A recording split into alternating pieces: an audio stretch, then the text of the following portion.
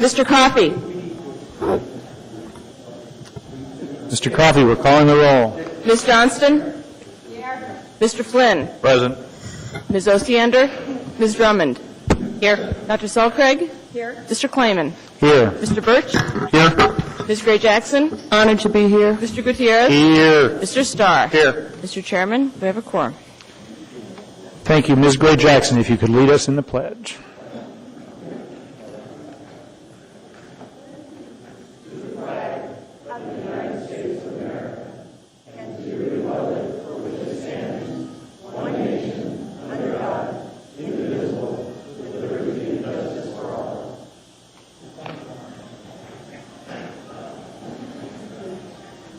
Thank you. I see we do not have any minutes of previous meetings. Mr. Abbott, I see the mayor is not here. Do you want to defer the mayor's report to a future point in time? Thank you, Mr. Chairman. Assembly Chair's report. The only just information item after some feedback from members of the Assembly, we're going to move our dinner hour up from 8 o'clock to 7 o'clock, but the goal is to be taking up public hearing items promptly at 6. And if we haven't finished the consent agenda at 6, we'll take those things that have been pulled and put them off to later in the meeting. And on the more statewide note, I think all the members of the Assembly join me in congratulating our governor in being named as the Republican nominee for the vice president, recognizing that we have both Democrats and Republicans and independents on this body, regardless of the political persuasion. I think we all are united in Alaska getting long overdue notice on a national stage.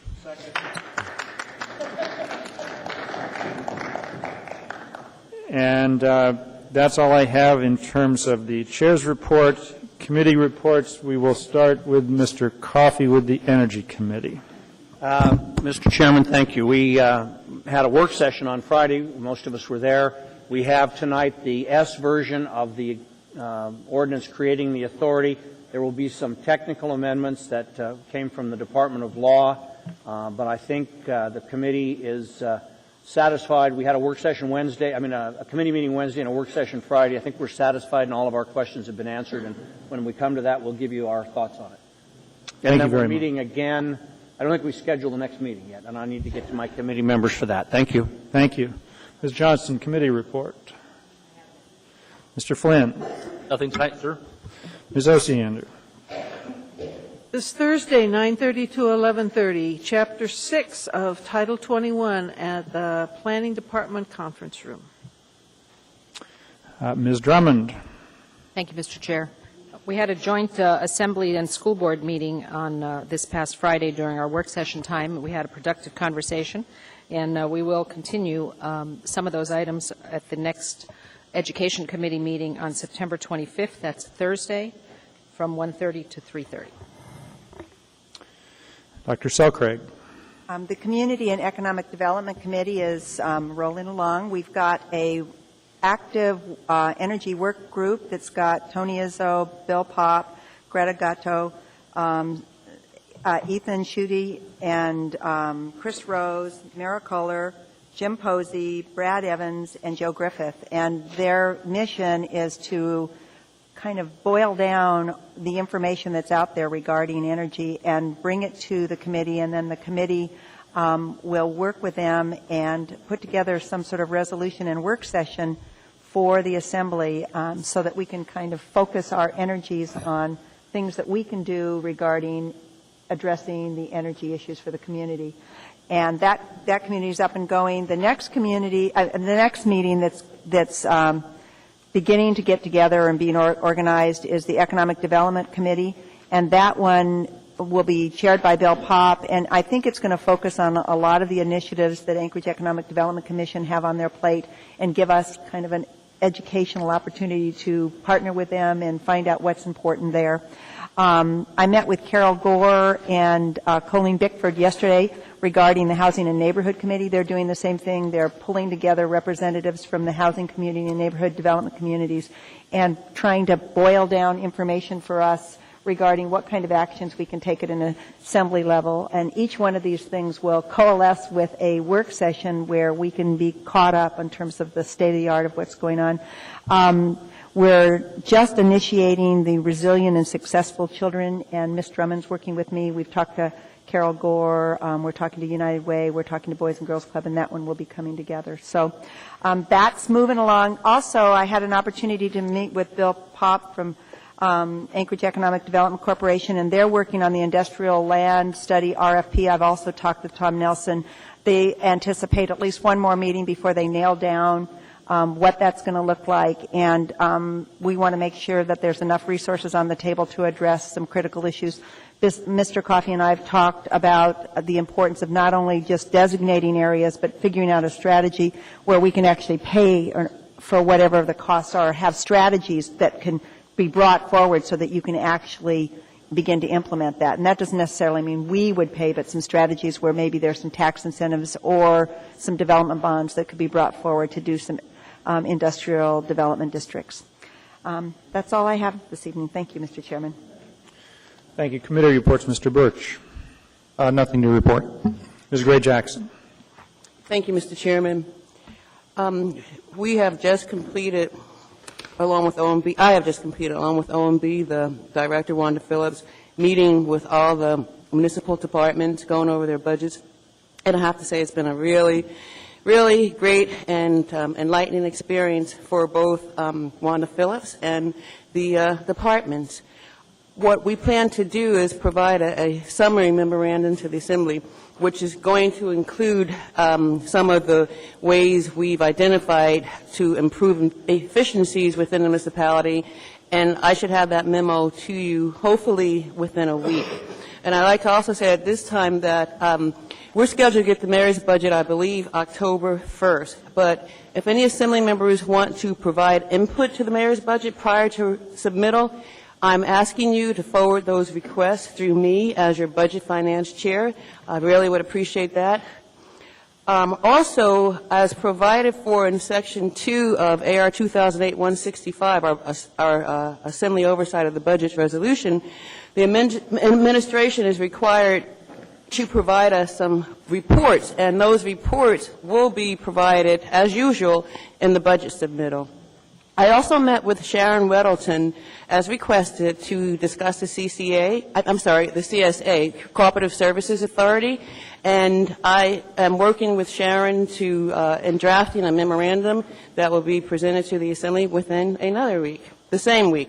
Tomorrow I'm going to be meeting with the BAC at their regularly scheduled committee meeting, and we are going to talk about some of the things that I've experienced going over the budgets these past few weeks. The Assembly received preliminary budget information last week as required by code, and that information included general government operating and capital and utilities, both operating and capital budgets. The Budget Finance Committee is scheduled to meet, their monthly meeting is scheduled for Thursday, September 18th. It's probably going to be an extensive agenda, but I'll make sure that everybody gets a copy before the meeting. I just want to remind the Assembly members that last November, some of us weren't here, but for those of you who were here, you approved the budget. You approved the 2-year budget. So please keep in mind that this budget process, in my opinion, is similar to first quarter budget revisions. Our role is basically to appropriate the funds with some changes if necessary. And I also would like to let Ms. Osiander know that I'm still working on a report, along with my legislative aide, to assemble and look at how other cities handle operations and maintenance. Thank you. Thank you, Ms. Gray Jackson. I would note that when I met with the administration today in the morning, they also echoed Ms. Gray Jackson's request that input from the Assembly prior to the mayor's submission of the budget should be directed through Ms. Gray Jackson. She will forward that all to the mayor's office. Mr. Gutierrez. Thank you, Mr. Chairman. I'll be brief. I just wanted to add on to Dr. Selcraig's report regarding the Energy Working Group. I have been serving as sort of a liaison to that group and attending those meetings. They've been eye-opening in not necessarily in a good way. They say ignorance is bliss, and this city is facing some extraordinary energy issues in the coming future, and there are going to be some very tough decisions for this body and others to make, but we will have to make them. But I'm happy to share any of that information with Assembly members as we move forward, and that's all I have to report. How about the Public Safety Committee? Nothing on that. Okay. Mr. Starr.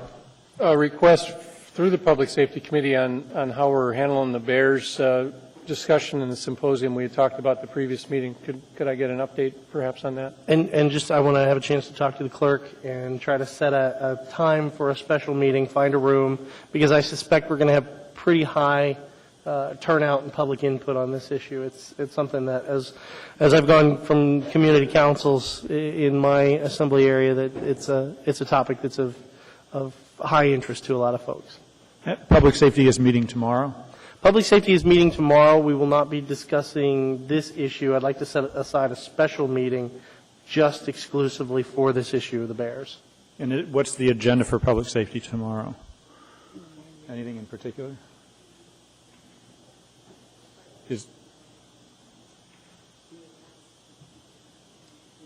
That's it. Forgive me, my brain's been a little scattered in the last week or so, but the topic that we're going to be discussing will be on vehicles and the issue of people selling a vehicle and perhaps not transferring the title properly and being stuck with charges from a subsequent owner and things down that line. And in the future also, I've been contacted by Health and Social Services regarding dangerous animals, and that's a topic that's going to be on our radar screen. All right. Mr. Starr, Audit Committee. Yeah, we had a meeting last month and talked about a couple things. We received formal management reports from our contracted audit firms. There was no formal action taken by our committee. We reviewed them and came up with no recommendations for the body. We'll be putting out RFPs for the upcoming audit cycle, and that will be the annual review and the CAFR report generation for that. So you should see those RFPs going out for bid soon. Thank you. Thank you. That's all on committee reports. Next is the addendum to the agenda. Move to incorporate.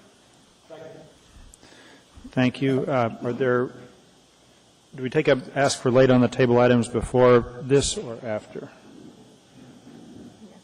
Are there any, I know there's one late on the table item from Ms. Osiander, which regarding the Chugiak Birchwood Eagle River Rural Road Service Area Board of Supervisors. Are there any other laid on the table items? All right, I move to incorporate into the addendum. Okay. Mr. Chairman. Go ahead, was Ms. that item D14? Then? That'll become D14. That's Thank right. you, sir. All right. Addendum to the agenda number 9B4, resolution number AR 2008-190, a resolution of the Municipality of Anchorage appropriating $89 as a grant from the State of Alaska Department of Military and Veterans Affairs, Division of Homeland Security and Emergency Management, and appropriating $1 as a contribution from the 2008 Anchorage Police Operating Budget, Anchorage Metropolitan Police Service Area Fund 151 to the State Categorical Grants Fund 231, Anchorage Police Department for the purchase of terrorism response and prevention equipment, accompanied by Assembly Memorandum AM 568-2008. Item 9D13, Assembly Memorandum AM 569-2008, change order number 7 to purchase order number 231254 with Magellan Behavioral Health Incorporated for providing employee assistance program services to the Municipality of Anchorage, Employee Relations Department, $131,000 from purchasing.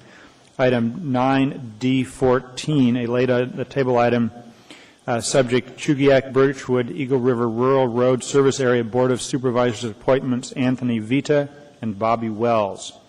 Item 14A2, ordinance number AO 2008-90S, an ordinance amending Anchorage Municipal Code to add a new Title 32 for the Municipal Power Authority and enacting Section 4.80.030, amending Chapter 26.30 and Section 3.20.070, 3.70.060, 4.50.020, 4.70.010 and 26.10.025, and repealing Section 4.70.030 to provide for consistency with new Title 32 municipal light and power.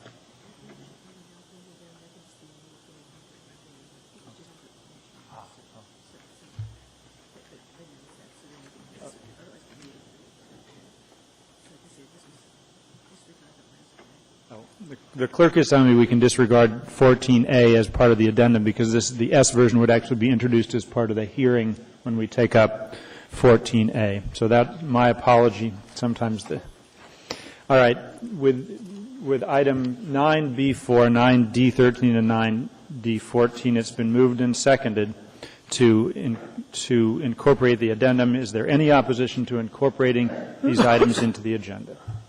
Hearing and seeing none, those items are incorporated into the agenda.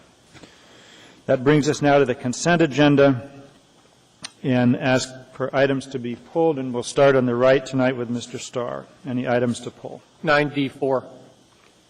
9 Delta 4. Anything else, Mr. Starr? Mr. Gutierrez. Thank you, Mr. Chairman. I'd like to pull 9A1 and 9B as in Bravo 4 from the addendum. 9 Bravo 4 from the addendum. And that's all. All right. Ms. Gray Jackson. No, thank you, Mr. Chairman. Thank you. Mr. Birch. Item 9F3 and 9F2. 9F, Frank 3 and Frank 2. Okay. Dr. Selcraig, any items to pull? 9D1, Delta 1. and I'm sorry, 9C1. C1 or D1? C1. C1, okay. And not D1? No, Okay. C1, thank you. Good, okay. Anything else besides C1? No, Ms. Drummond, items to pull. Thank you, Mr. Chair. Item 9A3 and 9D Delta 1.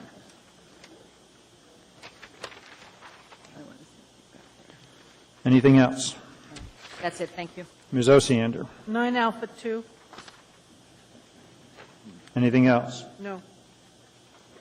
Thank you, Mr. Flynn. Thank you, Mr. Chairman.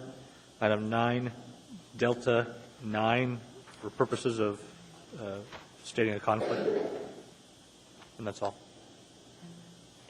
Ms. Johnston, items to pull. No, thank you. And Mr. Coffey. 9 Bravo 1.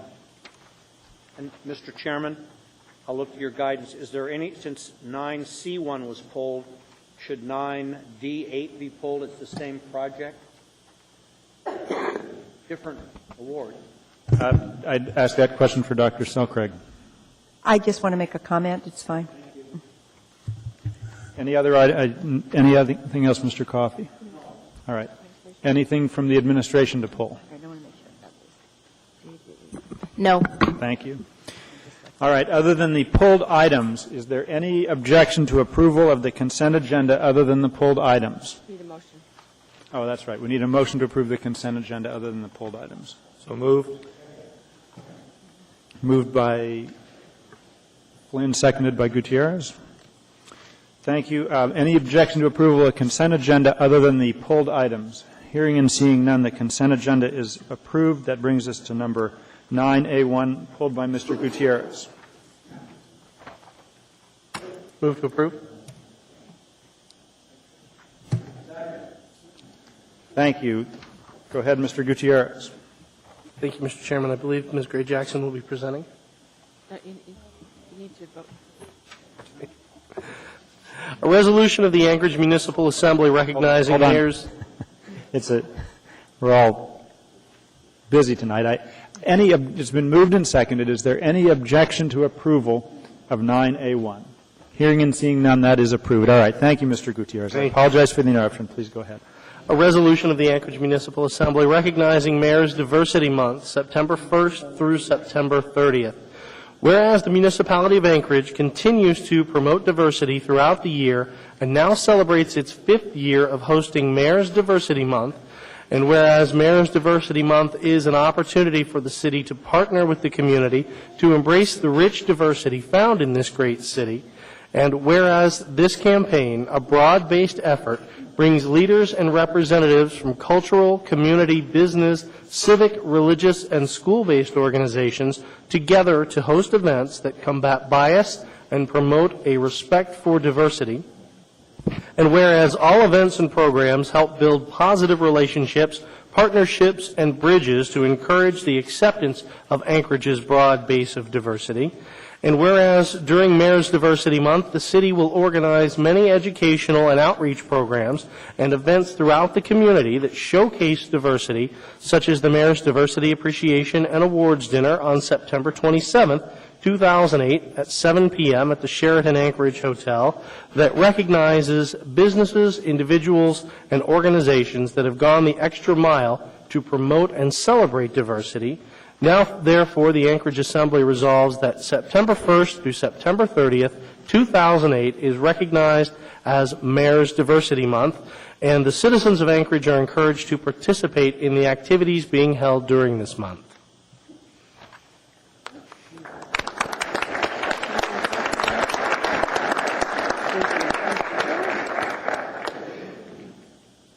Good afternoon, everyone. My name is Madeline Holdorf, and I am the chair of the Municipal Diversity Council, which is a workforce entity that strives for inclusion and visibility and representation of all persons throughout the workforce.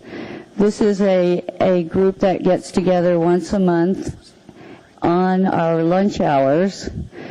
We have representatives from all the departments, and we have the support of the administration always and of department heads to allow folks to have time off to come together to discuss issues of diversity. I would like to praise the Assembly and the administration for yet another declaration of an inclusive city by having Mayor's Diversity Month again, and the opportunity for citizens and residents to come together and share their uniqueness with each other and with all of us. I would like us to go back to when we first began the Mayor's Diversity Month activities several years ago and remind us all, diversity, embrace the heart of it. Thank you. Thank you very much. Hi, I'm Guadalupe Mariquin. I work for you. I also chair the Diversity Advisory Commission for the city. And I want to thank the Assembly and the administration for all the support they show with appreciating and embracing the differences in our community. It makes Anchorage a really special place to live. Thank you. Thank you. I'm Celeste Hodge, and I work for Mayor Mark Begich, Director of the Mayor's Office of Equal Opportunity, and I just want to say this is our 5th year of celebrating Mayor's Diversity Month, and it's just such an awesome effort, and it's so well received by the community. And so I thank you for the resolution. I thank my mayor, our mayor, Mark Begich, for allowing me the opportunity to organize such a wonderful effort, a community effort. So I'd be happy to answer any questions if there are any. I'm not sure there are questions, but there's 3 in the queue, and that may be questions, it may be comments. Mr. Okay. Gutierrez. Thank you, Mr. Chairman. And Lupe, Celeste, Madeline, thank you for coming out here tonight. And you know, I remember when we first started this, and one thing that wasn't mentioned, I think, in the resolution that probably could have been is this started out as Mayor's Diversity Week, exactly. And it was so successful and got such a tremendous outpouring of response that a week just wasn't enough. And so I want to thank all of you for all the efforts you put into making this so successful. It's a great event, and it really has been a big boost to the city. So thank you very much. Dr. Selcraig. Thanks for coming out. It was my honor to be part of a panel last week on diversity, and as I walked away from the panel, I found that other panelists and I were kind of mumbling about what a nice experience it was for us to hear the discussion about diversity. And one of the things that came out of that discussion, I think, that was particularly meaningful is just how there is this march towards diversity that really reflects the history of our country. And I thought it was great. Betty Davis talked about there was a time when pregnant women weren't included and were kind of shunned and couldn't be part of a community. And now today we allow that. We recognize that a person is a person. And there was the discussion about the facts that at a certain point, mixed marriages, you couldn't have a black person marrying a white person, and we're kind of over that. And then the whole issue of black people themselves and the issue of the women's movement. And it kind of progressed forward till now we talk about gay and lesbian rights. And so what I realized as being part of that session was that diversity is something probably that we're never going to be done with, because it's a continual recognition of individual rights, and it takes us some time to reflect on really who we are as a people. Thank you very much for holding that and for the work you're doing. And if I can just add, the sessions are actually airing on the school district station as well as the city station. So if you didn't have an opportunity to visit that particular dialogue on race and diversity, there are opportunities to view it on the school district station as well as the Muni station. Thank you. Ms. Gray-Jackson. Thank you, Mr. Chairman. I just want to thank Celeste and Lupe, and Madeline for all your hard work you do in maintaining the diversity committee. It's a really, really wonderful thing. And we have a beautiful, diverse community, and I'm so proud of it. And just look at this dais. We represent our community, and it's a wonderful thing. And we have a mayor that embraces diversity, and he's made that statement, excuse me, many, many times, and he feels strongly about it. And I haven't talked to the chair yet, but I know that the diversity dinner is on September 27th, and I know that the municipality has several tables to express their appreciation to the hard work that you do and the fact that we are a diverse community. And I am going to hopefully have the chair approve the assembly having a table, because I think we as a body need to express to this community that we also embrace diversity. Thank you. I see no one else in the queue, and I just appreciate all the work that all of you do. I was at a community council recently, and just in a reflection of the general embracing of diversity in the community, there was a person there that started speaking out and was really saying some racist things about someone else in the community, and that person was criticized for the basis that really there's no place for that in our community. And I was pleased to see that every head in the community council except the person who was really speaking improperly was nodding in agreement, and it reflects the progress we've made. We've made progress. We have a ways to go. I was going to end on that note, too. And also, if I can just say, please visit our website for additional events to occur throughout the month-long celebration. And I think we all know the address to the Muni website, right? Thank you. Thank you very much. Next is 9A2. Ms. Ossian. Move to approve. Moved and seconded 9A2. Is there any opposition to approval of 9A2? Hearing and seeing none, that is approved. Go ahead, Ms. Osiander. Well, Mr. Flynn will be reading. I'll be presenting. Oh. If the people who are donors to the library could come forward to be recognized, please. And I think the people that are here, Ed and Kathy Rasmussen, Roseanne Hughes, George Canolis, Carla Beam, the Gottstein family, Bob Reeves, Diana Stone Livingston, and Paul Cruz, I believe, are all present tonight. If you all could come down. Mr. Chairman, I also recognize your constituents, Mr. and Mrs. Brooke and Wilda Marston. I'm pleased to see them here as well.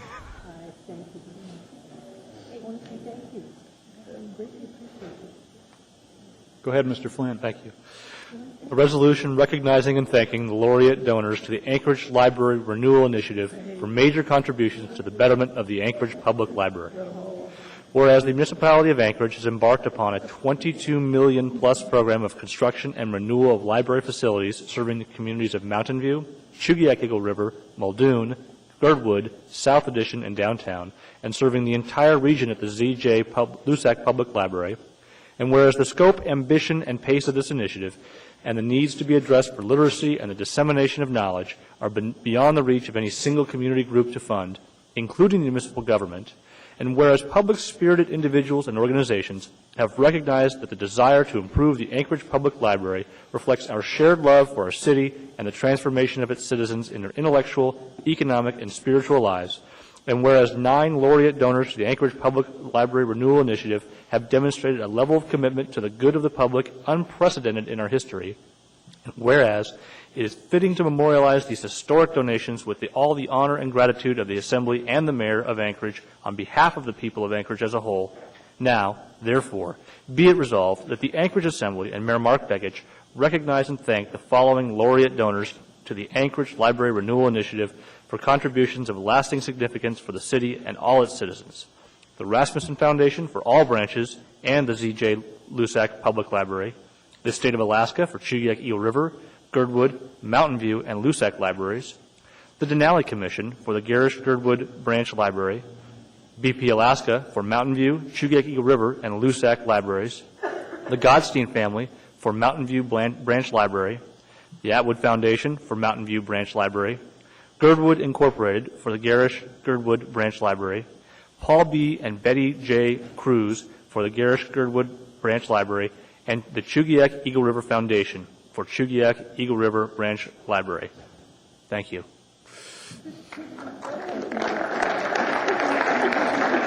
Okay, we're going to take a break. Yeah. You could all come kind of together for a picture.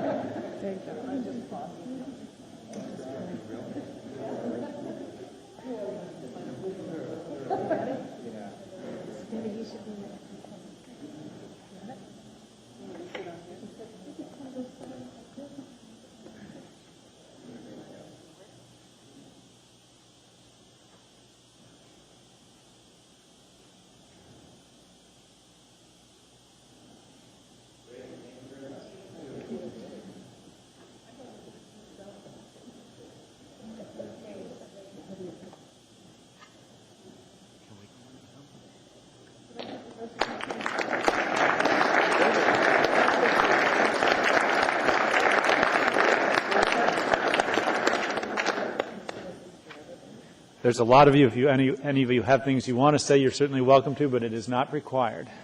Thank you. Ms. Osiander. I just want to say again what a remarkable contribution you've all made to this community. I truly think that our libraries are vital to the life of the city, and the commitments that you've made, both through your organizations and I know many of you individually, it's remarkable. This is a very pitiful thank you for a very great thing. Thank you, thank you.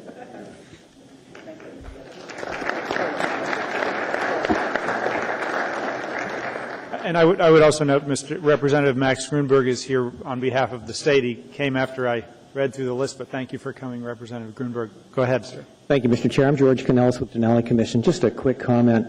The administration, Mayor Begich, Mary Jane, were a joy to work with, and we helped with the Girdwood Library with Rasmussen and many of their partners. And you may not know that the Commission has several other projects in Anchorage, to include the wind farm on Fire Island and funding the design of the Community Health Center. So we're a partner with you and want to do more with you. And Sheila, it's great to see you up there. Thanks. Thank you. Dr. Selkirk, you're in the queue. I want to chime in and say thank you. I think that libraries are central to a democratic society. The access to information is so important. And more I think we're noticing that our media is kind of collapsing into kind of a few representatives of corporate newspapers, and it's becoming more and more of a struggle, I think, for individuals to really access a broad point of view on important items. Also, the access to computers that are available to libraries really equalize the issue of wealth that allows children to go to libraries, do school projects when they don't own a computer at home or can't do that research. in their houses on the weekends. So it's really a wonderful act that you've done. I think each of our neighborhoods are grateful, and it is a core gift to our ability to educate ourselves as citizens, and I wanted to say thank you. Thank you very much. No one else is in the queue. I think I speak on behalf of the entire body in saying thank you very much.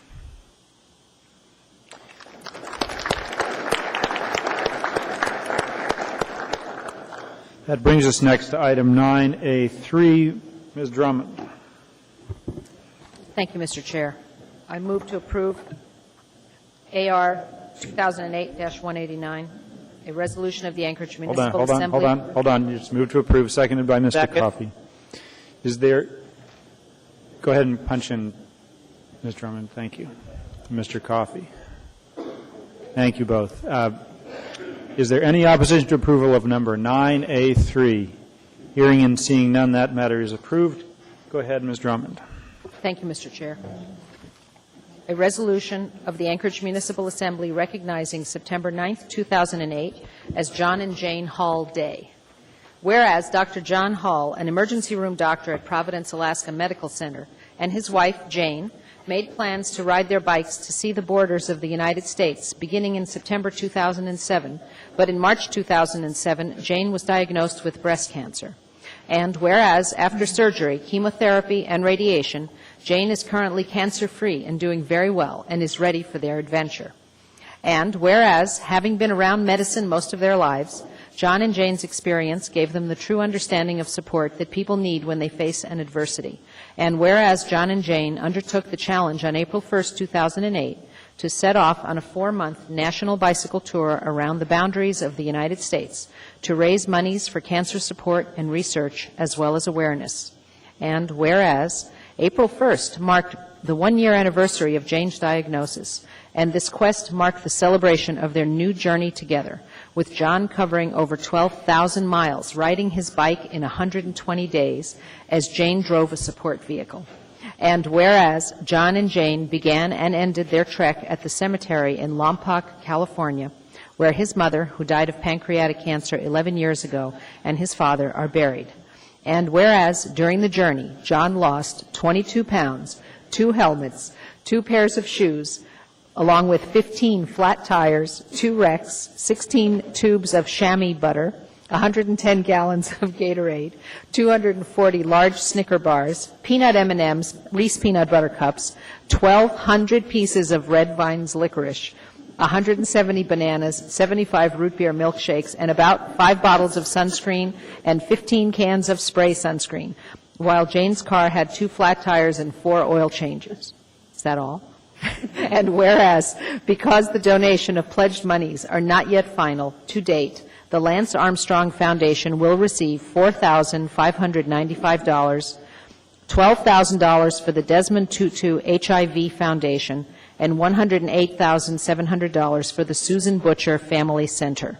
Now, therefore, the Anchorage Assembly resolves that the Assembly recognizes September 9th, 2008 as John and Jane Hall Day in Anchorage, and ask all citizens to join me in congratulating and thanking John and Jane for their worthwhile project.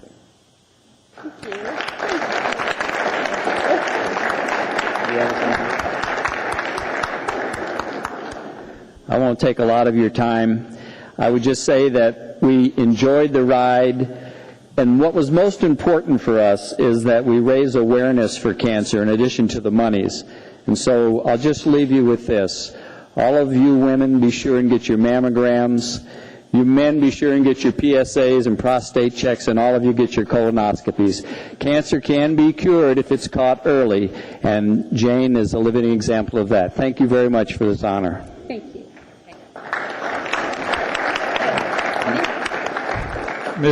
Ms. Drummond is in the queue. Hold on. They may have questions for you. You can't leave yet. Ms. Drummond. All right, you don't need to? That wasn't a question. Okay, Mr. Mayor. Thank you very much, and thank you both. And I apologize, on the 15th when we presented, I was ill that day. I came down with a very serious cold, so I could barely move around. But I appreciate you doing what you're doing. But I read on your blog that you received this email from Lance Armstrong, and I'm just going to read it if I can, just because I think it's an incredible email here. It says, this is from Lance Armstrong Foundation, Lance Armstrong, President and CEO of Lance Armstrong Foundation. Congratulations. I find it hard to grasp that one man rode the equivalent of over 5 tours de France consecutively. Amazing. Raising funds for both Providence Alaska Medical Center and the Lance Armstrong Foundation. I mean, I can't even imagine, the description I was just given about what you went through, and I do like the Snicker bars thing and the M&Ms. I have a special liking to that. But to lose the weight, to do what you're doing, to raise the money and bring awareness is really commendable. I want to thank you for that. I know in the U.S. Conference of Mayors, every year when we meet twice a year, but one of the meetings we do, we specifically, all the mayors work to do PSAs, public service announcements, for their community, both male and female, about cancer prevention and cancer awareness. So what you've done is, again, raise the level of awareness, help raise some dollars. I just really want to thank you for doing that. Appreciate it. Thank you very much, and thank all of you. Thank you. Dr. Selcraig. I just want to make one more comment. I've had the honor of knowing John and Jane for more than 20 years, and it's an honor to have you before us. I think that you are true examples that set the way for how to be good citizens, how to be good parents, how to be good neighbors, and also how to give more. It was easy to kind of rock along and do the regular old stuff in life, but to actually take on a big initiative and demonstrate for others what you can do is a really great example. And so just honored to have you here this evening. Thank you. No one else is in the queue. I would just note the bicycling community figures with 12,000 miles under your belt, you're ready for next year's fireweed. I'll be there. Good. That brings us next to 9B1, pulled by Mr. Coffey. Move to approve. Thank you. Is there any opposition to the approval of 9B1? Hearing and seeing none, that is approved. Go ahead, Mr. Coffey. Thank you. I will be reading, and Ms. Johnston will be presenting, and I understand, there's the gentleman there. Please come down. This is a resolution of the Anchorage Municipal Assembly affirming the municipality of Anchorage's support and partnership with the 2010 census. Whereas the U.S. Census Bureau is required by the Constitution of the United States of America to conduct a count of the population and provides a historic opportunity to help shape the foundation of our society and play an active role in American democracy, and whereas the municipality of Anchorage is committed to ensuring every resident is counted, and whereas more than $300 billion per year in federal and state funding is allocated to communities, and decisions are made on matters of national and local importance based on the census data, including health care, community development, housing, education, transportation, social services, employment, and much more. And whereas the census data determine how many seats each state will have in the U.S. House of Representatives, as well as the redistricting of state legislatures, borough and city councils, and voting districts. And whereas the 2010 census creates hundreds of thousands of jobs across the nation, and whereas every Census Bureau worker takes a lifetime oath to protect confidentiality and ensure that data identifying respondents or their household not be released or shared for 72 years, and whereas a united voice from business, government, community-based, and faith-based organizations, educators, media, and others will allow the 2010 census message to reach a broader audience, providing trusted advocates who can spark positive conversations about the 2010 census. Now, therefore, be it resolved that the Anchorage Assembly, Section 1, supports the goals and ideas of the 2010 census and will disseminate 2010 census information to encourage participation. Section 2, appeals to local organizations and groups to partner together to achieve an accurate and complete count throughout the municipality of Anchorage. Section 3, encourages residents to participate in census promotional events and initiatives that will raise the overall awareness of the 2010 census and increase participation among all populations, passed and approved by the Anchorage Assembly this 9th day of September 2008.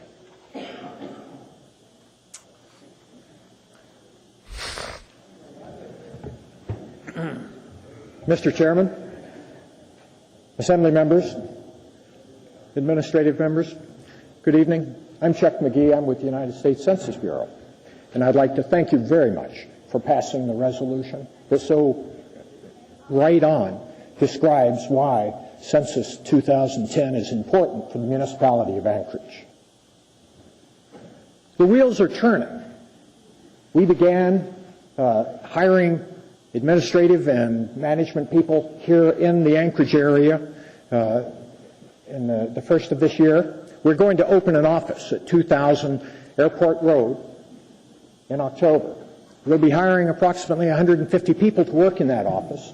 At the height, we'll probably have as many as 250 people in and out of it, and we'll be hiring somewhere between 500 and 1,000 people in the Anchorage area for the first phase of operations. The first phase of operations that the Census Bureau will be out on the street with is doing address listing, in which we will be going throughout the municipality and identifying every household by address, so that these, on 1st of April, can be mailed a census form or be hand-delivered a census form, depending on what part of the community they're in. Where mail is delivered, such as in Anchorage, it would be to the household. In Girdwood, everyone has a post office box. So rather than the mail going to a post office box, the forms go to the household. In 2000, Census 2000, the state of Alaska achieved recognition of having the lowest rate of response of census forms of any state in the United States. Now, I'm speaking of the census forms that go to the households in the rural areas, or I'm sorry, in the urban areas, not the rural areas. And unfortunately, there's a lot of people in our state that say, yeah, that's the attitude of Alaskans, individuals. Unfortunately, that's not. And when that happens, it's like shooting yourself in the foot.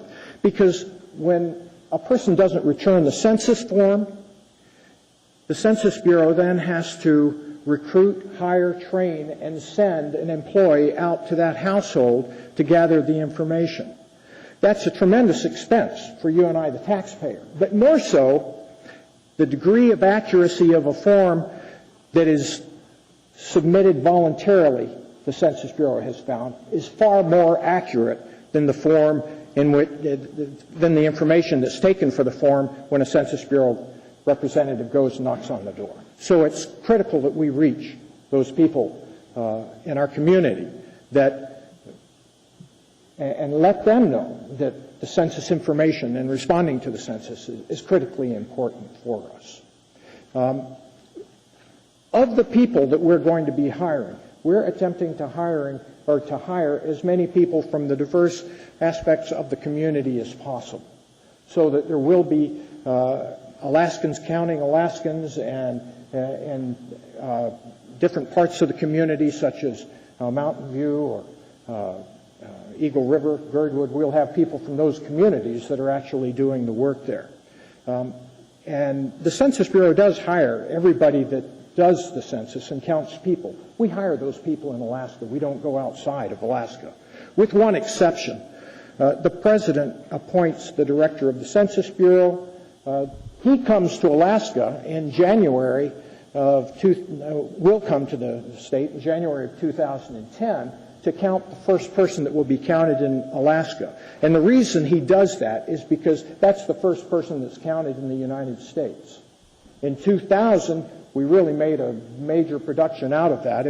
The community of Unalakleet had the first resident in the United States counted.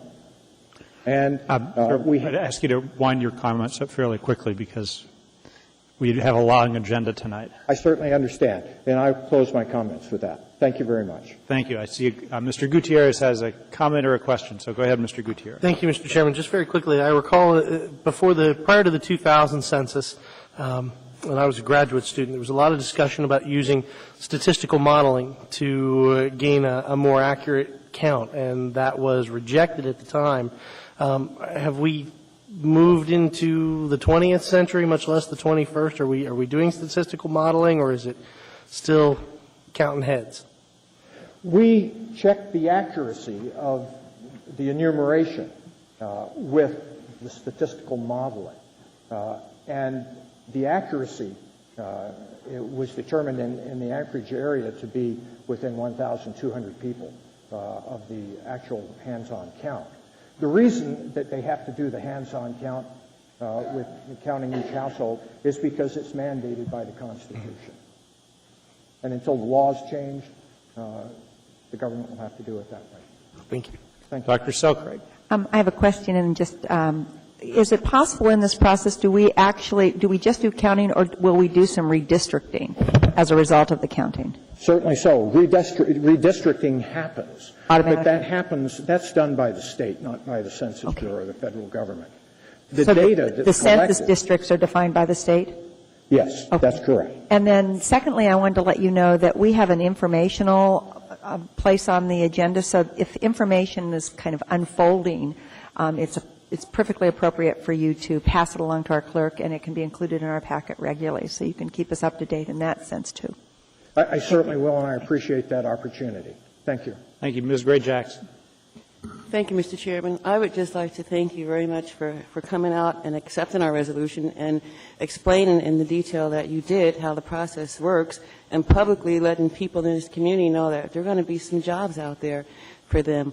And I just want you to know that if I have any more questions, can you just tell me how I can reach you? Certainly so. When our office opens, we will publicize thoroughly the telephone numbers to contact us locally. I live in Girdwood, and I do have a local telephone number, 783-0108. Presently, there are two of us working in the state. Thank you. Thank you very much. No one else is in the queue. Thank you for coming down. I appreciate the comments. I actually am very interested, but I know we've got to keep our agenda going. And well, certainly. So I appreciate your being able to shorten your remarks in respect for that. Thank you. Thank you. That brings us next to item 9B4, pulled by Mr. Gutierrez. Move to approve. Push your button, please. Is there a second? Second. Ms. Gray-Jackson, thank you. Go ahead, Mr. Gutierrez. Thank you, Mr. Chairman. I was just wondering if there's someone from APD here who would like to address this. I'm just. Oh. What is 9B4? Go ahead. Should we follow through with the motion? Well, you've got a question, I guess. Well, no, this is, unlike resolutions, this is one in which I think you ask your question and then we'll take up. I guess I would just like to know why we're here appropriating $90. Could this not have been taken care of in another fashion with other monies? And it seems like it probably cost you more than $90 to put all of this together to bring it to us. Yes, thank you, Mr. Gutierrez, to the chair. This is largely just cleaning up on an existing grant, a state grant. So it's cleaning up. Apparently there was some monies left on the table, so we were largely just cleaning up prior business on this particular grant. And I know Ms. Handyside is in the queue, which I suspect is partly to respond to that question about why we have to do this. Yes, Mr. Chair, if I may, Mr. Gutierrez. Often when the state receives Homeland Security funds or federal grants, I'm familiar with these programs as the former emergency management director, the state shows a better record to the federal agencies that provide those grants by being able to expend all of the funds. Often the state of Alaska will turn to the municipality of Anchorage because we are so efficient at appropriating the funds, getting them through the purchasing process, and getting the assets that we need with those resources. And as a result, we've been able to get, because of this performance, we've been able to get more Homeland Security funding because of our good grant management. So it is kind of a piddly little amount, but it does help the state out, and in turn they show some favor when giving us grant money. See no one else in the queue. I'll ask if there's any opposition to approval of 9B4. Hearing and seeing none, 9B4 is approved. Next, that brings us to 9C1. Dr. Selkirk. Yes, Mr. Chairman. I pulled this just to raise an... I think we still need to move to approve. Move to approve. Go ahead and hit your machine, please. Motion. Got it. Mr. Coffey. Yes. Thank you. All right, we're in the machine. Go Thank ahead. you. I pulled this to raise an issue of concern.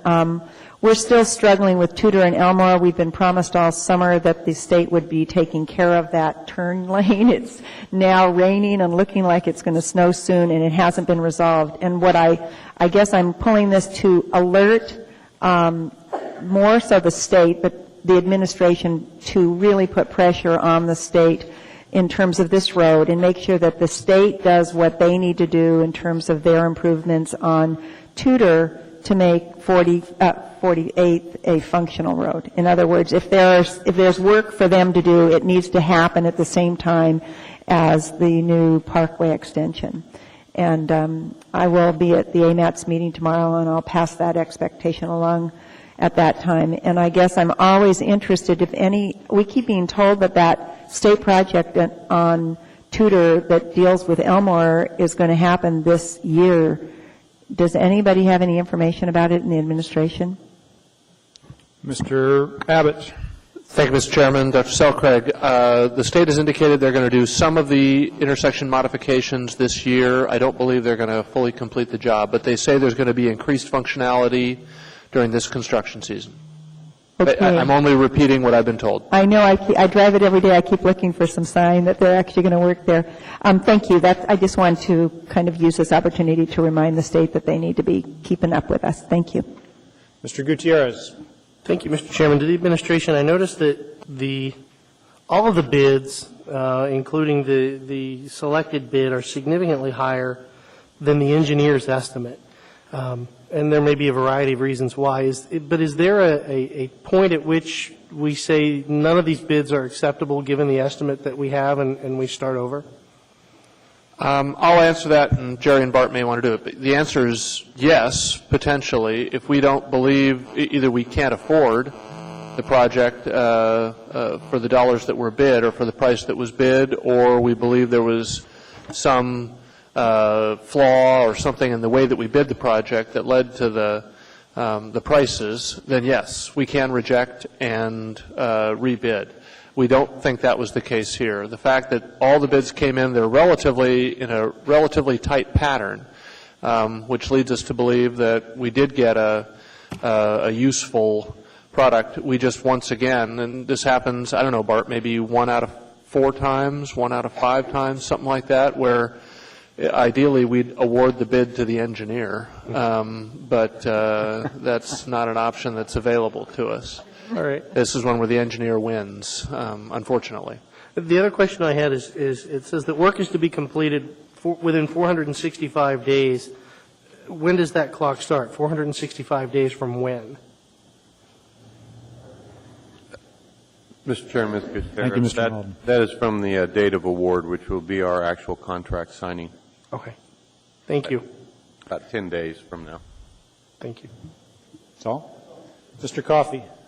Thank you. I believe that one of the problems that we face is that the capital budgets from the state of Alaska are so huge and the workload is so heavy that we load them up and people are, the push to be competitive to get work doesn't exist as much as it did when we didn't have capital budgets in the $4, $5, $6 billion range. There's nothing we can do about that except perhaps urge our legislature to more regularize the capital budgets over time so we don't have a huge amount, no amount, huge amount, no amount, because what happens is we get less bids and we get higher bids doing it the way we're doing it today, which is not a good expenditure of public funds. So I don't think the city has anything to do with it, and I concur with Mr. Abbott's comment since those 3 bids are within a few thousands of dollars of each other. We probably got as good as we're going to get. Thank you. Thank you. Mr. Birch.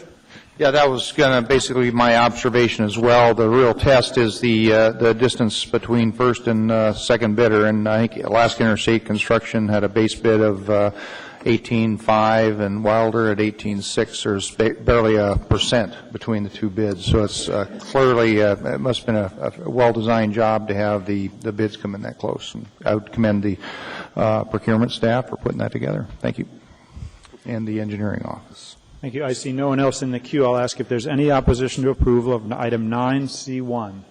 Hearing and seeing none, that item is approved.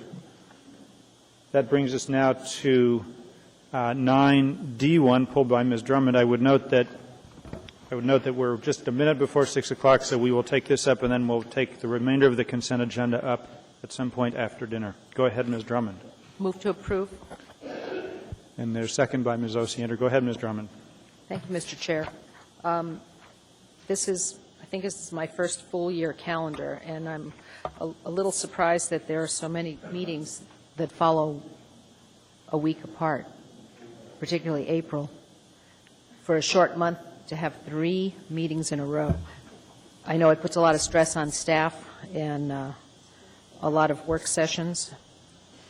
What you'll discover, the clerk can explain more. This is something we explored extensively. The challenge in April is that we have an election on the first Tuesday in April.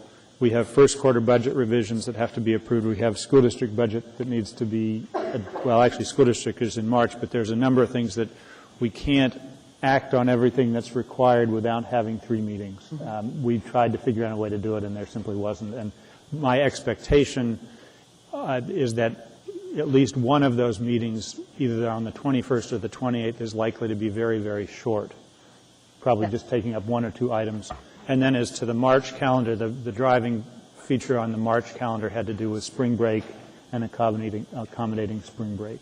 Right. I see the meeting of February 24th also is followed immediately by a meeting on March 3rd, and also October 27th, followed by a week later a meeting on November 3rd.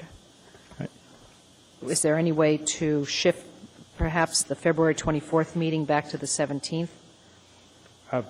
One of the things we also tried to do was, as much as possible, avoid having meetings immediately following federal state holidays.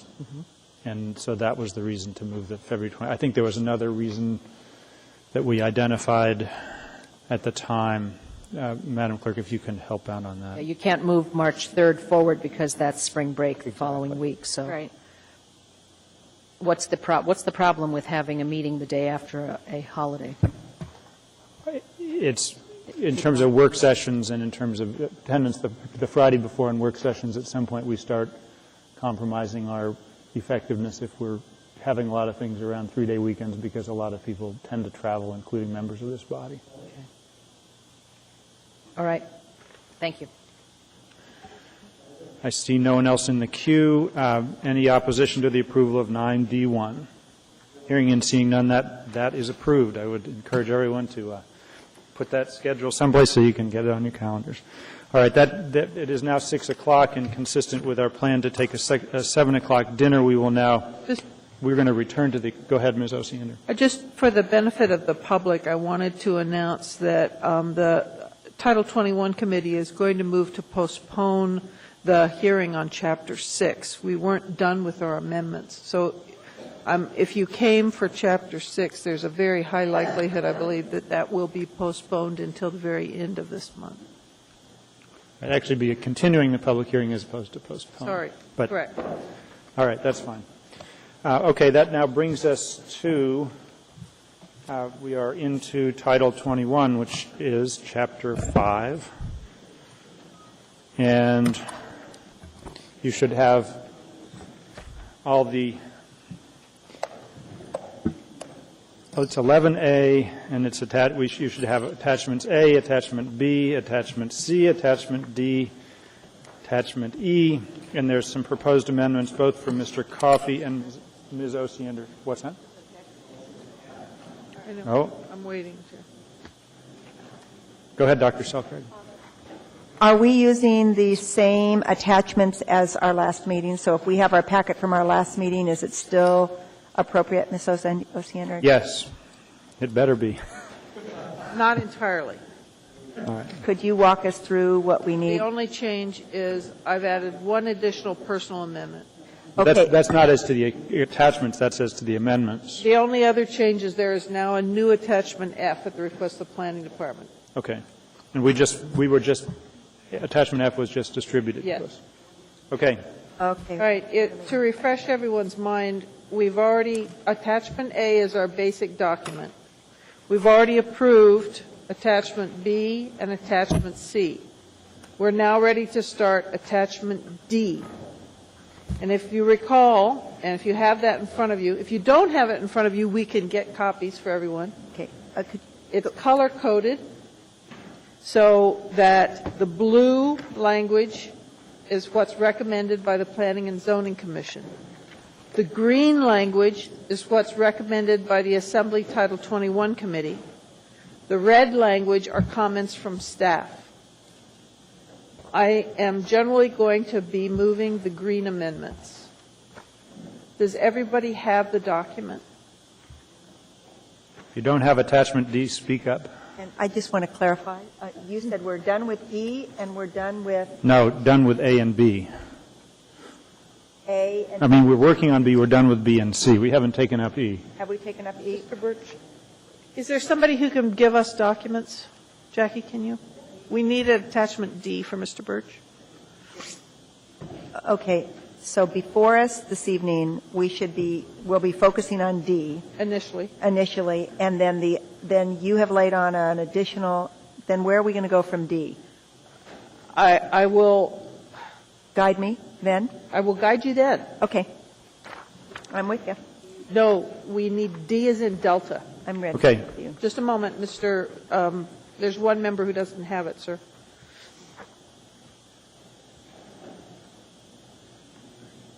This is attachment Delta.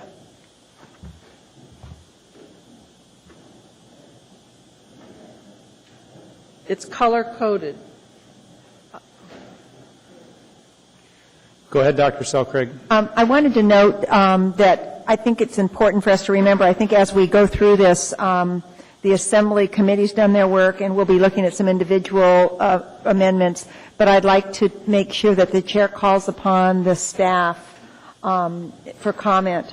Well, because actually at the last meeting, they were prepared to comment on some of the items that we talked about, but they couldn't find a venue or a way to do it. The staff is here. Mr. Nelson is here. He's certainly, Mr. Nelson, if there's things you need to add, you need to get in the queue, and you'll be recognized. Thank you. If you don't put your name in the queue, I'm going to assume you have nothing to say. And if for some reason your button's not working, get Mr. Abbott to ring in for you. Okay? Thank you. Are you ready, sir? I'm ready. Mr. Birch, are you ready? He's got his document. Okay, all right. The first two amendments on D have already been dealt with. They're the tables. If you recall, we dealt with that last time. So the first amendment I'm going to make is number 3. This is relating to adult care, and I'm going to move the green on 3. I'm sorry? Yes, ma'am. Yes.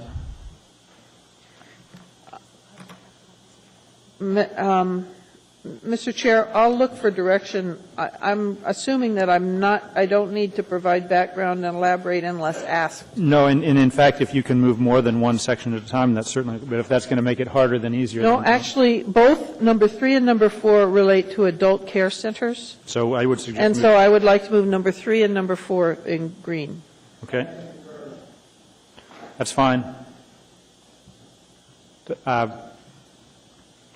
Dr. Selcraig is in the queue. Go ahead. I support this motion. I think we really worked through it at the Assembly level. I do have a question in terms of procedure. Are there copies of attachment D available for the public tonight? And so the public needs to know that where those are and how, so that they can be part of the conversation or at least know what we're doing. Thanks very much. Those are down in front. Thanks. Jacqueline is now laying them out, so if you want to see copies of those are down in front. Okay. Is there any? Oh, Mr. Nelson, go ahead. Thank you. There are differences, though, on the issues between number 3 and number 4. Number 3 deals with an open space requirement, and we have no objection to the proposed amendment by the Assembly, by Ms. Osiander.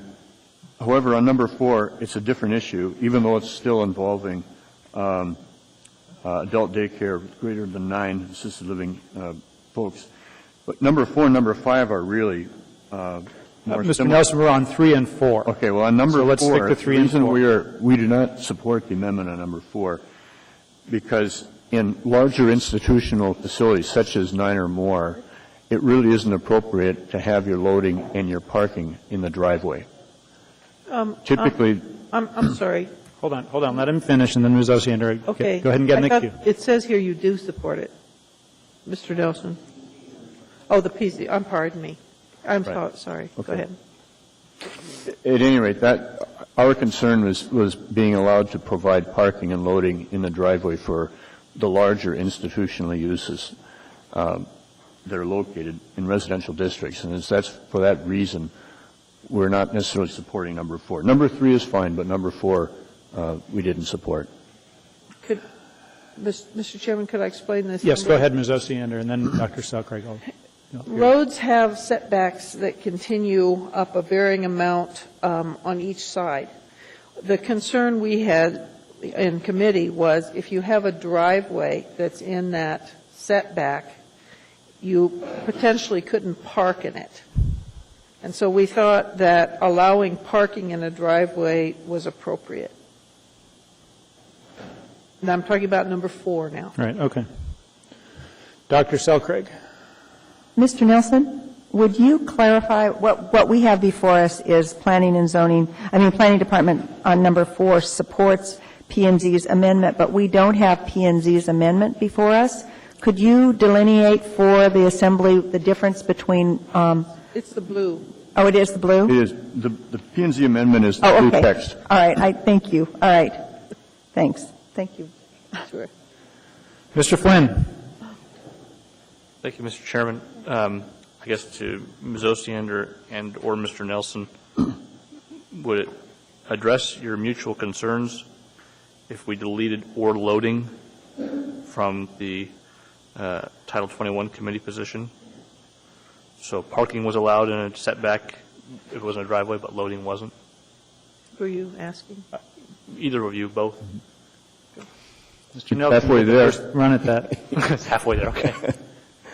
I'm going to take it as my responsibility to speak for the committee. And at this point, the committees came up with the green, so I don't know what to tell you. Certainly, you're free to make an amendment, Mr. Flynn. All right, I see no one else in the queue. I'll ask, we'll put this on the board as to Amendment 3 and 4. The proposal is to adopt the green language on 3 and 4. We'll start voting. A yes vote incorporates the language, the green language on 3 and 4. A no vote, we're back to the drawing board.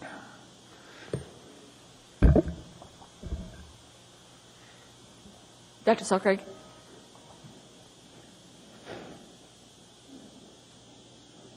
Then that amendment is approved by a vote of 10-1. Go ahead, Ms. Osiander. All right, number 5, if you turn to the next page, this is about child care centers, and it's basically the same issue that we just dealt with on number 4.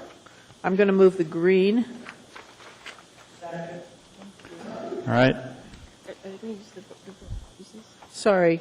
The clerk is going to train me here to push my buttons on it. You're clicked in, and Mr. Coffey, go ahead. Thank you.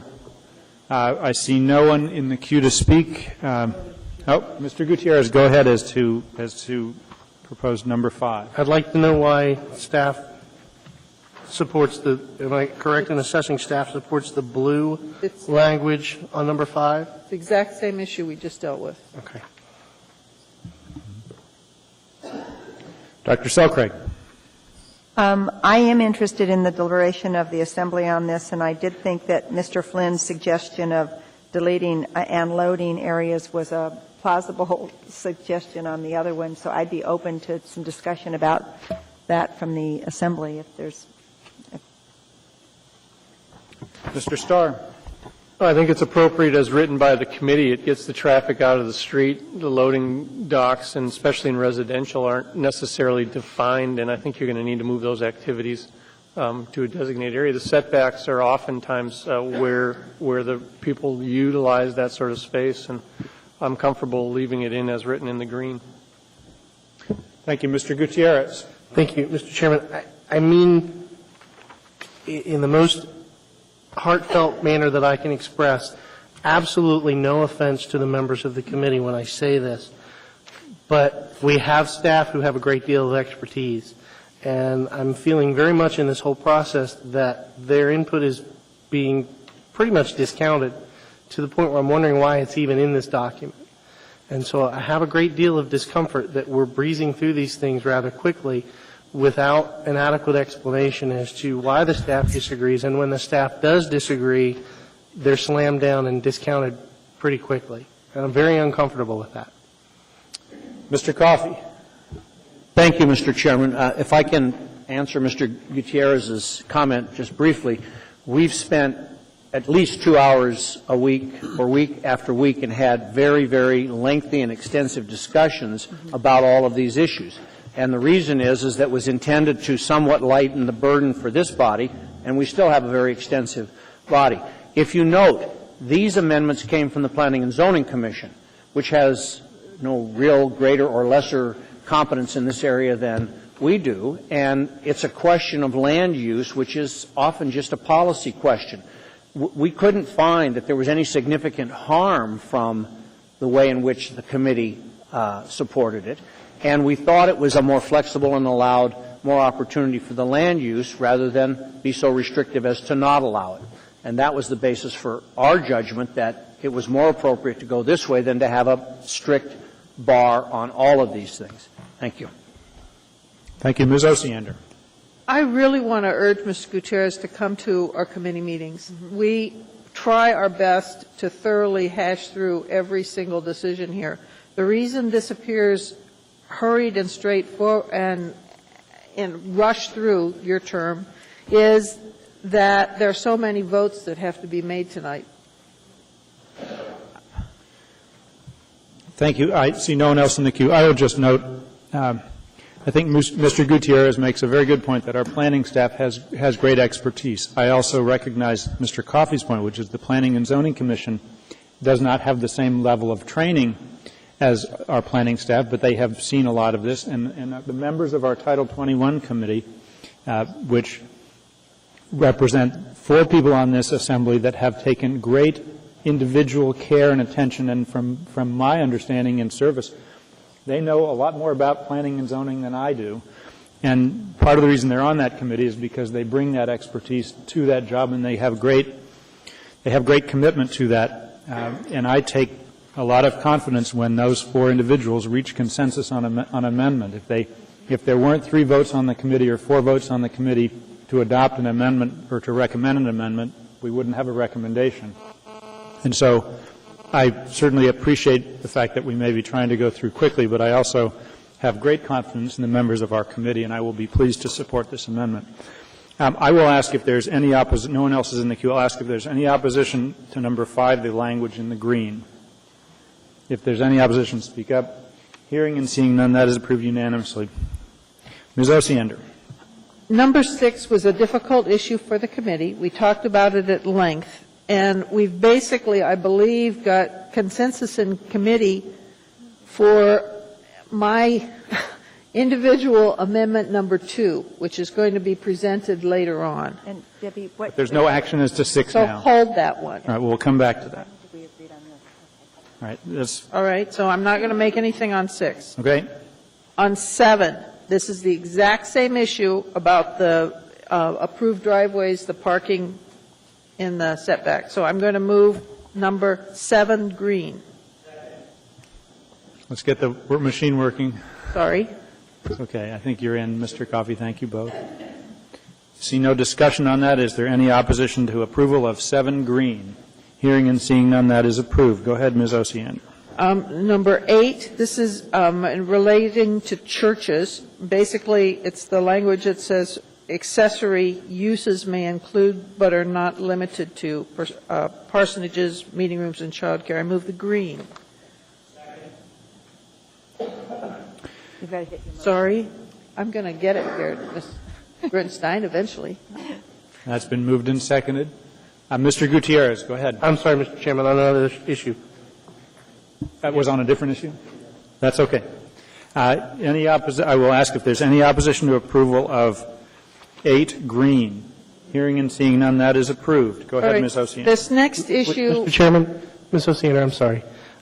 If I could make a suggestion, and I hear your argument about deferring to the wisdom of the committee, because I will be the first to admit you know far more about this than I do.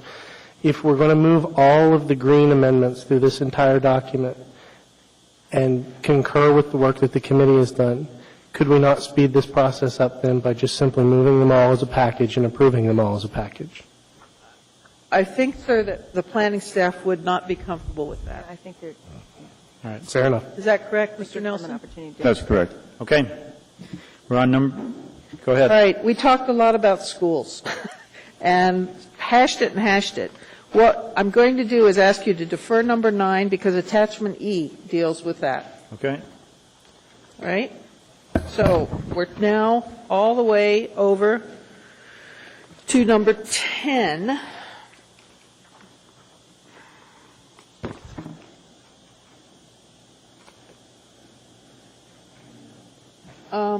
This is one that, okay, I need Mr. Nelson, I need your help. Madam Chair, I was going to... I don't think I have in a committee. This was one that was never fully resolved in the committee, and you may recall a few weeks ago we took an action on an ordinance transferring site plan review from the Planning and Zoning Commission to the Urban Design Commission. The big discussion in that debate on that issue was in regard to park projects. And so what we're really still working with on the Parks Department is coming up with classification and nomenclature to resolve this issue in conjunction with how we're going to address the different types of parks. And so we would ask at this point that a placeholder be put in Chapter 5 on this particular issue. Thank you. That was what the committee wanted to do, too. So I don't have an amendment at this point. So there's no motion to be made on this? No, sir. Mr. Gutierrez is in the queue. Go ahead. You're out. Mr. Nelson, you just spoke. Go ahead, Mr. Coffey. Mr. Chairman, what we've done in the past is we have reserved, and so I would move that we reserve a section for the parks language for this section. Second. I will, yeah, okay. Just a question procedurally. Second, I can't do it. And isn't there a section in what would be attachment A that addresses this, and the question is whether we should adopt certain amendments to this, what is in attachment A? What my understanding, and Mr. Nelson could correct me, my understanding is we're trying to get the language straight, so when we have talked, when the Parks Department talks about a park or something, we're using the same terminology and the same nomenclature. I don't think there's a substantive issue so much as just bringing some clarity to this. And we got partway there in the committee, but we didn't get all the way there. And as you all know, we're going to bring this whole thing back when we're done for one final shot through it. And that's when we would deal with the reserved section. So let's not get bogged down tonight. Let's just reserve it, recognize they're going to bring it back, and move on. Thank you. Well, I'm not trying to bog us down, but on page 43 of attachment A, there's language about parks and open areas, and many of those definitions apparently were acceptable with both the committee and the planning and everyone else. And it appears to me that we've approved attachment A, and so the question is to amendment. I think it's always open to amendment. I don't think we need to take action. Thank you. That's actually what I was thinking. Okay. Chairman? The problem with that is that if we don't make note today of areas that are not resolved, then you're going to require everybody to remember 5 months from today those things that have issues. That's the reason for the reservation. And there was not resolution at the committee level at this time. So I don't mind recognizing it as a future amendment. All I'm trying to do is put a check by it so that we know to come back to it without having to remember it. There's dozens of these things. My question, Mr. Coffey, are you suggesting that we should delete all of subsection G in attachment A? It's on page 43, delete the entire amount and state reserved. Or do we leave it in and recognize that because the minutes will reflect this whole discussion and be a reminder for our memories that may fail? Well, 6 of one, a half dozen the other. We're getting bogged down just like I didn't want us to. Thank you. Mr. Starr, you're next in the queue. Well, I think it is important because we're talking about a definition that carries to other documents, and so I don't want to bog it down by the discussion, but if we can't define, for example, Mr. Coffey, what 3A is, open space with zoning districts as they relate to development districts, for example, on PLI is switching now something else. If we can't determine what we're calling it, I'd be comfortable if it was some other regulatory item, but we're talking about a definition here. So I think that Mr. Klayman or Chairman Klayman's suggestion makes sense to me, but I'm also interested in process to when are we going to come back? Because we've got other chapters that relate on this definition or others. Open space in my district is why I'm being selfish on the topic, is we've got a lot of it switching over from PLI to something else. So I don't want to let it go till the end. All right, Ms. Osiander is next in the queue. Mr. Coffey, you're in the queue. You'll get your chance. Go ahead, Ms. Osiander. After conference with staff, what I would like to move is that we delete the existing language on parks, which is section G2A, and instead insert the word reserve. Is that correct? So that's the only proposed changes. G2A on page 43 of attachment A. Yes, sir. That will say reserved, and that will leave ambiguity, but the remainder of section G will remain in place. That's the motion. Mr. Chairman, that solves the problem then, Mr. Chairman, because that's where we couldn't agree. All right. Thank you. That's been moved by Mr. Coffey and seconded by Ms. Osiander. The way around. Moved by Ms. Osiander, seconded by Mr. Coffey.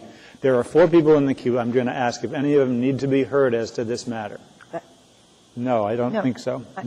Dr. Selcraig, but you're okay with this? Well, I just want to say that what we're creating here is a format that we can use, and it's a format that's been used before. And there's so many changes that we're making that sticking to the format is worthwhile. All right. So I'm glad we're doing that. Mr. Nelson. The motion was made that we were going to suggest. Ms. Gray Jackson. Thank you, Mr. Your mic's not on. Thank you, Mr. Chairman. I had a suggestion on how to handle this, but it looks like it's been handled. Thank you. Let's move on. Mr. Coffey? Thank you. Any opposition to reserving G2A? Hearing no opposition to that motion, that is approved. That brings us, I believe, now to Ms. Osiander, number 11. It does. The committee started to get into the deep water when we started talking about antennas. We had the draft that was circulated to the committee to the public did have some antenna language change to it. Some committee members wanted to go further. The companies responded with some deep concern, and so we basically decided this was another section. We would hold it and come back with language on antennas. So what we have to do here is if you turn on attachment D to pages 17 through 30 in the back, what we have to do is put back the existent language on towers back into attachment A. Second. I hope I said that clearly enough. So what you're doing is what appears on page 17 through 30. I moved 17 through 30 to go in. Mm-hmm. So that replaces what was in the proposal with the status quo. Yes, sir. And it means that when we specifically look at towers, that'll be the time to consider amendments. Yes, sir. All right. Okay. And that's been moved by Ms. Osiander, seconded by Mr. Coffey. Okay. Mr. Coffey, you're in the queue. Thank you, Mr. Chairman. What led to this decision was the understanding that this tower ordinance had been subject to a substantial amount of review and discussion over a very lengthy period of time and adopted in the not-too-distant past. It also was based on the fact that we started to try to do some amendments, and the nature of the work just kept growing exponentially. And so with a desire to get Title 21 done, and then knowing we're going to have an opportunity to come back, we said, let's not change anything. I will note this, and I'd ask for staff to comment or correct. They changed language a little bit to make sure it conformed with the language in Chapter 5, not to change substance, but to make it so that it was procedurally and reference-wise and so on correct. And so those kind of amendments are here, but they don't change the substantive provisions of the existing tower ordinance. And the desire of the committee, if I might speak for them, was to avoid getting tied up in something that is very substantive at this point in time, with the full recognition that we may have to do it a year from now. Thank you, Mr. Chairman. I urge support. And just to make it clear, as I understand, there are technical amendments to the existing statute that are incorporated in the green language on pages 17 through 30, but that doesn't change the substance. Thank you, correct. Dr. Selcraig. I'm going to be supporting this, and I would like to comment that some of the topics we talked about had to do with new technologies and more stealth towers, and it's complex in terms of meeting the federal requirements. And so those opportunities aren't addressed in this, but it's my hope that as we work through some changes with the industry that we'll be able to improve what we've got before us and meet their telecommunication needs, and at the same time have more attractive towers in our community. Thank you. Mr. Starr. Just two questions, and I don't necessarily care who answers it. The green language that has underlines, then, is that new and different than the original P&Z version adopted? Yes. Okay. The other question is, I can't seem to find it, but who has the approval and the appeal for the conditional use permit? Which body? Did we move it from? No. Currently, for a conditional use, the appeal from a conditional use action by the Planning and Zoning Commission goes to the Board of Adjustment. Okay, but we never see it then? That's correct. Okay, thank you. Thank you. I see no one else in the queue. Any opposition to approval of number 11, which is effectively pages 17 through 30? Hearing and seeing none, that is approved. Go ahead, Ms. Osiander. Number 12 was what actually seemed like a small point, but it took us a long time in committee. I'd like to move the green. This is in relation to animal care facilities and kennels. There's 12. The main point of disagreement with staff and P&Z was in regarding exercise runs. Basically, what this does is say that treatment rooms, cages, pens, kennels have to be in completely enclosed buildings, and the committee thought that exercise runs could be outside. Staff didn't support that, and P&Z did not support that. So I'm moving the green. All right. Mr. Nelson. Yes. The planning staff is recommending the language in red, and really the primary difference is in regard to whether or not exercise runs should be indoor or outdoor. And this brings up a fundamental difference that we will probably have on future amendments as well, and that is where proposed uses have off-site impacts that are located in close proximity to residential districts. And in this particular one, the operative language here where this would apply is only whether within 100 feet of a residential or mixed-use district. The issue being that when somebody is looking at locating a new facility, a new kennel, or a new motor freight terminal, which will be coming up later, there are certain uses that because of the nature of that use, they generate noise that becomes inconvenient or unattractive for residential folks living in residential neighborhoods. And so one of the things we've tried to do in the new Title 21 rewrite is to recognize that there are these incompatibilities and that we should try to create adequate separation between these unlike incompatible uses. So what we're proposing here is that for those kennels that are proposed to be located within 100 feet or less of a residential district, they should have the exercise runs within the structure itself and not located outside. It will generate noise. It will generate complaints. And that's what we're trying to avoid. Thank you. Mr. Coffin. Because there's a bunch later that we don't have. The first thing we did was get rid of some of the impossible language, enclosed soundproof building, which was overkill. We went back and forth on the idea of this and being and the danger of it being such an impact to adjacent residential and mixed-use districts so as to require it to be inside. And the question is, if you're, I guess, primarily a dog barking. We already have barking dog ordinances. We already have noise ordinances. And so the committee, I believe, felt that we should have, let us enforce them under those ordinances rather than create what would be a very significant change in the way things are currently done by bringing all exercise areas inside a building. Thank you. Mr. Flynn. Thank you, Mr. Chairman. Would you please, Ms. Osiander, Mr. Nelson, remind me, is this our chicken amendment here? No. No. I will tell you when the chicken amendment comes. Sorry. Okay. Then I would just offer the following comment. Having dealt with noise issues for, I think, most of my adult life in our community, I respect Mr. Coffey's deference to the existing ordinance and statutory framework for dealing with noises. The problem is, in a reactive environment, what we typically find is the existing ordinance is all but unenforceable due to lack of staff capacity, timing issues, and in some cases, an ounce of prevention is worth a pound of cure, and this might be one of those instances. And that's all I have to say, Mr. Chairman. Thank you. All right, Mr. Nelson. Yes, I was also just wanted to highlight on what Assemblymember Flynn touched upon, and that is that I think we would all agree that one of the most difficult parts of municipal government is having to deal with enforcement of regulations and to have to deal with the complaints.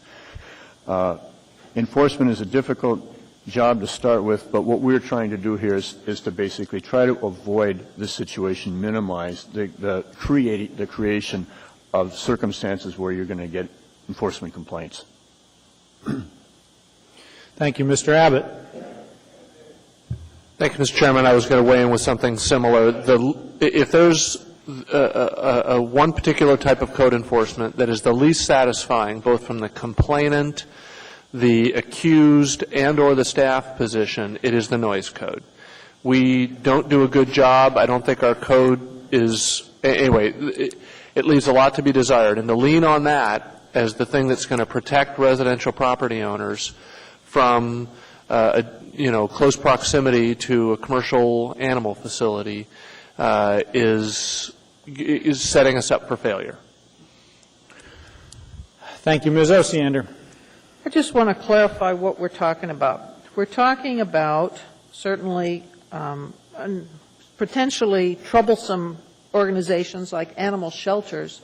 We're also talking about boarding kennels. We're also talking about pet stores. We're talking about veterinary clinics. We're talking about any place that would take care of an animal.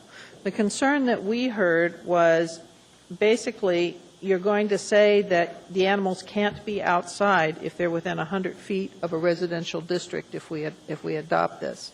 And the committee felt that, yes, you should try to keep it inside, but it wasn't healthy for the animal to say that it ought to be always indoors, and that it seemed like a good compromise to just exempt out one particular section. So this is also anything related to animals, not just boarding kennels. Okay. Ms. Drummond. Thank you, Mr. Chair. Even though the green is presented as the Assembly Committee's position, it may not have been a unanimous decision, and my notes show that I am supportive of the Planning Department's position in red. The discussion in this area with animals ranged largely around the word soundproof, and all of these eliminate the word soundproof. You can't, we could not expect folks who take care of animals to provide a totally soundproof building. That's not realistic. However, we're talking about new development. We're not talking about requiring changes of existing animal care facilities, and therefore I cannot support the green committee amendment. I will be supportive of the red amendment, and I will be voting no on the green amendment. And those who wish to go for a different position are free to support me as well. Thank you. Mr. Coffey. I just wanted to note, Mr. Chairman, if you look at page 13 of attachment A, which is the tables, a commercial kennel is a permitted use in a neighborhood mixed-use district. So and I picked this up after our discussion, but currently, if you've got a permitted use in a district, and it's also a conditional use in the other two mixed-use districts, how does that square with the 100-foot, within 100 foot of? So in other words, if someone is in a B3 district and they're within 100 feet, they've got to have them inside. But if they're in the district, that's how you read it? They're inside the district, they're within 100 feet? I would hope so. All right. Dr. Aldon. And then the other thing is this. The comment that we're only treating new facilities this way is true as far as it goes. The second part of that step is if there's a remodel or a change in an existing facility that has outdoor enclosures, they become a non-conforming use, and they may be required to bring themselves into compliance. And finally, I just want to say this. I understand the problems. I get emails and phone calls about barking dogs, and the city does a crummy job with it. And maybe the citizens ought to take it into their own hands a little bit more. But that might lead to something that we really wouldn't like. So that's the end of that. Dr. Selcraig. I also have on my notes that I supported the red, and wasn't in agreement with the green. So it seems to me that there was some, at least, lack of communication. It can happen. We had a lot of things we agreed on, and then I think some that we didn't. And I appreciate Mr. Flynn's observations. And I get a lot of calls about barking dogs, and I get a lot of calls about noise, and this is one tool to position us to move away from that problem. And it gives new development the opportunity to either do this or site themselves not next to a residential or mixed-use facility. I mean, so I'm going to be not supporting the green and supporting the red. No one else is in the queue. This is, as is my practice when there's a division within the Assembly, I will explain the reason I'm voting. I'm going to support the green amendment, and the reason is I look at these two languages. There's only one difference between the green and the red, and that is exercise runs. That in the green proposed by the committee, although it appears that it's a divided committee, exercise runs are not included on what has to be completely enclosed, and in the red amendment, exercise runs would have to be completely enclosed. And I've had some very specific comments from some of my constituents about exercise runs, that they feel like exercise runs should be open, and so I'm going to support the green. Please vote. A vote yes approves the green language. A vote no doesn't approve it, and we're moving ahead. Please vote.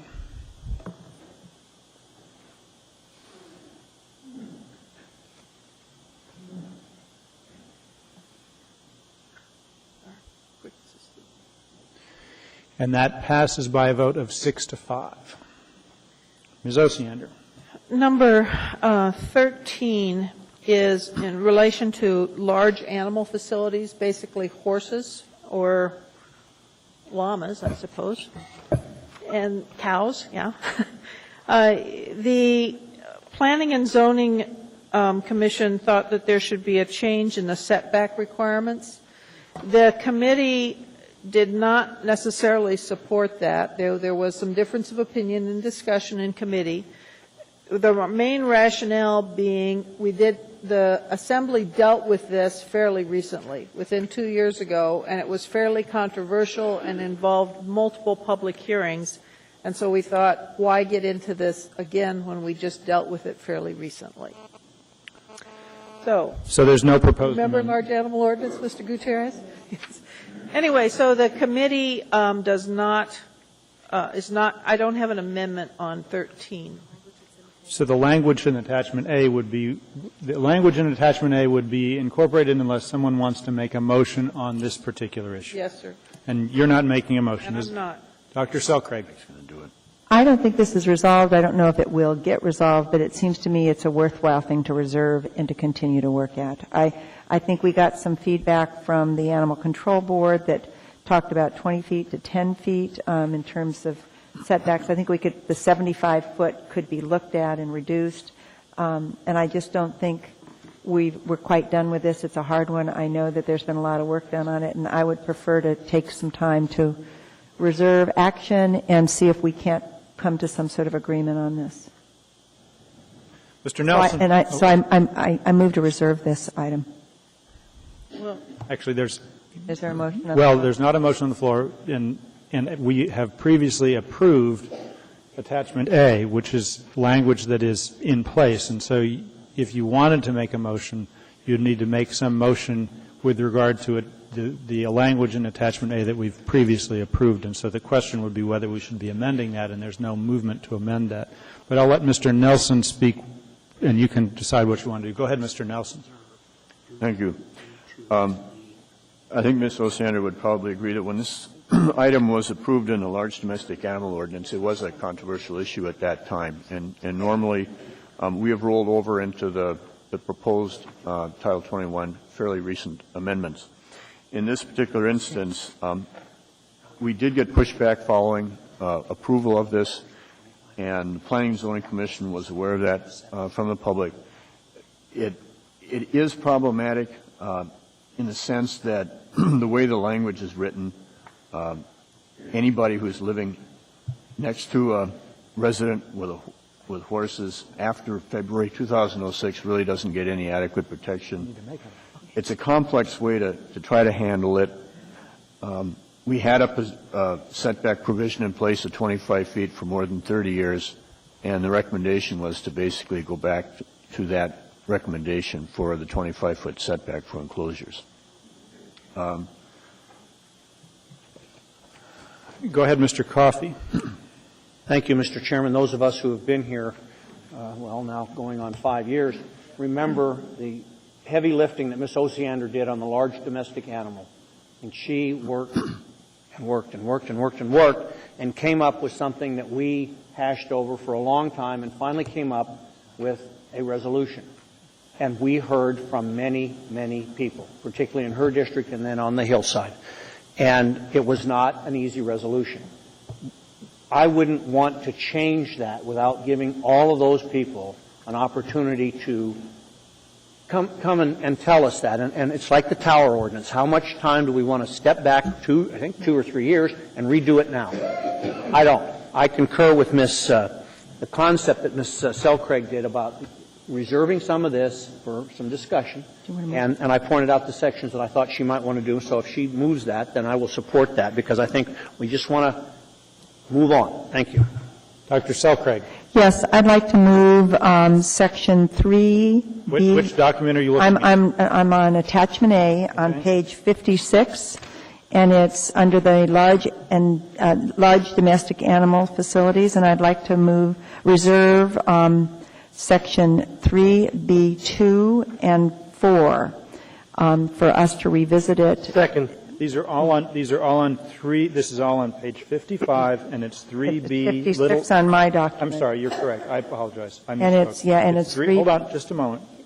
3B. It's page 56. It's 3B, double I, little double I, and little IV as in Roman numeral 4 2 and small. 4. So the motion is to amend Attachment A so that 3B2 is reserved and 3B4 is reserved. And that's been moved by Dr. Selcraig and seconded by Mr. Gutierrez, if we can get the board to reflect that.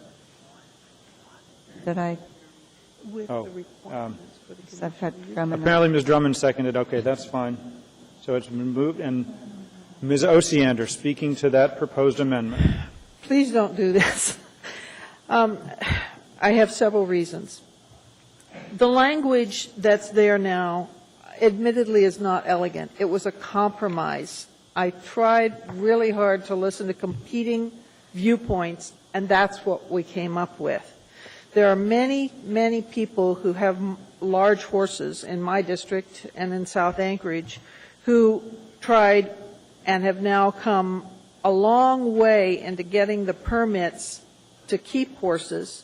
My fear is if it's now suddenly reserved, it will cause folks who are moving forward to meet these standards to lose the impetus to do so.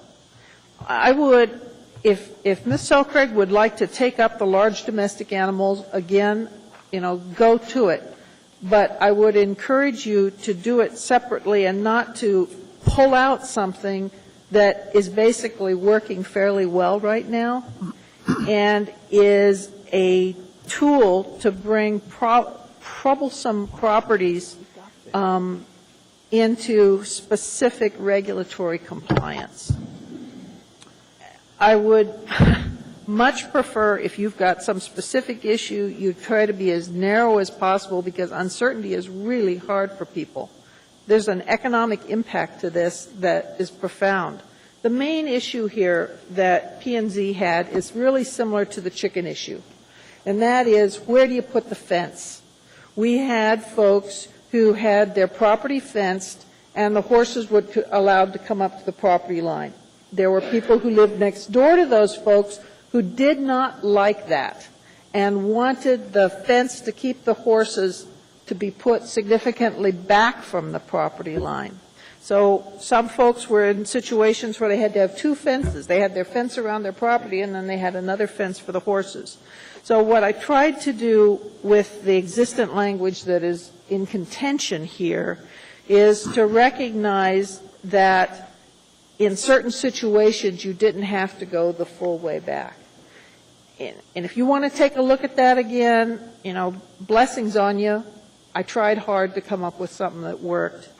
But please, please, don't make people who've done significant remodeling to their property and put in fences and taken out fences in limbo.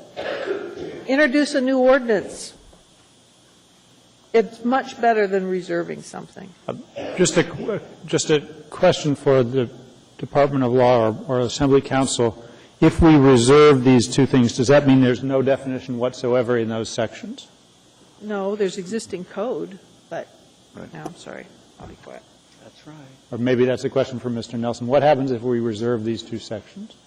Well, it still exists in existing code. That's correct. And okay. Ms. Drummond's next. Ms. Oceana, go ahead and get in the queue. Oh, sorry. Well, I was just going to say, existing code, and it would stay that way until final resolution and effectiveness of the new code. However, whatever the new code ends up saying. Right. Ms. Drummond, go ahead. Thank you, Mr. Chair. I'd like to point out on the attachment D on page 8 of 30, the Planning and Zoning Commission has a recommended amendment. The Planning Department supports the Planning and Zoning Commission's amendment, and the Animal Control Advisory Board, who deal with these issues all the time, also supports the Planning and Zoning Commission's amendment, except they recommend changing 25 feet to 10 feet. I wish we would listen to the folks who are dealing with this on a regular basis, and I would support reserving it and having this discussion once again to see how it's working and whether it needs to be changed. Thank you. Dr. Selcraig. Ms. Drummond addressed some of the comments I was going to make. I recognize that there was a lot of work that went into the original proposal, but in the process of developing Title 21, there were a lot of public hearings. The Planning and Zoning Commission heard from other people, it appears, and I appreciate Mr. Coffey's comment of giving people an opportunity to come to us the same way the people did about chickens. And what we did is we listened and we brokered something that actually met was a compromise, and it met kind of the neighbors' needs and it met the chicken owners' needs, and I think that's the goal here. And I don't think that we have time to do it tonight, and I do think it's significant that the Animal Control Board, along with P&Z and along with the Planning and Zoning Commission and the staff, have all urged us to revisit this. So in that light, I'm just asking this to reserve it and come back and do our work after we've heard from the public and we can find a good compromise. Ms. Johnston. I agree with Ms. Osiander. Both Mr. Birch and I have had a lot of contact with constituents who have been trying to come up to code as far as the large animal ordinance, and it's been a trying experience, and I have a feeling that this would set things back if they knew that it was going to be changing or if it's going to be in a state of flux. Thank you. Mr. Gutierrez. Thank you, Mr. Chairman. Sincerely, I apologize. A moment ago when Mr. Nelson spoke, I was having a side conversation, and I didn't hear your comments. Would you repeat your comments for me, please? There's a question of what would be the status if this was put in reserve, this particular section, and the status is it's already in the current code and it would remain in the current code. The language being proposed to be substituted by the Commission. And it would remain that way until the new Title 21 took effect. And my understanding is that new Title 21 would not take effect until this issue was resolved. It would come back to you to be resolved before anything new would take effect. Thank you. I appreciate that. Mr. Coffey. Thank you. I'm somewhat quite sympathetic to what Ms. Oceander and Ms. Johnston are saying. But if existing code stays in effect and people are in a process, do we disrupt that process by saying the amendments would change the law, which they would, these amendments in Attachment A would change the law, or if we say, no, we don't want to change the law, we want to hold off doing anything, you keep going down the road that's in existing code, if you get there, and you got your permit, and then we will, in the next several months, look at that. And I would like to know why that would disrupt an existing lawful process. Because if it would, then I'm more cautious. But if it doesn't, then what's wrong with saying, hey, wait a minute, guys, there's the P&Z proposed something, animal control proposed something. We're not sure. We're going to look at it in 6 months. So if you guys could explain it, Ms. Johnston or Ms. Osiander could explain it, then I might be more sympathetic. Thank you, Mr. Chairman. Ms. Osiander. One last try. My first week on the Assembly, Mr. Tremaine pulled me aside and said, Ms. Osiander, I have this issue that I have been working on for 9 months, and let's sit down and talk about it. And we went into then the Assembly Counsel's office and spent time talking about it. We then had about 2 years of community meetings. There were massive I'm sorry, not massive. There were very large numbers of irate people who came to meetings both in South Anchorage at Halo, at the planning staff, and I just really don't want to open that can of worms again. Right. It was hard. So I would ask that it not be reserved. Dr. Selcraig. I just want a clarification from staff. Is it, in terms of Mr. Coffey's comment, will reserving this item slow down or impact the capacity for projects to move forward? Mr. Coffey. No, it was actually to Mr. Nelson regarding Mr. Coffey's question. It could slow down or delay the effectiveness of the implementation of the new Title 20 rewrite because it probably will take time.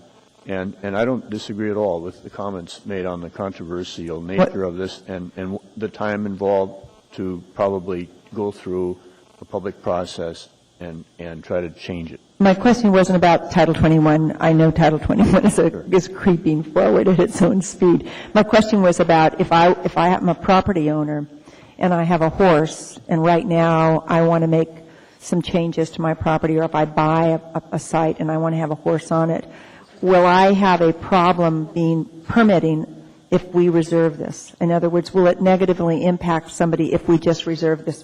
Didn't you state that? No, the current code would remain in effect, which is basically the highlighted language that the Planning and Zoning Commission was proposing to substitute, to change. Thank you. But that language still is in effect, and they still abide by that. Okay, thank you for the clarification. Mr. Coffey. Thank you. One last question. Is the language on page 56 and 57 under subsection B starting at line 22 and ending on the next page at line 28, is that existing code? That's today's language. And the P&Z amendment changes it. I need the nodding of heads doesn't make a record. Mr. Nelson, Mr. McConnell. The question, I just want to make sure we understand exactly. The suggestion, if we reserve 2 and 4, is that we are going to go back to some existing code language. And Mr. Coffey's question is 2 and 4 actually the existing code language? Yes. And if it's the existing code language, there's no reason to reserve it because it's already there. That's right. That's why I was confused. I thought the language I just referred to was new. The only thing new is what P&Z has done, right? Or suggesting. Is that right, Mr. Nelson? That's correct. Okay. So if we, all right. So what does that mean? Does that mean that if you want to stay with the status quo, you actually don't want to reserve anything because the status quo is what is attachment A. And if you want to change the status quo, then there would be a motion to bring in somebody could move to amend it by moving the P&Z amendment or the blue amendment on page 7 and 8 of attachment D would change existing code and would change what is attachment A. Okay, so if we don't have an amendment we're comfortable with in terms of revising what already exists, which I think is the situation. I think the situation is that we feel like there's still work that needs to be done, that the P&Z proposal is not what at least I want to support, nor am I comfortable with existing code. So the question is the most appropriate thing to basically indicate that we plan to bring back an amendment to this item? If you want to. Okay. Yes. So is that I just want to check with staff, what would be the most effective way to address this if we plan to, if we're not comfortable with what is proposed by P&Z, and we're also not comfortable with the existing ordinance. There are two options. Thank you. You can do it as what is being recommended with telecommunications facilities, which is they're leaving the existing language here, but we're going to come back at some point in the future and address it. On the other hand, the other option, but if we did that, but that will be addressed. Is that a motion, though? Did we do a motion with telecommunications? Your motion is to make 2 and 4 reserved, and under that motion there would be no code language. I want to make it clear what is on the table in front of us. There are two options of addressing it. One is to handle it as the reserved issue in Title 21, like we did with the park and open space issue, or the second option is to deal with it as we're dealing with the telecommunication facilities. In one instance, with parks, we're going to address it as part of this Title 21 rewrite. In the second issue with telecommunication facilities, it's going to be addressed separate from the Title 21 rewrite. Okay, I'm happy to do that. Okay. So I withdraw my motion. Well, actually, the motion is before the body, so you can't withdraw the motion, but you can recommend. Yes, can't my second? I can withdraw my motion and can't my second agree to withdraw? This came up on the topic of friendly amendments, and when I reviewed Robert's rules, once a motion is made and seconded, the motion is in front of the body, and it's for the body to decide what to do with the motion. You can, having made the motion, you can urge a no vote on the motion, and you can certainly say that. Do you want to urge a no vote on your motion, Ms. Dr. Selkirk? Pardon, I urge a no vote on this motion. Thank you. Ms. Osiander, next in the queue. I'm not going to, no. All right, I'm going to, is there anyone, I will ask if there's anyone in favor of the motion to reserve 2 and 4. I see. I have a. All right, we're going to put this up for a vote. We're going to vote on this. Wait. I'd like to make a comment, and that is that I intend to deal with this as we're going to deal with the antenna section. It is a complicated section, and I would ask the staff to put it on the list with the antenna items, and we'll come back to it after we're done with this process. Doctor, I apologize. Before I could click the button, both you and Ms. Osiander put in Dr. Selkirk. I'll count that as your comment. Ms. Osiander, go ahead on this topic. We're going to put it on the board. It's not going to be done by a voice vote. No, sir, I absolutely support what you said. I think that she can announce that she's going to put forth an ordinance change, just like she's announced that she wants to work on an antenna tower change. And that takes care of it. That's fine. Okay. I will just note, a lot of people came for chickens. I know a lot of horse owners, and I didn't see a single horse owner come down to talk about either of these. I think the public has heard a lot. But we'll go ahead and vote. A no vote does not reserve it and keeps it as what is written in Attachment A, which, as I understand it, is existing code. Please vote.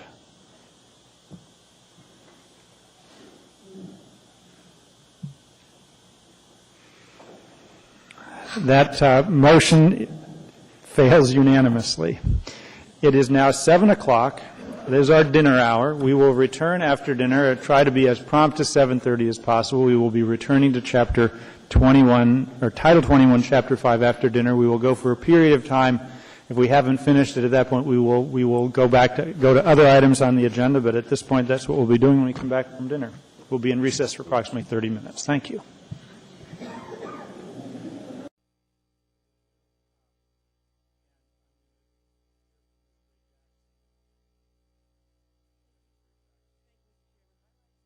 To change the order of the day to take up 14A. Second. That's been moved and seconded, and I had spoken during the break with Ms. Gray-Jackson and told her I was comfortable with doing that. Is there any opposition to taking up 14A at this time? There's apparently a number of people here from connection with that we just want to get them out of here. Ms. Gray-Jackson, if you want to speak to that, go ahead. Hear from them. Is that what I just think that, thank you, Mr. Chairman, that we're going to spend a lot more time on Title 21, and there are other issues that we really need to deal with, and I think this one is one of them. And I'd like to deal with it and get it over with and go back to Title 21. Thank you. All right. Any opposition to changing the order of the day? All right. I'll note Ms. Osiander opposes changing the order of the day. Go to the Power Authority. 14A.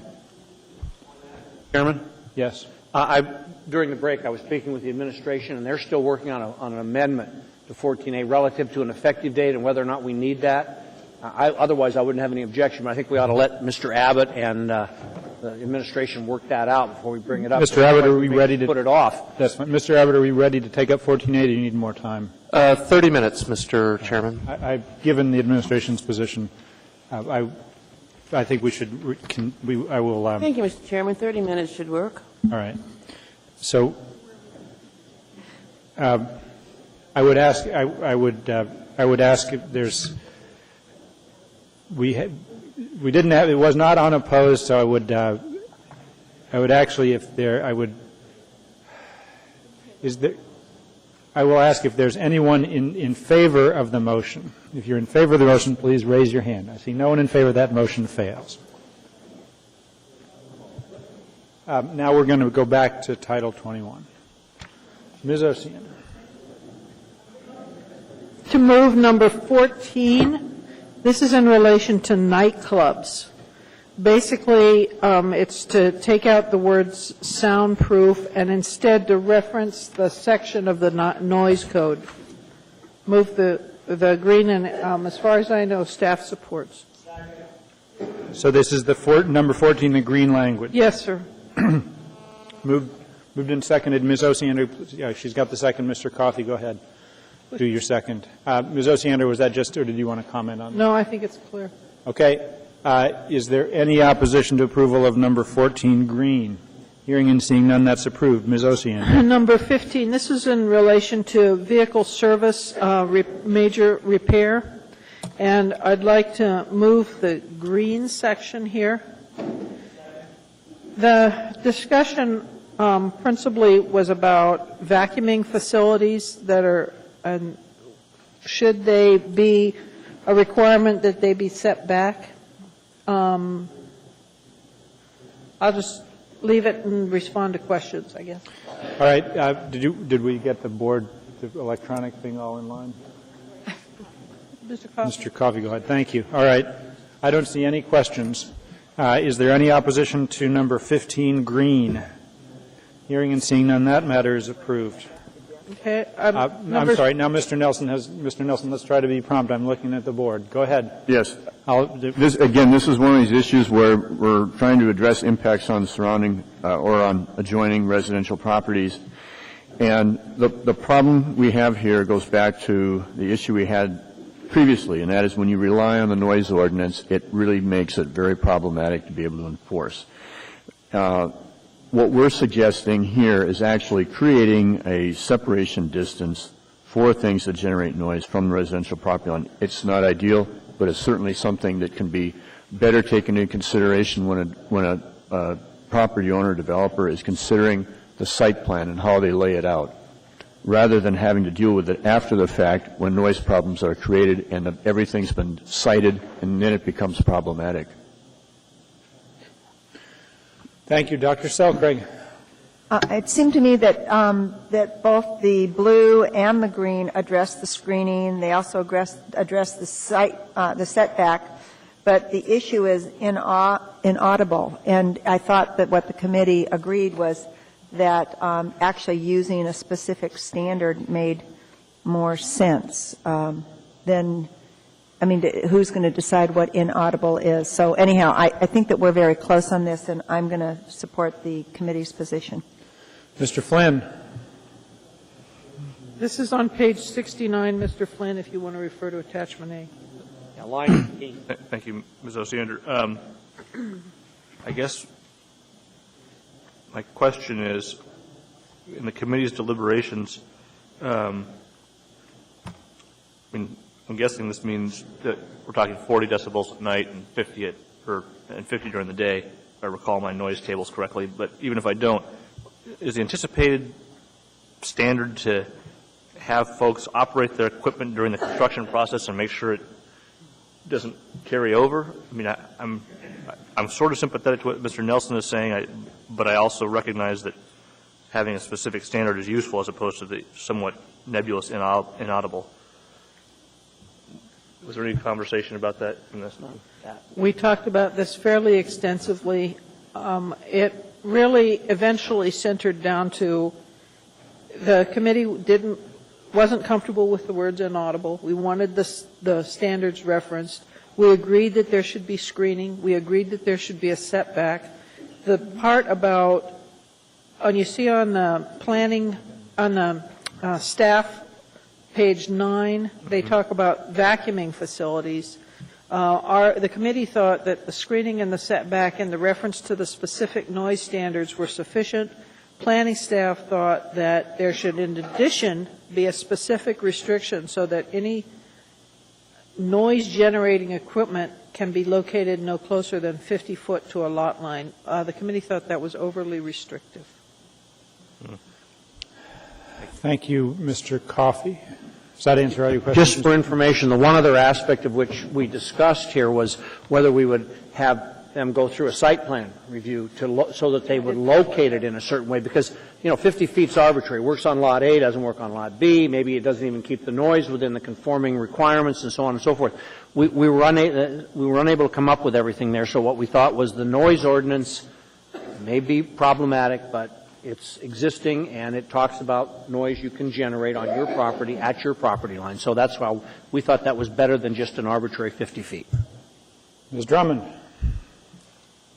Thank you, Mr. Chair. I had the experience of living near a vacuuming facility in a car wash on Spenard Road, and that had new equipment installed numerous times to meet the noise standards. The health department was very helpful. The thing with mechanical equipment like this is you can make it generate the noise when you ask it to, not like dogs, which are sporadic and might not perform on duty, to be measured to the noise standards. But this equipment puts out specific decibel levels and can be adjusted or screened to reduce the amount of noise. This particular operation could not get it quiet enough to meet the city's noise standards, so they eventually went away. But the noise standard does work and can be helpful in situations like this. So I support this. Mr. Chairman? Actually, just for purposes of this, I'm hearing that all the committee supports. As a procedural matter, I actually asked for the vote. There was no opposition to approve. That Mr. Nelson could click in, so I allowed him to make his comments. So I think that everyone in this body has moved in support of this. If somebody wants to move to reconsider, that would be in order, but if everyone is comfortable approving 15 green, it's been approved. All right. I don't see any motion to reconsider. That brings us now, Ms. Osiander, number 16. Basically, this is the same issue, but it's dealing now with, let's see. Vacuums. No, it's the same issue, but it's dealing with, let's see, further on down the page. Vehicle service repair minor. The first was major. All right. So you're moving. Move the green. Move the green. All right. And if you all let the board get cleared, and so you can click in. Sorry. Thank you. I see no one in the queue. Any opposition to approval of 16 green? Hearing and seeing none, Ms. Osiander, on we go. Now, the next one, I don't know, Mr. Coffey, do you want to hold on this? This is in relation to the motor freight terminals, and I know you. All right, so I'm going to hold on 17 and not do anything yet. Okay. 18. And number 18, I'm not going to make an amendment. Okay. Anyone else in the body want to make an amendment as to number 18? Hearing and seeing none, go ahead, Ms. Osiander. Okay, number 19. I'm going to move the green, and this was in relation to an accessory dwelling unit. The current code. Go ahead, push your button, I'm sorry. Whoever's going to second. Thank you. The current code had that the permit application for an ADU had to be submitted by the September 30th, 2003, and instead the committee suggested putting in the date that this became effective. All right, Dr. Selcraig. I'm just curious as to why the Planning Department doesn't support this.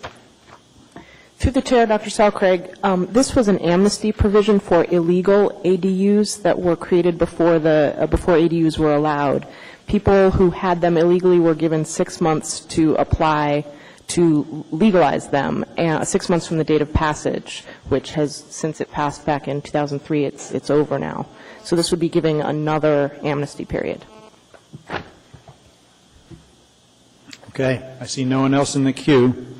I will first ask if there's any opposition to approval of 19 green. Is anyone going to oppose that? Okay, we'll put it on the board. If you're opposed to the amendment on 19 green, Mr. Starr, did you want to be heard on this? No, afterwards, if you could come back to me, so I don't need to be heard on this one, no. Okay. All right, so as to the... So could you restate the motion? The motion is to 19, attachment D 19, the green language, which is from the committee. If you are in support of this amendment, please vote yes. If you don't support the amendment, vote no.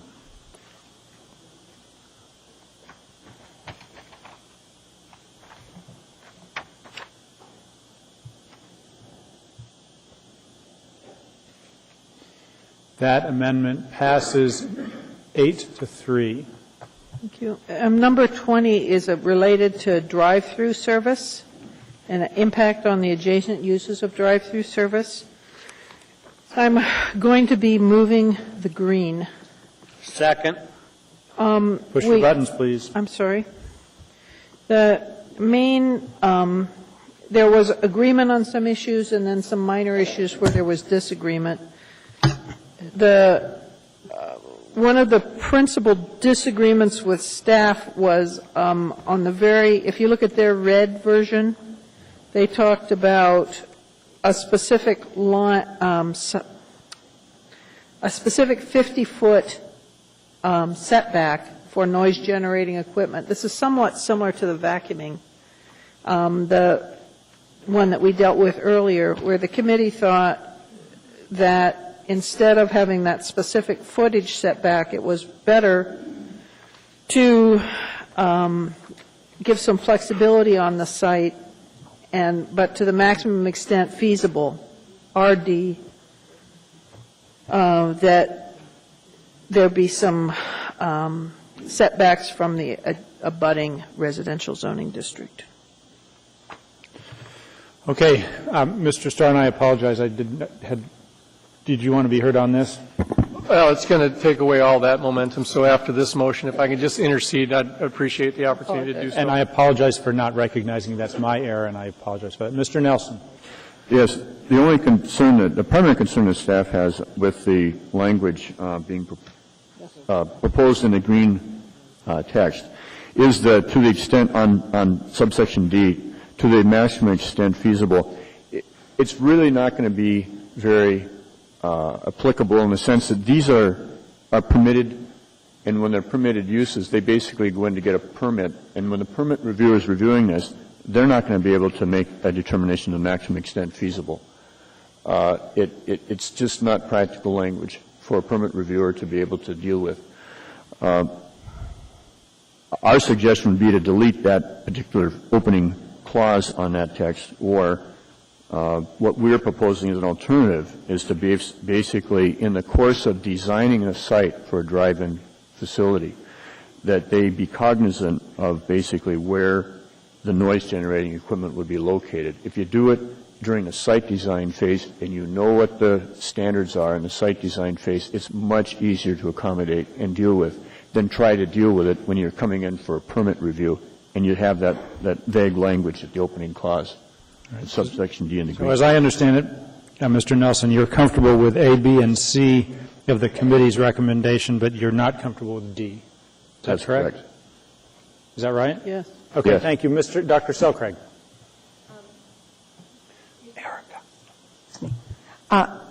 Doesn't the noise ordinance apply here as well?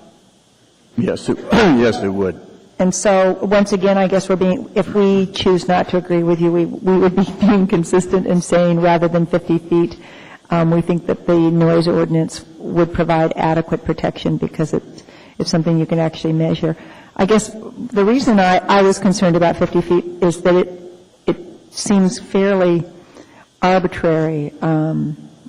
It's subjective. It may be subjective. And so I am not going to support the staff's recommendations, and I am going to note that I assume it's not written here, it's not noted in our revision, but that I will assume that the noise ordinance will apply here in terms of the issues for noise.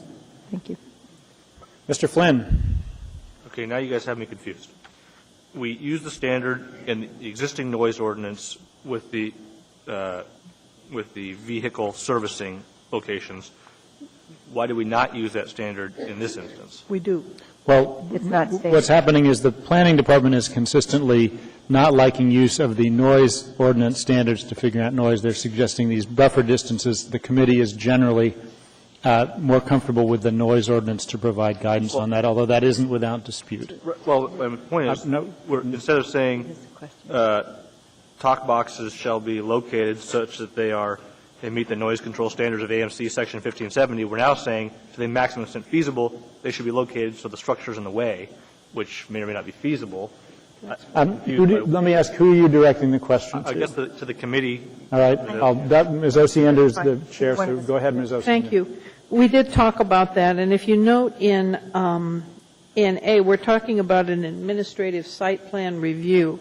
Okay. And Mr. Nelson brought up the identical point to the committee that, well, how is the plan reviewer going to know? And we thought that it was going to be sufficient notice to the applicant to know that we were going to pay attention to the noise of talk boxes, and that the administrative site plan, the fact that there's an administrative site plan review and that we're concerned about the talk box noise would cause them to know that they have to take them away if they violate. Mm-hmm.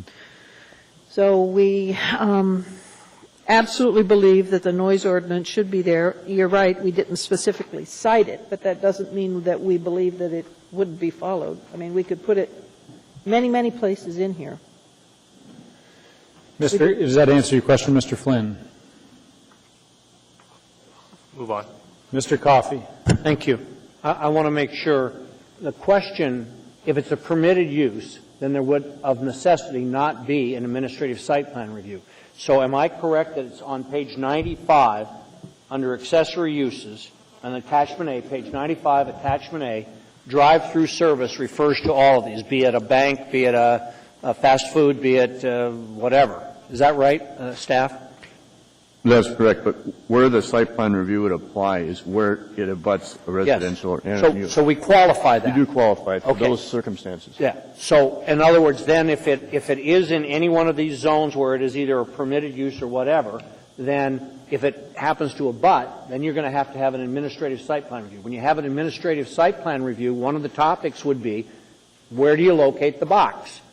And the idea would be, we have said, which is a somewhat subjective standard, maximum extent possible, feasible. It's somewhat subjective, but it makes it a topic of administrative site plan review. That should be sufficient when you add on the 6-foot high screening fence or wall and all of the other buffering that occurs as a matter of a required matter. So I'm satisfied with this. Thank you. Ms. Osiander, did you get what you needed to say done in the last round? Dr. Selcraig. I appreciate Mr. Flynn's observation, and I don't see any harm, and I do see some benefit in adding to the end on our green amendment to the end of D that says an addition that would say and shall meet the standards of AMC Section 1570, so that when you're in that site review process, you're reminded that that's a consideration and somebody could actually. It seems to me just to be consistent and because it's important. So I'd move that we add that to the green amendment for number 17.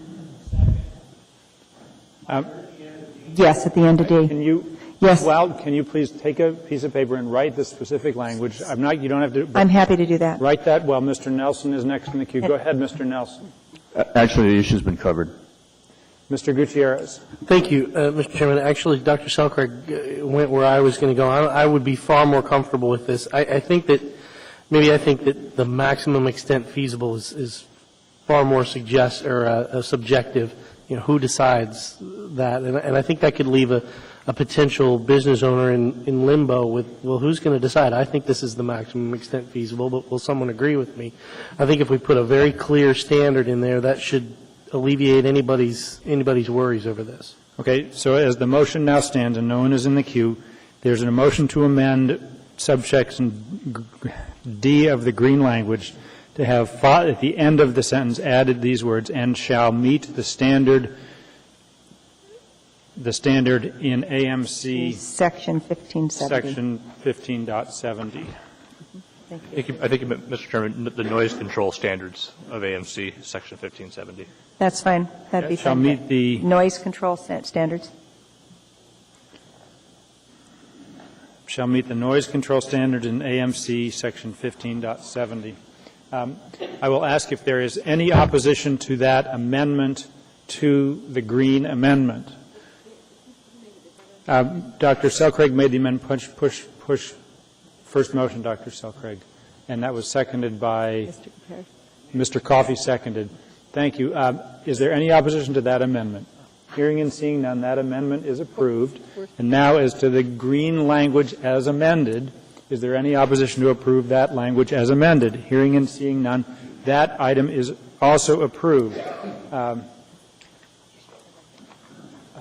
you rewrite it for the clerk because she needs it? Mr. Starr, go ahead. Actually, I've clarified. I'm going to move an amendment after we're all done to clarify what I was after, so thank you. Okay, thank you. Ms.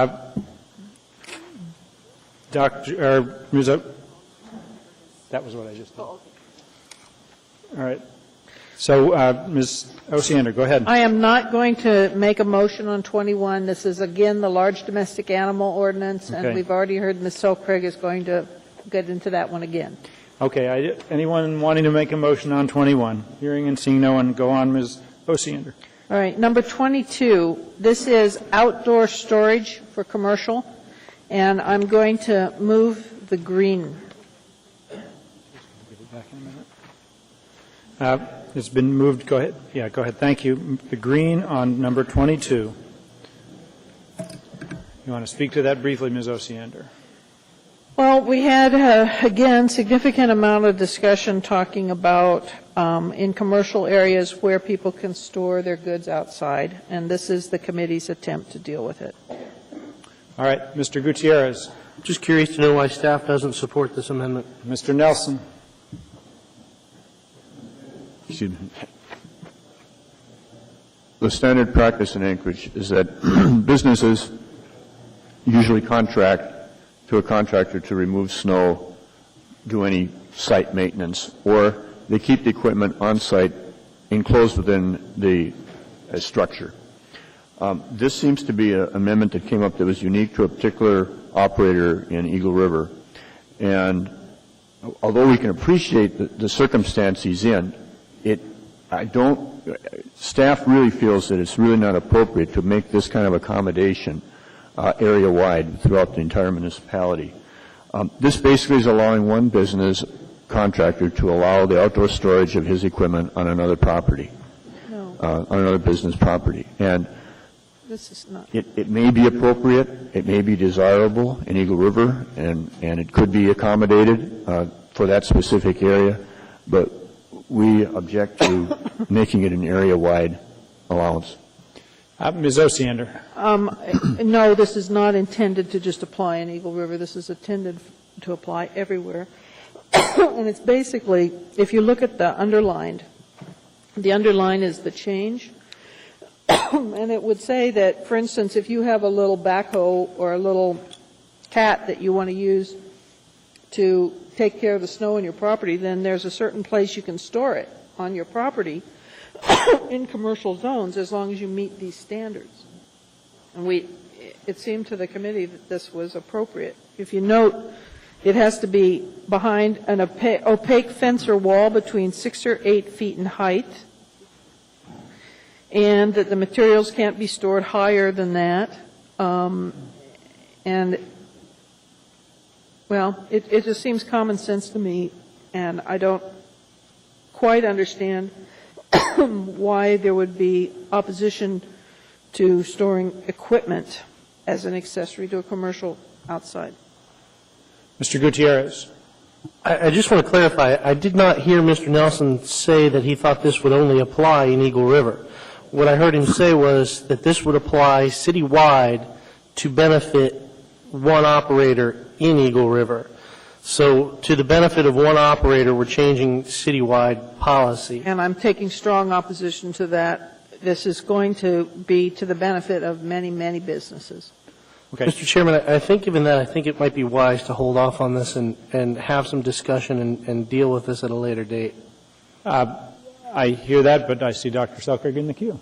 So I will hear from, well, at least go through the queue, although you can certainly make a motion if you want. I'm thinking that this perhaps was discussed at a meeting that I missed because I don't agree with it, and I apologize to the committee if I didn't clarify my position sooner. I think that three pieces of equipment could be a substantial number of pieces of equipment. And I think the intention, it says not the number of pieces of equipment shall not exceed 3 under number 3. The number of pieces of equipment shall not exceed 3. Was that an error or is that No, intended? that's correct. That's because there was some concern that there would be massive amounts of equipment. Right, and I think that the planning staff is correct in being cautious about allowing the storage of large snow blades. And I know that the whole measurement thing becomes kind of subjective.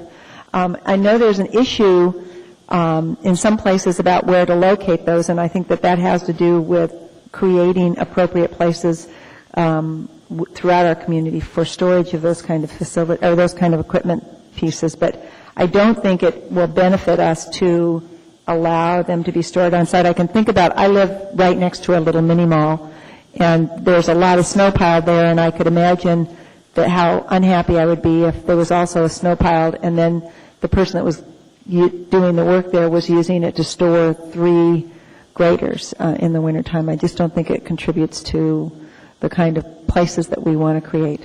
And I think the Planning and Zoning Commission was correct, and I also think that the staff is correct on this one. Thank you. Planning and Zoning didn't talk about this. Oh, they didn't? This is all brand new?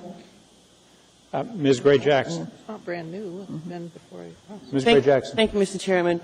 I really appreciate all the work that the committee is doing and has been doing for a very, very long time. And for the most part, I support your recommendations, and I thank you for bringing them forward. But based on the comments that Mr. Nelson made, I have a real issue with approving this amendment. I really do. Just a point of clarification. I'm trying to track. Where it is? I'm looking at page 109, 110. It's actually 110, 111, lines 44 through 46, and then again on line, the top of the next page. All right.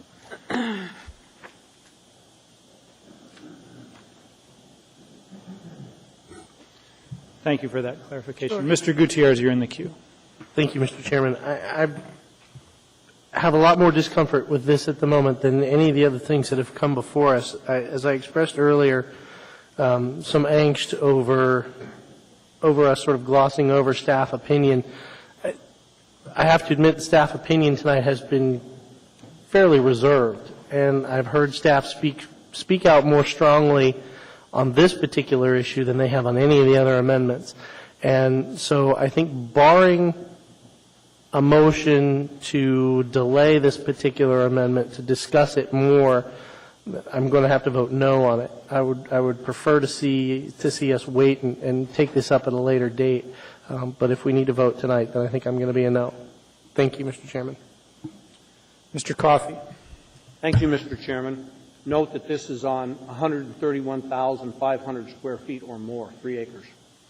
This is not a small little business with a big tractor on it. What happens is people will have, and you could just do it as something as simple as a pickup truck with a snowplow on it that you use on your property. So the reason that I will support it is because it's a common practice now.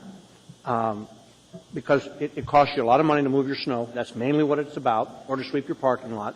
And if everybody I know that has this type of arrangement, parks it in the back, gets it out of the way. They don't want to, they don't want it in front of their commercial building or whatever. And I don't find the abuse when it's limited to large lots of 3 acres or more. That's a very large piece of property.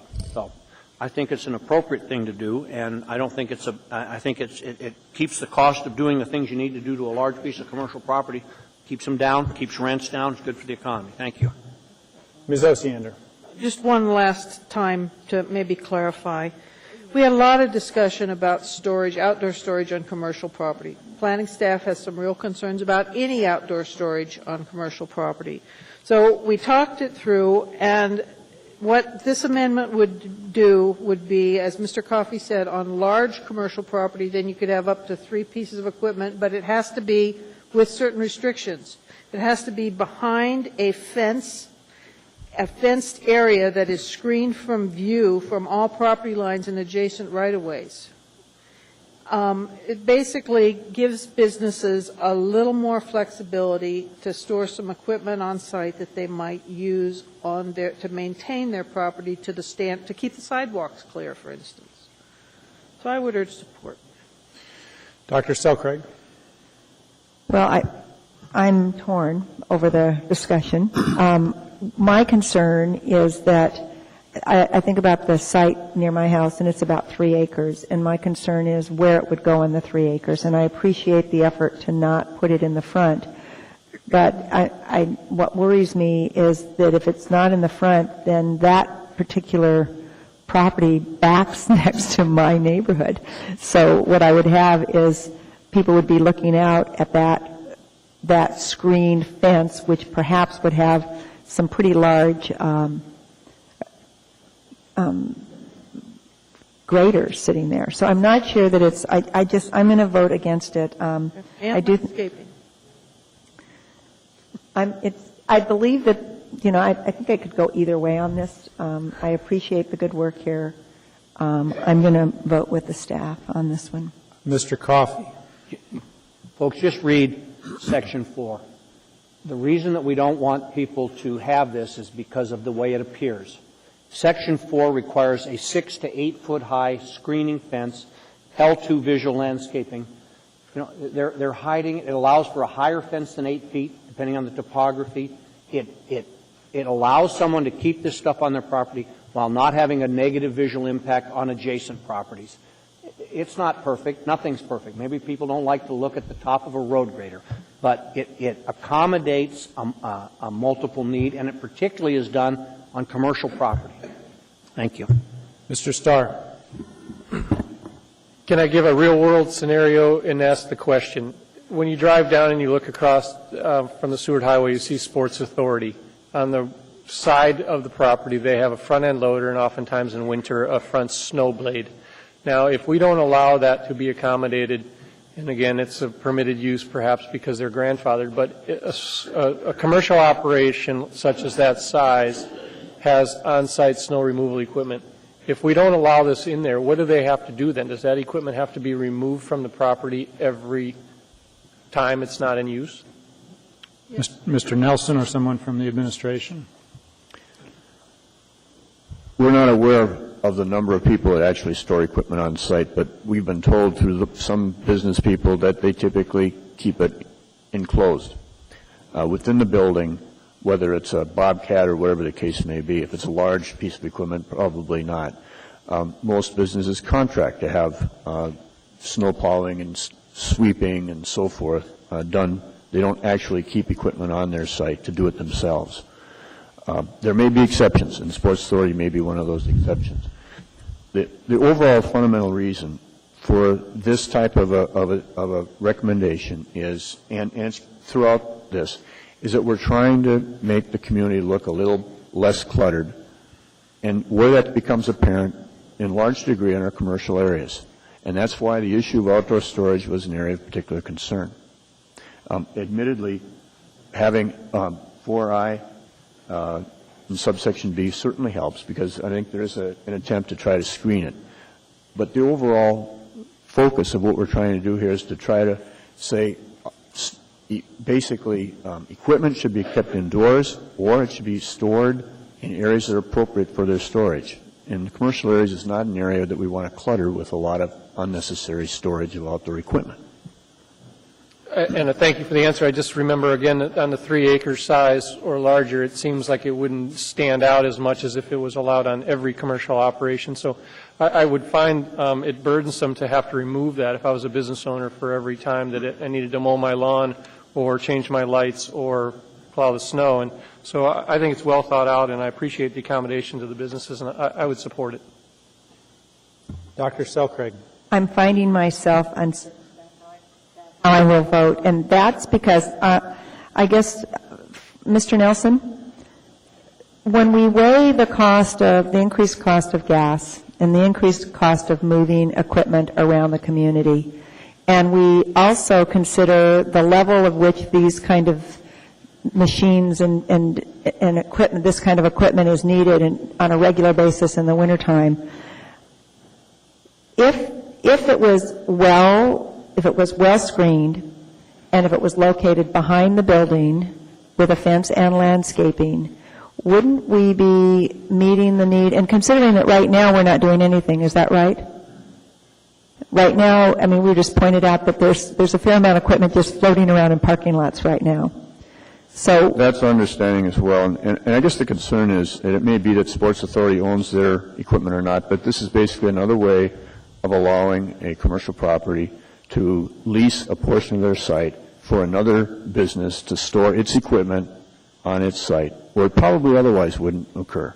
So you think that the abuse of this won't be that it's used there, but that it will there'll be these lease spots around the community, and rather than being in yards where they typically are, we'll have these mini lease spots. Mm-hmm. Okay, thank you. That's helpful in my deliberations. Mr. Gutierrez. Thank you, Mr. Chairman. Again, I would point out that on all of the other conflicts we've had tonight, staff has more or less acquiesced, and they seem fairly adamant on this point. And on that subject, I guess I'd like to hear from higher up than the planning staff, and Mr. Abbott, if you would care to articulate if the administration has a position on this. We do. We strongly support the P&Z draft and the Planning Department's recommendation. I think Mr. Nelson hit on the key point at the end of this conversation. Essentially, what you're going to be allowing for is industrial use in commercial areas. By allowing folks, it's not just the use of their own equipment on their own parcels here. This would allow for equipment storage for any other purpose. Leased equipment, property, or equipment to be used on other sites, et cetera, to be used in a commercial zone. And that's, that's something that this whole, the public review draft and the planning and zoning comments have taken great pains to try to separate and distinguish between industrial and commercial uses. Thank you, Mr. Chairman. Mr. Coffey.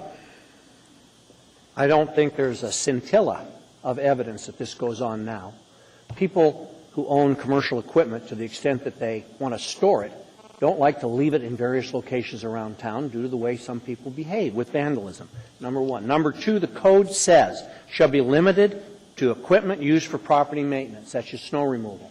Now, we may have an enforcement problem, but I'm not going to suspect that there's going to be rampant abuse of the law by commercial property owners and allow storage of property not used for property maintenance on that property.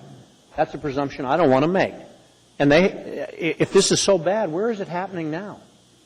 I mean, where is it happening to the degree that we have to prohibit it? So I think that the premise advanced by the administration is not well-founded. Thank you.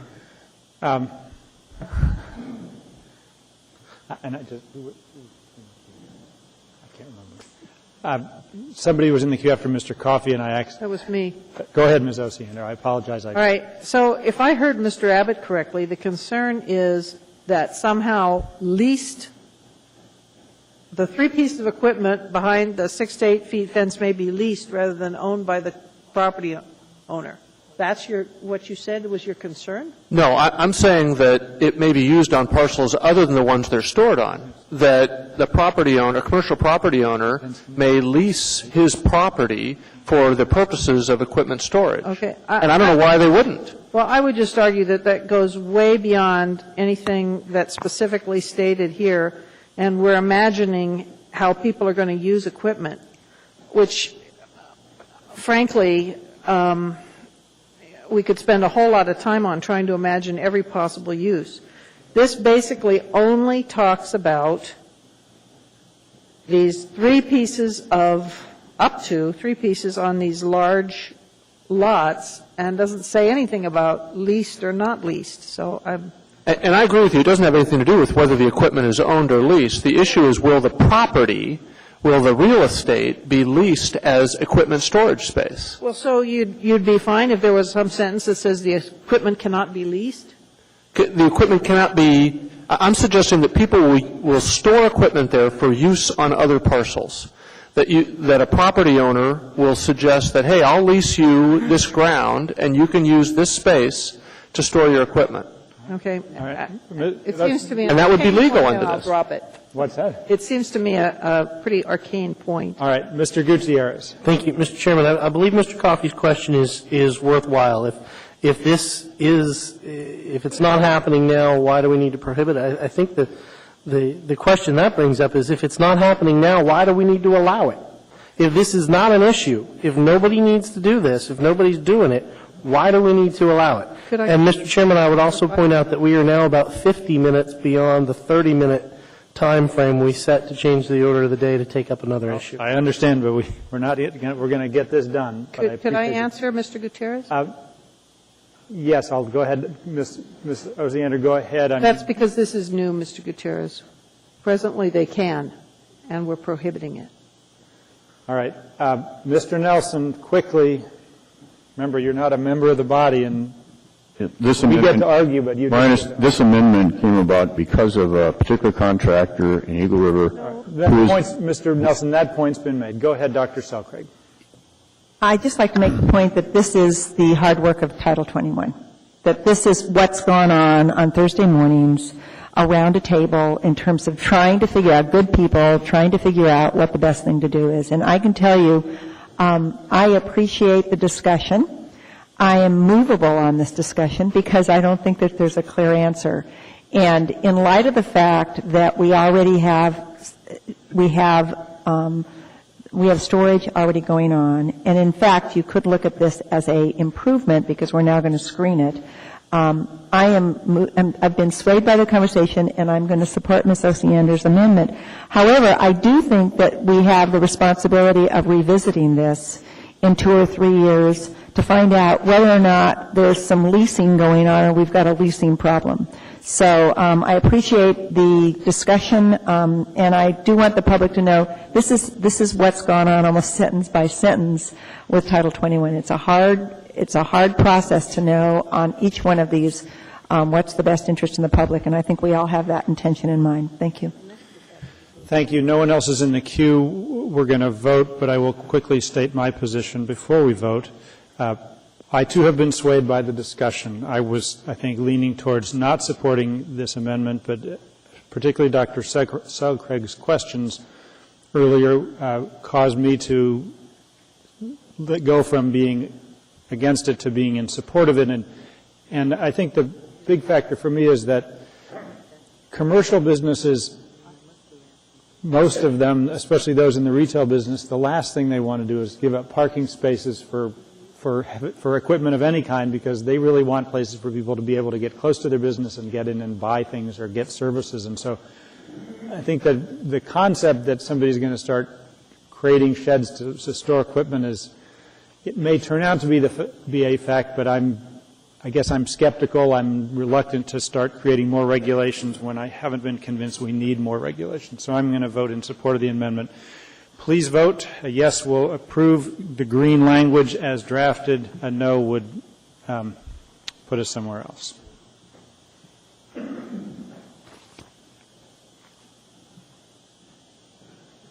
And that is approved 9-2. I would note we're getting close to being done with Attachment D. Let's get done with that, and then we'll take up reordering the order of the day. Go ahead, Ms. Osiander. Actually, I'm going to hold on 23. This is where we spent a whole lot of time on connexes, and we've got an amendment that Mr. Coffey's going to present on connexes later on. Good.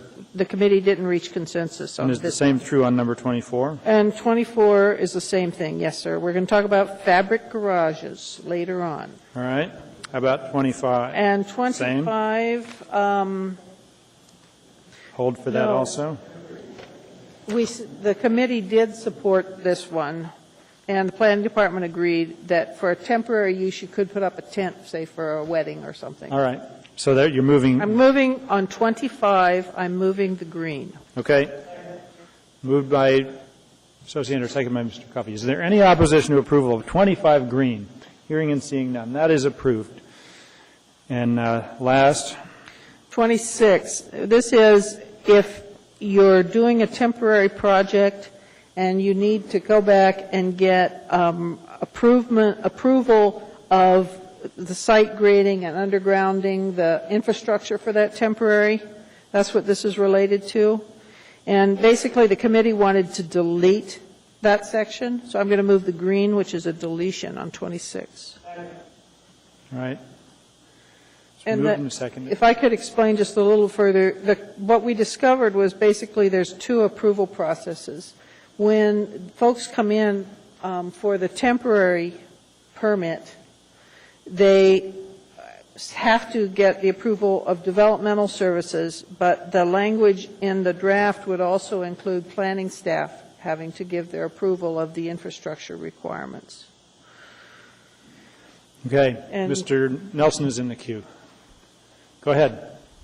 Yes, the reason that the staff supports the Planning and Zoning Commission amendment is because temporary uses are intended to be that temporary. They're not intended to basically alter the site, particularly with site grading and installation of utilities, because basically those are the types of activities that go along with permanent use. And it's on that basis that we're basically recommending not allowing this amendment as proposed. Okay. Dr. Selcraig.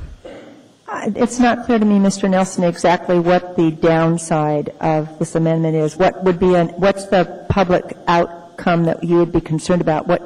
Could you explain that in more detail? Typically, before you go through a permanent development, you're going to do any site grading and alteration of the site, you go through a more extensive review to make sure that they're not going to create drainage impacts, you're not going to change, you're not going to violate buffering requirements and so on and so forth. Our concern is that temporary uses are intended to be that temporary, and that the use of the land for temporary use is not reviewed for all the various impacts if you're going to end up being allowed to alter it to site grading and installation of underground utilities and the like. How does it function now? What's the current situation for these uses?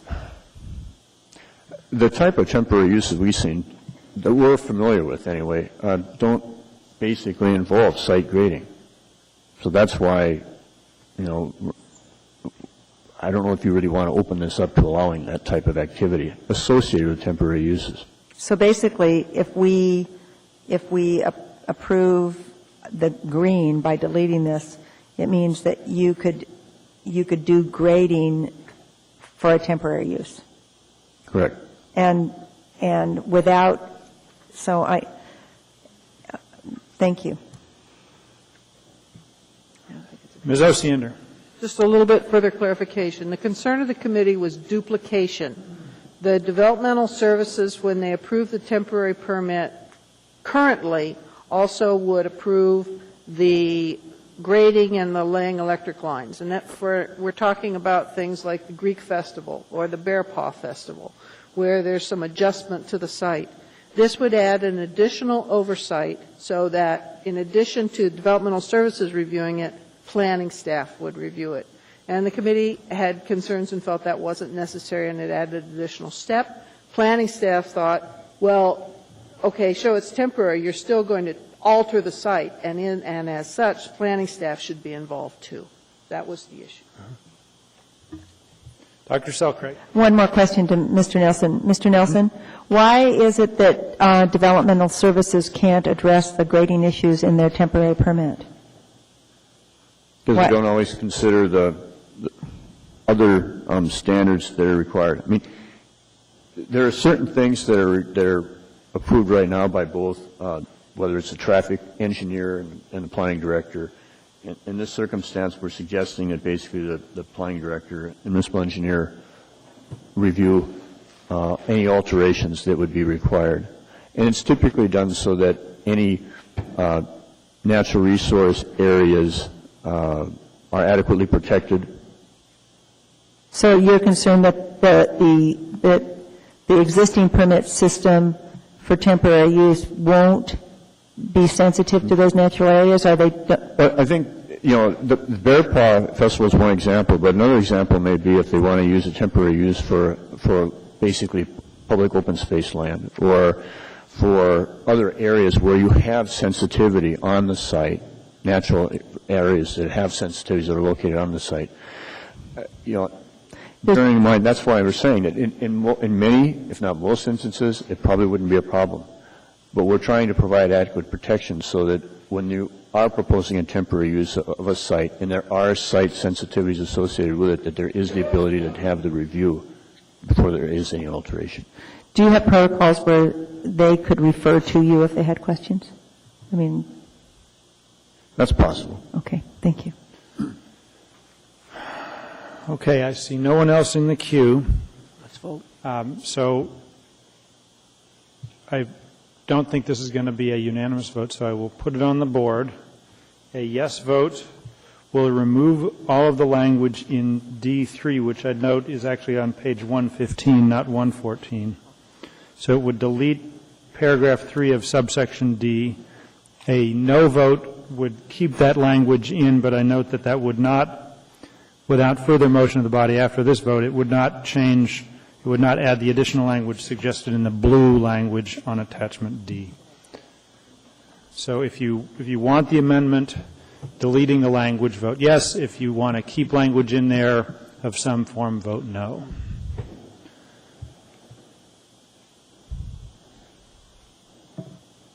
Mr. Flynn?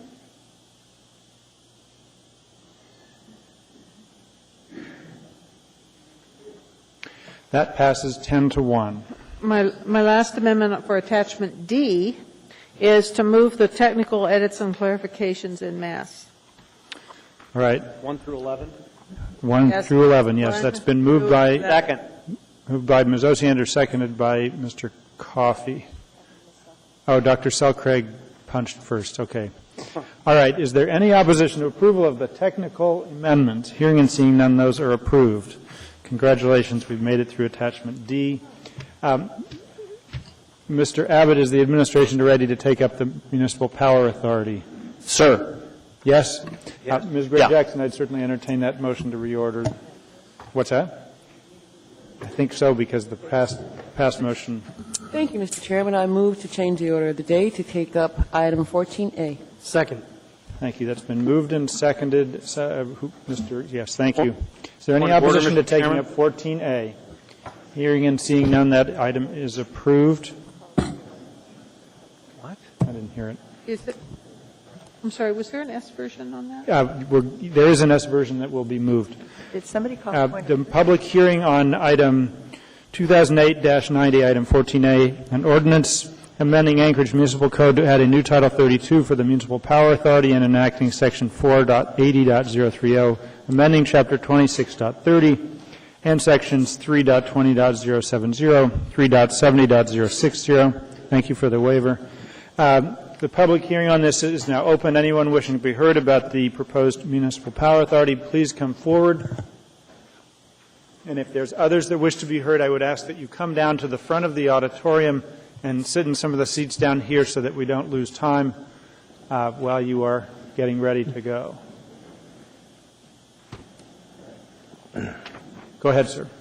Good evening. My name is Bob Mayer. As I have testified before this body on September 13th, 2005, concerning the changes to Title 31, which created the AWWU Board of Directors, I feel it necessary to return and repeat those concerns for the Title 32 changes which will create the ML&P Board of Directors. To properly understand why this ML&P Board of Directors is before you here tonight, the Anchorage Assembly first needs to study the efforts to deregulate AWWU down in Juneau. The number one legislative priority for Anchorage municipal government for the 24th sitting of the Alaska State Legislature was House Bill 108. House Bill 108 was the vehicle which would have self-regulated AWWU and was introduced in January 2005 solely by Representative Tom Anderson. In an effort to move House Bill 108 out of the House and over to the Senate, language was added in a House committee mandating the addition of a board of directors type of governance. In September 2005, between the two sittings of the 24th legislature, that is exactly what the Anchorage Assembly did with 2005-107. The only reason the AWW Authority Board of Directors was created was to facilitate the deregulation efforts in Juneau. Anyone who tells you anything different is telling you a falsehood. Now, both the AWW Board of Directors and proposed ML&P Board of Directors do not have any attached budgets. Also, neither board has any overriding ethical standard or statement. The lack of ethical standards for the AWW Board of Directors has proven to be disastrous for the AWW ratepayers. A large portion of the AWW Board of Directors is made up with current and former members of the mayor's senior staff. An example of how placing executive-level policymakers on a board of directors to thusly carry out those executive-level decisions is exemplified in 2005-107, the changes to Title 31. Section 3120020 is entitled Dividend to the Municipality.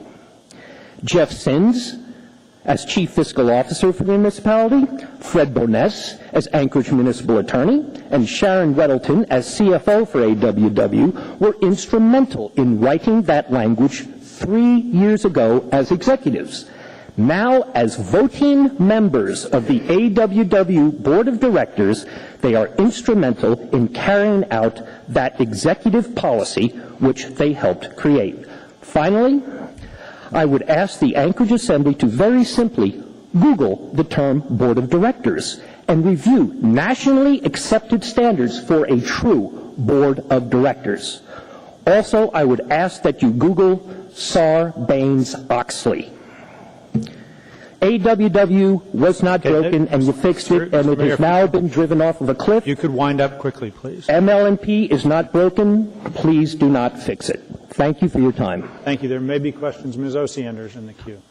When I read through this, I specifically looked for any language that would call for moving away from the authority of the Regulatory Commission of Alaska, and I didn't see it. Your concern seems to center on that. Yeah, when House Bill 108 was moving through the legislature, I think that the Anchorage municipal government found itself sort of behind the curve. And now I sort of see you getting a little ahead of the curve by creating a board of directors for ML&P. If there are any coming efforts to deregulate it with all the changes. I talked about Title 42 here the last time I was here, and it's just an interesting development. Thank you very much. I don't see anyone else in the queue. Anyone else wishing to be heard? Yes, thank you, Mr. Chairman and Assembly people. My name is Russ Nog, and I am the current chairman of the Municipal Light and Power Advisory Commission. And I'm not a senior member of the mayor's staff, never have been, although I did become an employee recently because of an IRS audit, but that's a subject for a different time. The motivation really behind the advisory commission voting several times to request that the Assembly consider making Municipal Light and Power a separate authority was for the ability to be able to move into the 21st century on behalf of our ratepayers, our customers. We're obviously a citizen board. Our concern is to ensure that there are reasonable rates, reliable, redundant, safe power for our service area.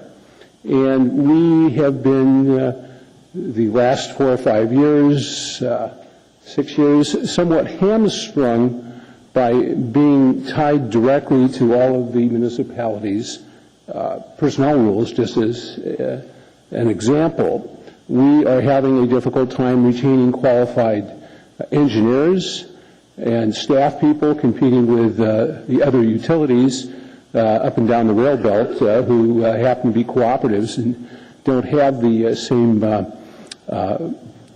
prohibitions in terms of salary caps. So that's certainly one of our strong motivations for wanting us to be an independent authority. There has never been any discussion, to the best of my knowledge, about deregulating. We certainly think that it's in the best interest of our ratepayers to have the Commission review any rate case that we file. And so at any rate, I would like to encourage this body to vote affirmatively on the ordinance in front of you. And if you have any questions that I'm able to answer, I'm happy to address them. Thank you. There's some people in the queue, so that looks like you've got some questions. Mr. Birch. Yeah, Russ, thanks for coming out tonight. You had indicated that this would free up the utility basically for elevating compensation levels. Is there a fiscal note attached to that as to the additional cost and impact on ratepayers as to bring those salaries up to what? It is my understanding that it would be in the neighborhood of what, about $1 million, $1.5 million? Pardon me? I am advised that we don't have the number yet. So we don't really know the financial impact on this change as far as allowing an increase in compensation levels within the organization? That would be a correct answer. And then secondly, the testimony earlier or preceding you indicated some sort of link to deregulation. Are you aware of any deregulation? Absolutely none. Yeah. Okay. Thank you. Ms. Osiander. I'm sorry? You're next in the queue. Thank you. It appears to me, as I read this, that the employees are still covered by collective bargaining agreements. Correct.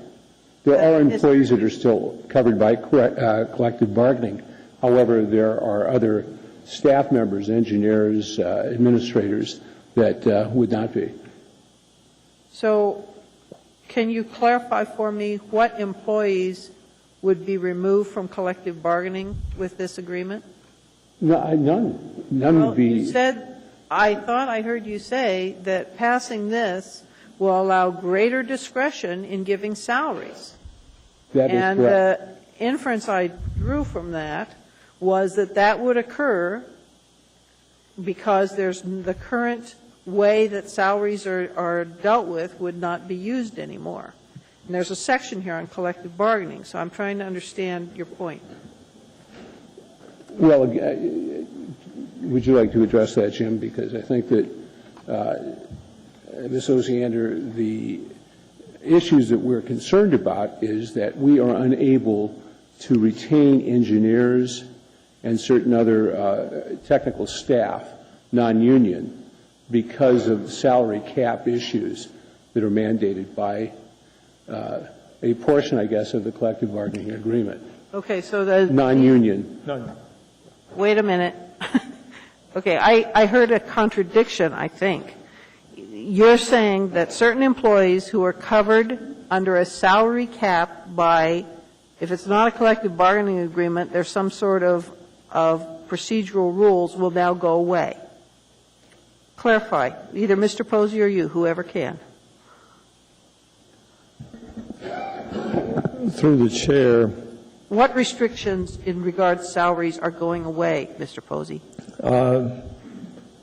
Through the chair, Ms. Osiander, the collective bargaining unit will remain the same. In fact, the board powers under the amendments you have before you say that the board doesn't even deal with collective bargaining unit until 2010, but we have my supervisory staff and managerial staff, which bump up against the city's mandated levels of payment, when even though the union people that they supervise pop up above Where's the, them. And it's the personnel rules I'd basically. love to see these rules that have city mandated.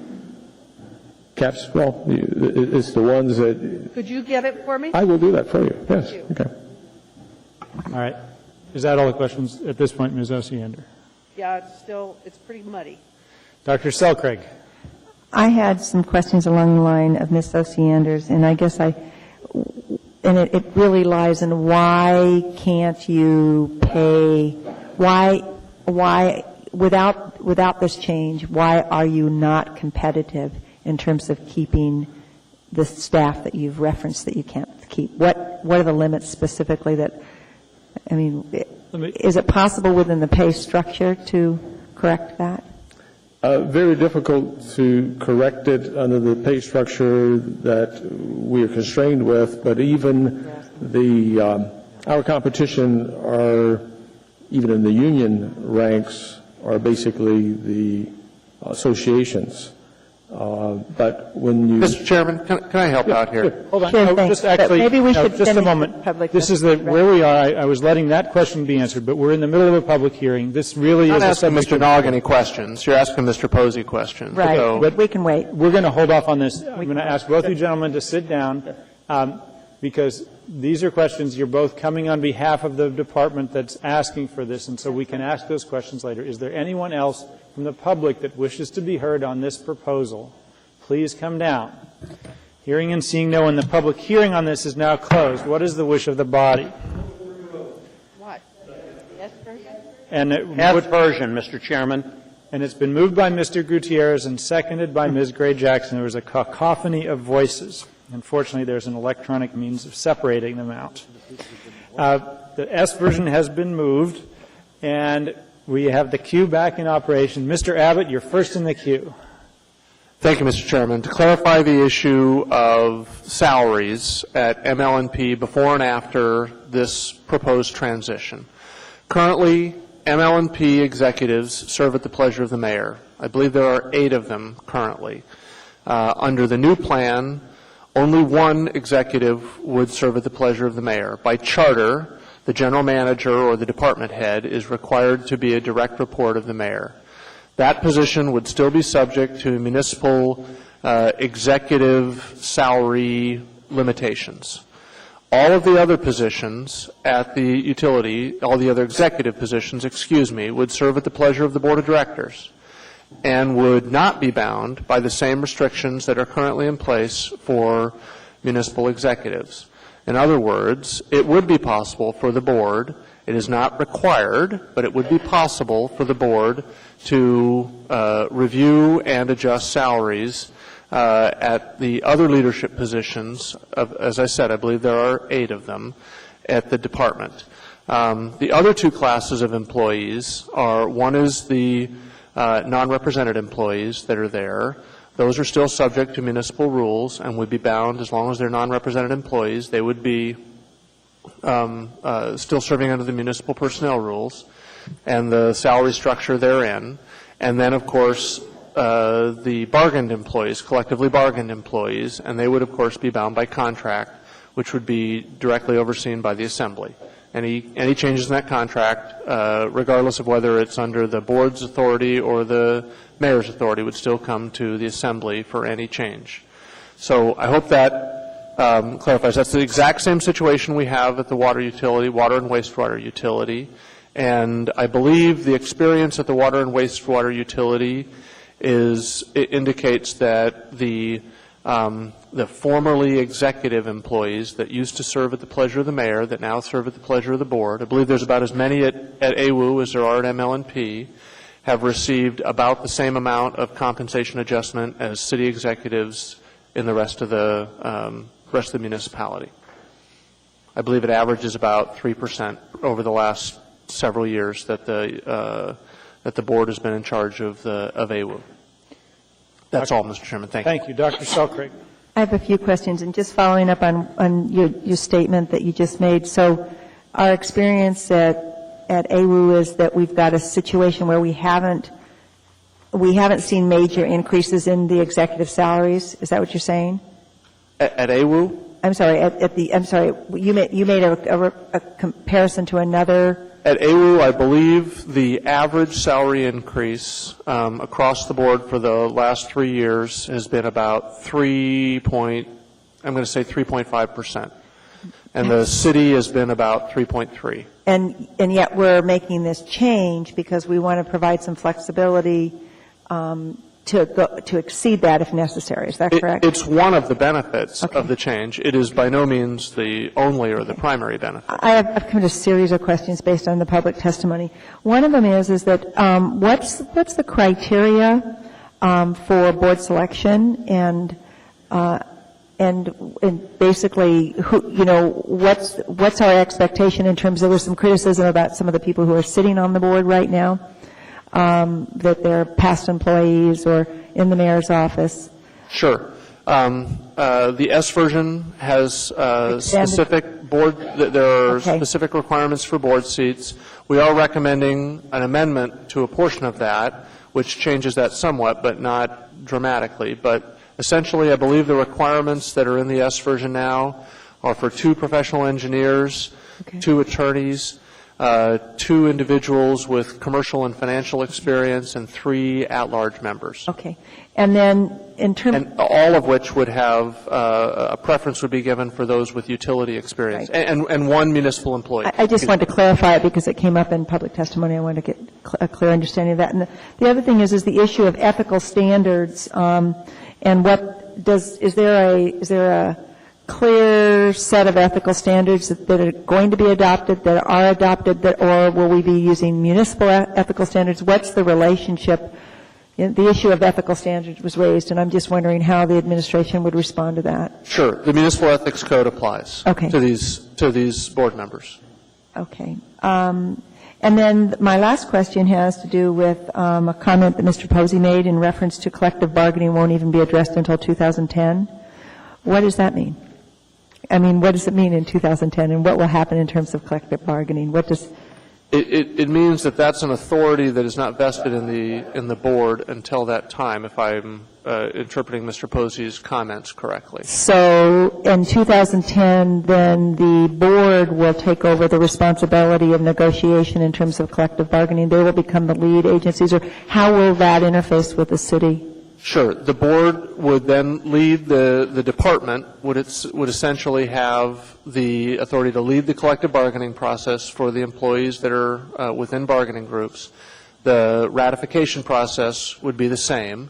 It would still have to come to the assembly for approval, but instead of City Hall running that negotiation process, it would be the department. Okay, and so the final say is with the assembly. Absolutely. And just kind of a mini summary, and maybe you went over this in the work session, and it's here before me, but could you just kind of outline the relationship in terms of the power structure between the board and the assembly, what our relationship is, and how this board will in fact, and when it will interact with us, just briefly? Functionally, the various roles and responsibilities between the mayor, the board, and the assembly, the primary shift is that authority that is currently vested in the mayor shifts to being vested in the authority and the board of directors.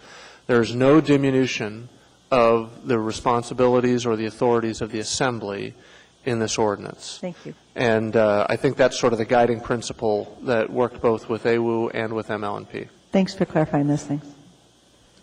Thank you. Mr. Gutierrez.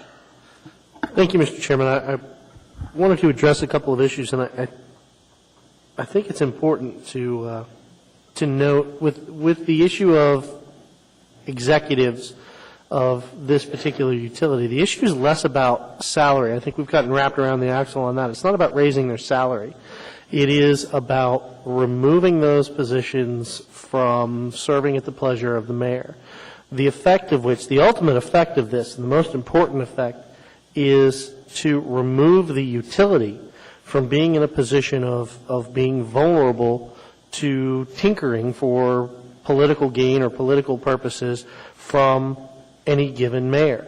And, as somebody who was around as your staff and worked on the AWU authority issue for this body, I became pretty familiar with that particular issue. And yes, AWU deregulation was part of that. That was clearly one of the principal considerations. To say it was the only consideration, I think, reflects a misunderstanding of what was happening at the time. Removing the utility from that position of vulnerability, again, was the prime mover. I think that was the most important consideration. There were other considerations, and they were attempting deregulation at the time. They haven't attempted it since, and it's a very different legislature now. Some of the main obstacles to deregulation are no longer in the legislature. With the notion that the mayor's senior staff could dominate this board and in effect sort of retake the mayor's position for him, I think that's also a little misleading. If you look at the staggering of the seats, we have only, depending, several months or several more months of this administration continuing. And if you look at the seats, 2 of them are up in a year, another 2 are up in 2 years, 2 more are up in 3 years. So the next mayor is going to get to appoint fully 5 members of this 9-member body.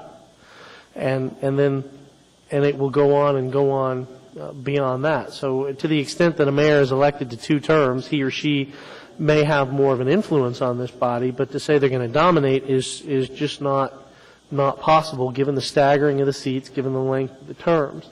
It's just not going to happen. So again, it's going to remove the influence of any one mayor overly of the utility. And again, with the senior staff, it's a fact of life, and I hope the administration won't be offended by the cliche of rats jumping off a sinking ship.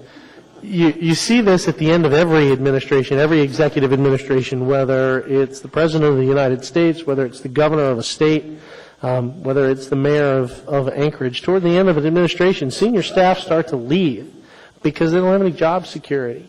And when you're talking about senior executives at what is probably the single most important municipal utility, taking their management ability, taking their knowledge, taking their skill, and leaving for no better reason than they're not sure whether they're going to have a job 4 months from now, and in their own best interest and in the interest of their family, they have to leave.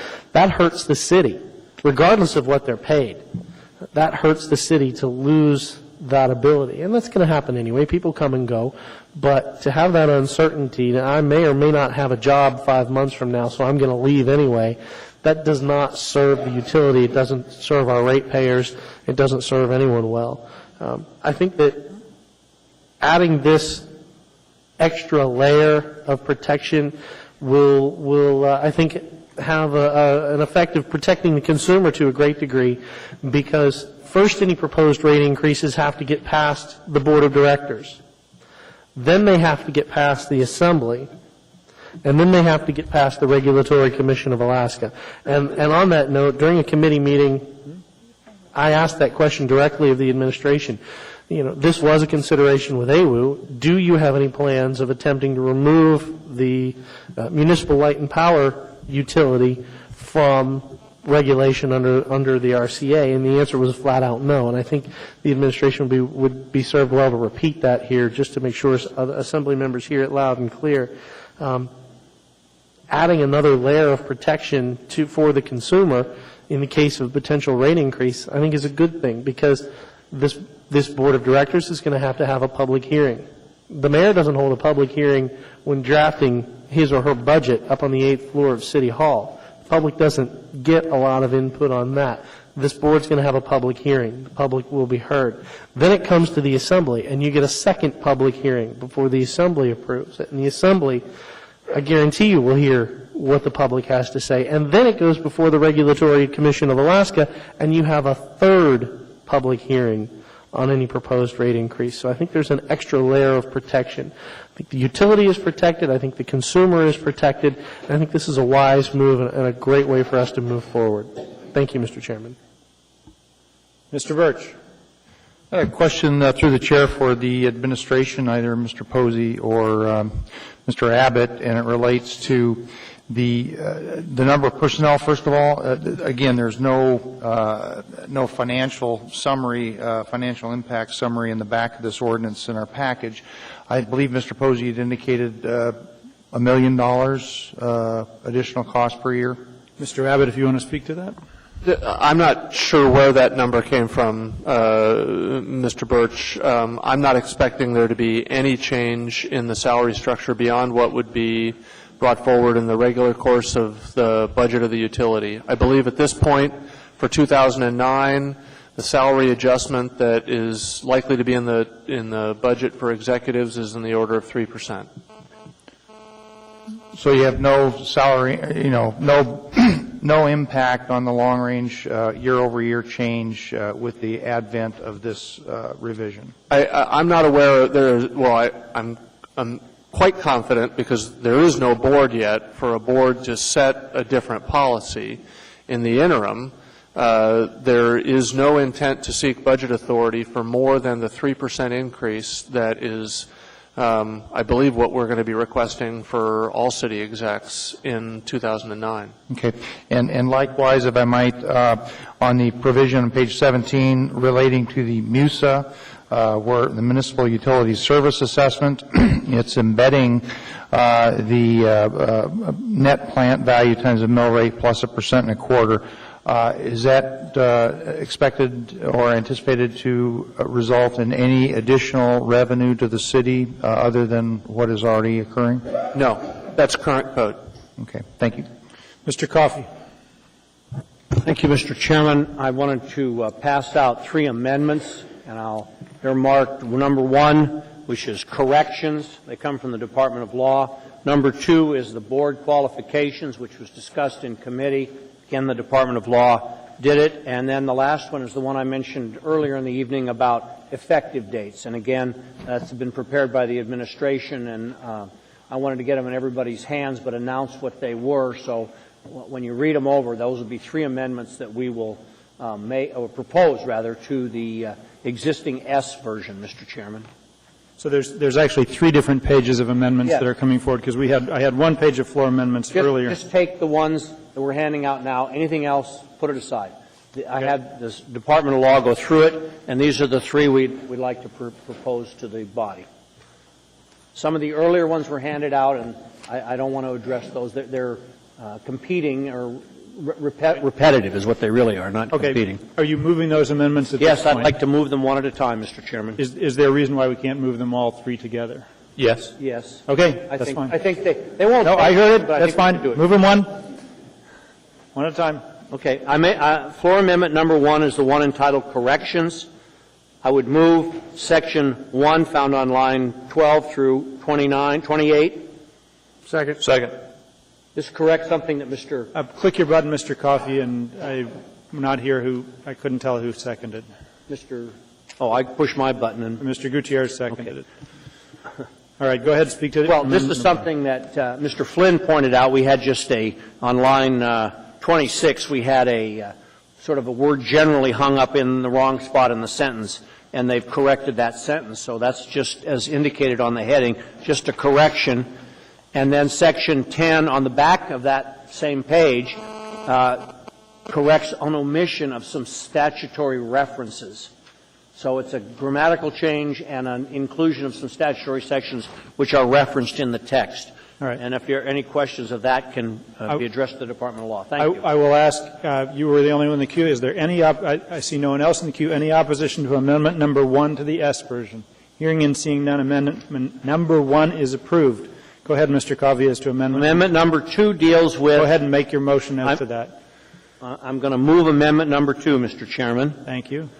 And a second, Mr. Gutierrez. And number 2 deals with qualifications for the Board of Directors. During committee discussion, we thought it would be better, based on the recommendation of those who have experience at AWWU, that we increase the board from 7 to 9, and we add qualifications. And then finally, what we didn't want to do was make it impossible to find someone, so the language "with preference given to persons with experience in utility matters" was added as a qualification to all of these people. So if you can't find a utility lawyer, for example, you can still put an attorney on there, which he may not have the experience, or she may not have the experience with utility matters, and so on down the line. So it adds a little bit of flexibility, and that's that amendment. It takes it from 7 to 9, Mr. Chairman. Okay, thank you. And I see Mr. Flynn in the queue on this one. Please go ahead.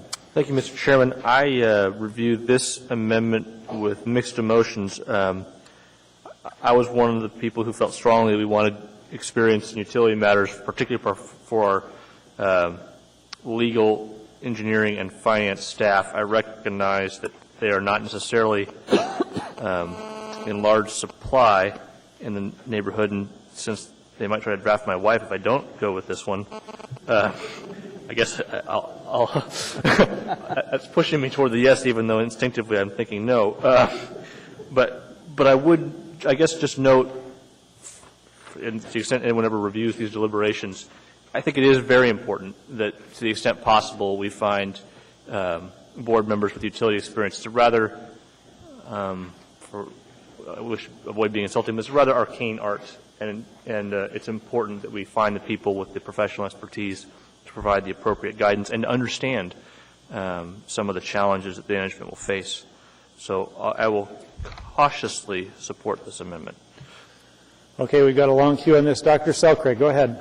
This is the first time I've seen this, and one of the things that I want to note is that for the members of the bar, we've increased the membership. For engineers, we've increased the membership. For accounting and business administration, we've increased the membership. And for the public employee, we've left it the same. But for the members at large, we've decreased the membership. And I guess I'm questioning what the rationale for that was.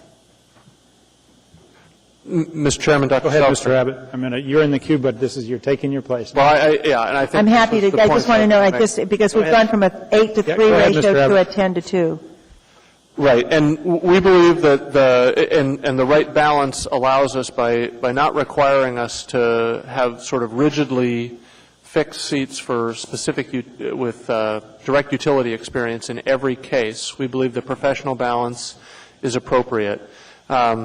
Just by example, there's a number of people here on the Assembly that meet some of the qualifications, but most of you would not be eligible to serve. There's a couple of attorneys. Neither of you, I don't believe, would meet the initial qualifications set out as those with direct experience in utility matters. There's a professional engineer, but he wouldn't qualify as one with direct experience in utility, although I should say that he's served as a board member of utility in the past, and I don't think there's any reason why someone with that experience wouldn't be a useful board member at ML&P as well. And the same with folks with commercial and finance experience.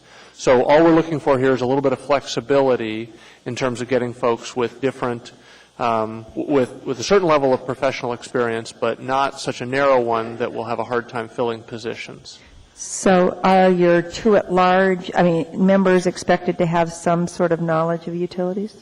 A preference would be given to folks with knowledge of utilities, but that is specifically meant to mean that not everyone will have sort of day-to-day professional experience with utility matters. There will be, and we would anticipate that there will be folks with a variety of backgrounds and experiences on the board, and they'll be representing the municipality of Anchorage. So we believe that sort of diversity is important. Thank you. Thank you. Ms. Gray-Jackson. Thank you, Mr. Chairman. I'd like to say that I'm really pleased to see this floor amendment in regard to preference, and I wish I would have thought of it.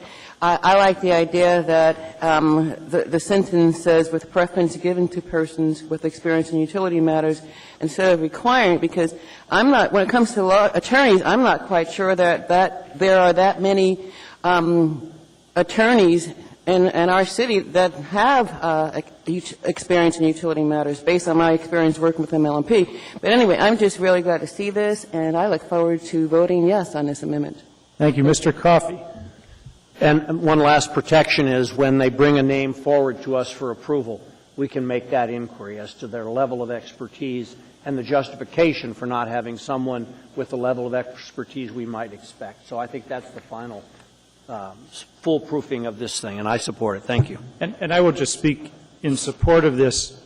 I spoke with Mr. Primo from AWWU, and I specifically asked him, are there parts of the AWWU board structure that could be improved on for purposes of this power authority with MLNP? He said yes, and one of the most important ones is going from 7 to 9. And the reason that he supported the 7 to 9, and I think this started out from discussions with Mr. Primo, the reason to go from 7 to 9 was they discovered with 7 it became very hard for subcommittees of the board to get involved in things because it ended up becoming too small a board to function in smaller levels. And so this allows the board itself to function more effectively with subcommittees and things of that nature. So, and my understanding from Mr. Primo is not only does he think this is a good idea, but he thinks it's such a good idea that we'll probably see within the next several months a amendment to the AWWU operating so that they can go from 7 to 9 in a similar format.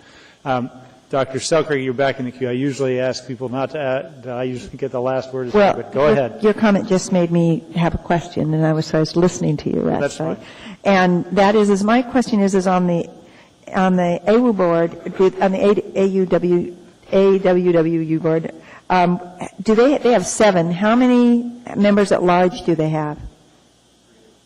So I guess I'm wondering, I'm still questioning the wisdom, of stepping down the at-large members. I have been on numerous boards and found it really wonderful, almost like fresh air in the room, to have at-large members who are active, engaged participants.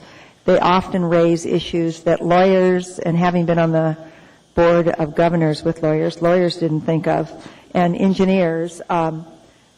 My experience is you get a lot of professionals in the room and they think down their narrow path, and there's I think a real benefit to having a balance of at-large members. And so I would just be interested if anyone else on the body has any apprehensions about those numbers before we vote, because perhaps we could adjust them. I'd like to hear. Mr. Flynn, go ahead, and then I'll comment on that. Go ahead, Mr. I'll just Dr. Selkirk, you're hitting upon a subject upon which we deliberated at length in the committee process, and I think we have struck the correct balance. I would note that we still essentially have 3 at-large members on this board, even though one is a municipal employee.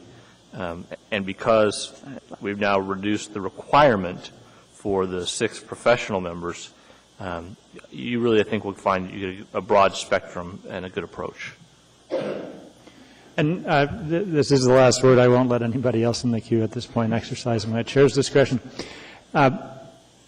Responding to your question, Dr. Selkirk, our first contact was when you were on the Board of Governors of the Bar Association. I was a member of that board. That's a 12-member body, of which 3 are public members. So the public members were in a significant minority, and you and 2 others were consistently very effective with all those darn lawyers, getting us to think differently and take a different perspective. And I was consistently impressed with the power that the public members had without constituting a majority, their ability to build coalitions with the professionals on the board and succeed on furthering their agenda was repeated again and again and again, both when you were on the board and when your term ended on the board. And if there was anything that gives me confidence that there's enough representation on this body, there's actually a higher representation percentage-wise of public members on this than was on the Bar Association. And on the professional side, there's diversity because you've got engineers, attorneys, and accountants. And if you ever see those folks agree,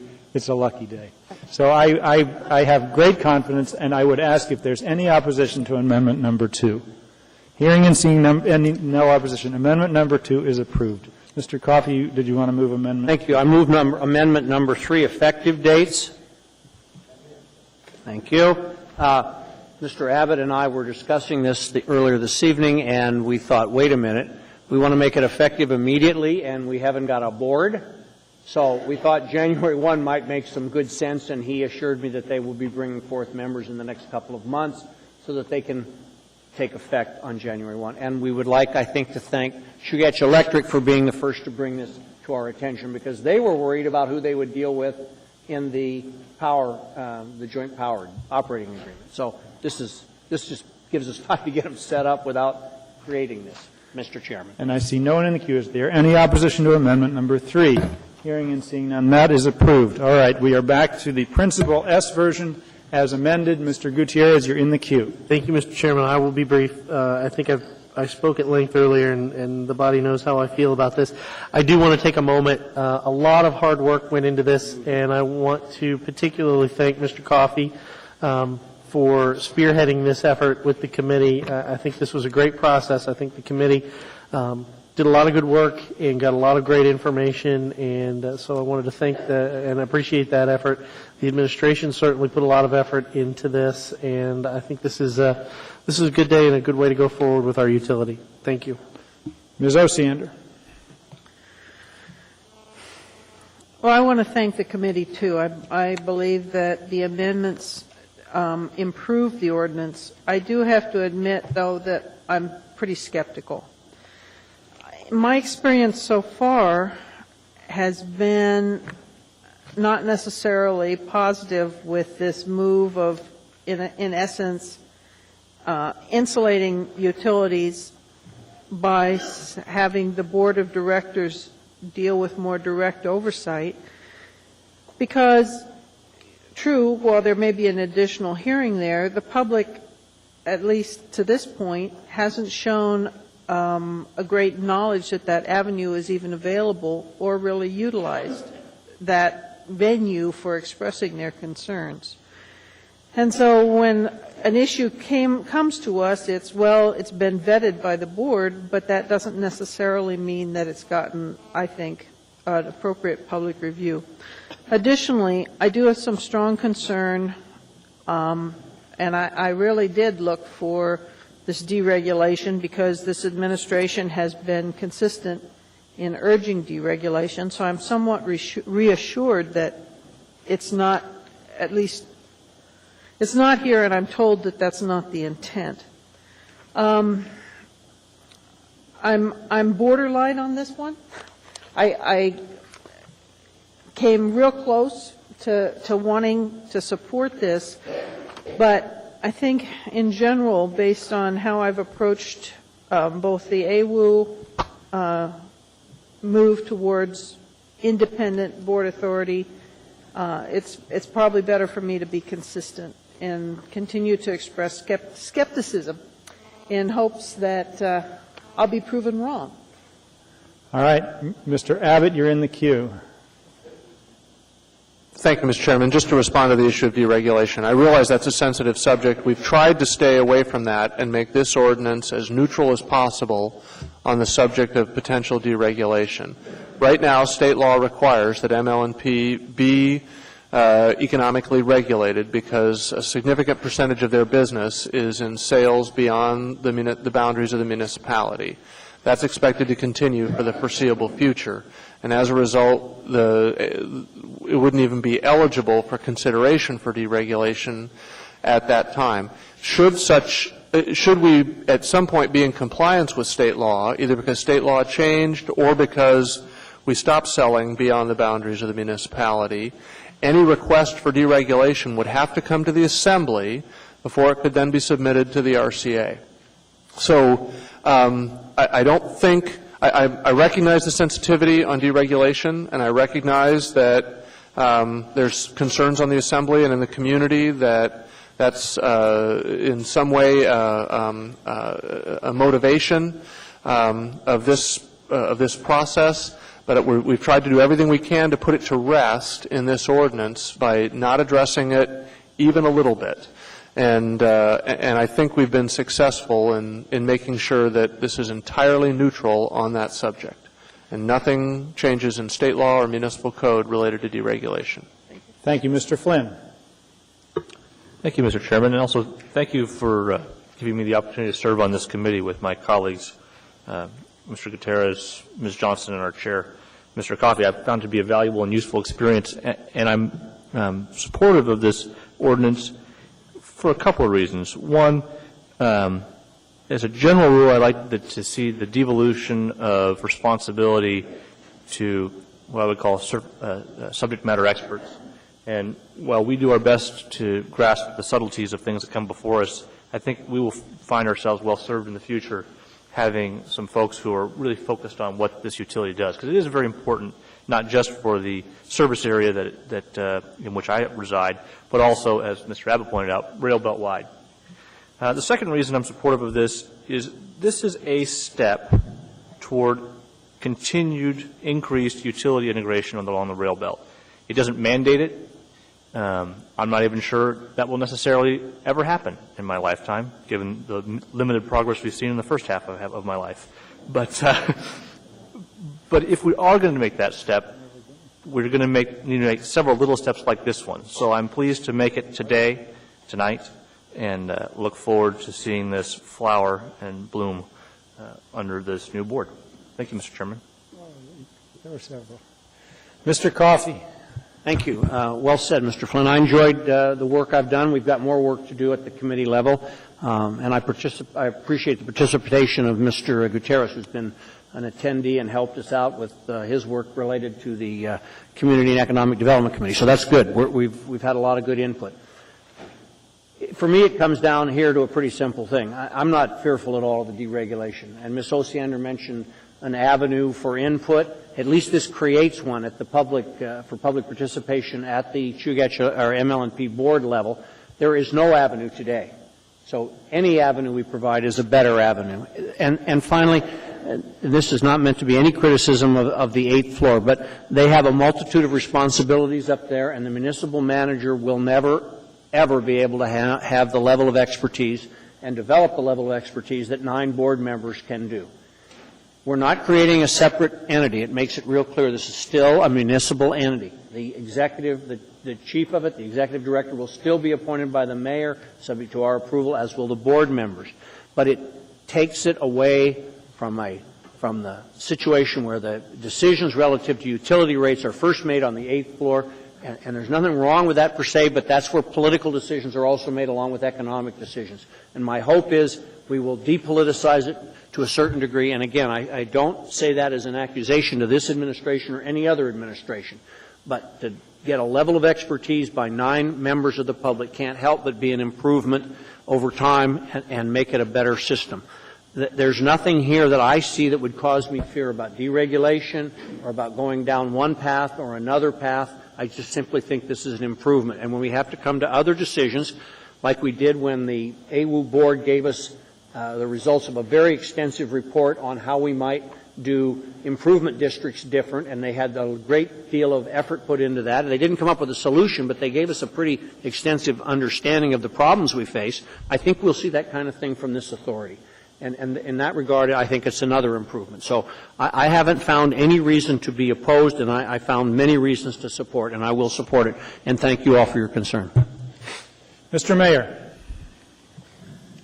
Thank you very much, Mr. Chairman, and Mr. Coffey. Thank you for those comments. And actually, for some of those reasons, that is why we went down this path, because, we have, as a city, many, many different services that we manage, and utilities are not always the best in the sense of our time allocation. But I think MLP, which is a very strong utility, this is the right time to make this move and move it into an authority with less of the politics, not only today or into the future. So your points, we take those very well, and that's exactly one of the reasons. And I think, Mr. Flynn, your general comments, I hope in this next half of your lifetime that, I don't know if you want to measure your time that way, but I hope we do move more and more down the road. I think we have been spending the last, several decades talking about integration of electricity and power in the rail belt. I think, if anything, with the work of the Assembly to help make this ordinance better than when we presented it originally, as you've helped us on the other issues we brought forward and into the future issues, that I think we are leading that charge to make more opportunities available to integrate the power companies within the rail belt. And this is another stage to do that. But even if that doesn't happen, we have done something that I think is long-term healthy for the utility, and that is getting the politics more and more out of the day-to-day operation. I think the more we can do that, we'll have those kind of things like AWW did, where it's very thoughtful discussions and not tainted with any discussion of the politics of the outcome, just here's the facts, how do we get down the road and figure this out? And I think that's what the goal is here. So I again want to say thank you to the committee for doing your work to help us improve this ordinance to the level. I think at the end of the day, between the Assembly, the Commission, the staffs that worked on this, we're going to be able to set up a process that is going to be healthier and better for the ratepayers at the end of the day, and that's the ultimate responsibility. Thank you. All right. I see no one else in the queue. I'll just make my very brief comments. I support this. I think it's a very positive step for electric utilities in Anchorage that the municipal-owned utility will have a board of directors that is meaningfully independent from much of the political process. I think it will serve the consumers, and I think it will serve the city. So with that, I will ask, because we may not be unanimous on this, I'll ask everyone to please vote from the S version as amended.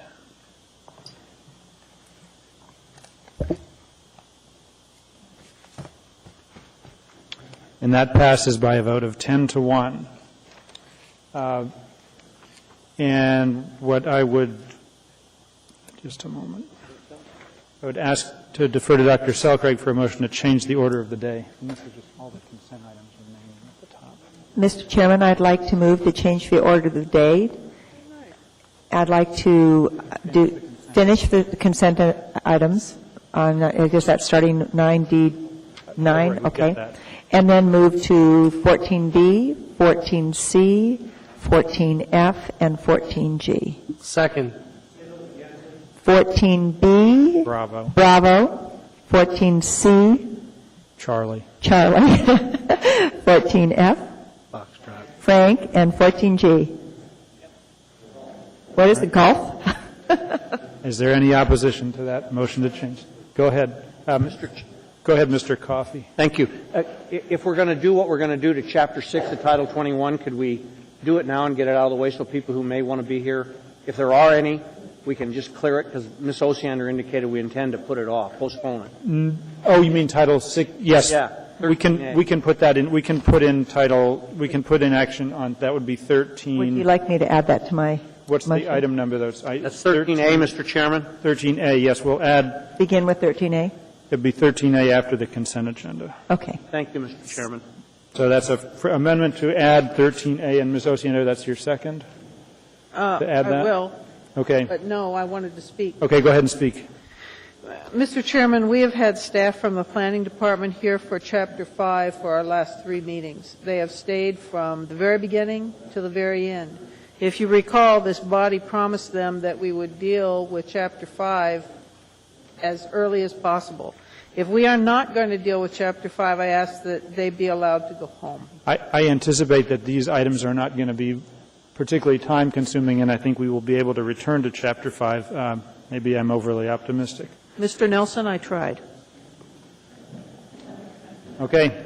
There's an amendment to the change order. Any opposition to adding 13A to the changed order of the day? Hearing and seeing none, that is accepted. Is there any opposition to changing the order of the day as noted? Yes, one. There's one opposition. That motion to change the order of the day is approved. That brings us back to the consent agenda items. The next item on the consent agenda to take up. Mr. Chairman? Oh, yes, Hi. Ms. Sorry Grayjoy. sorry to interrupt, but we're going to deal with D9.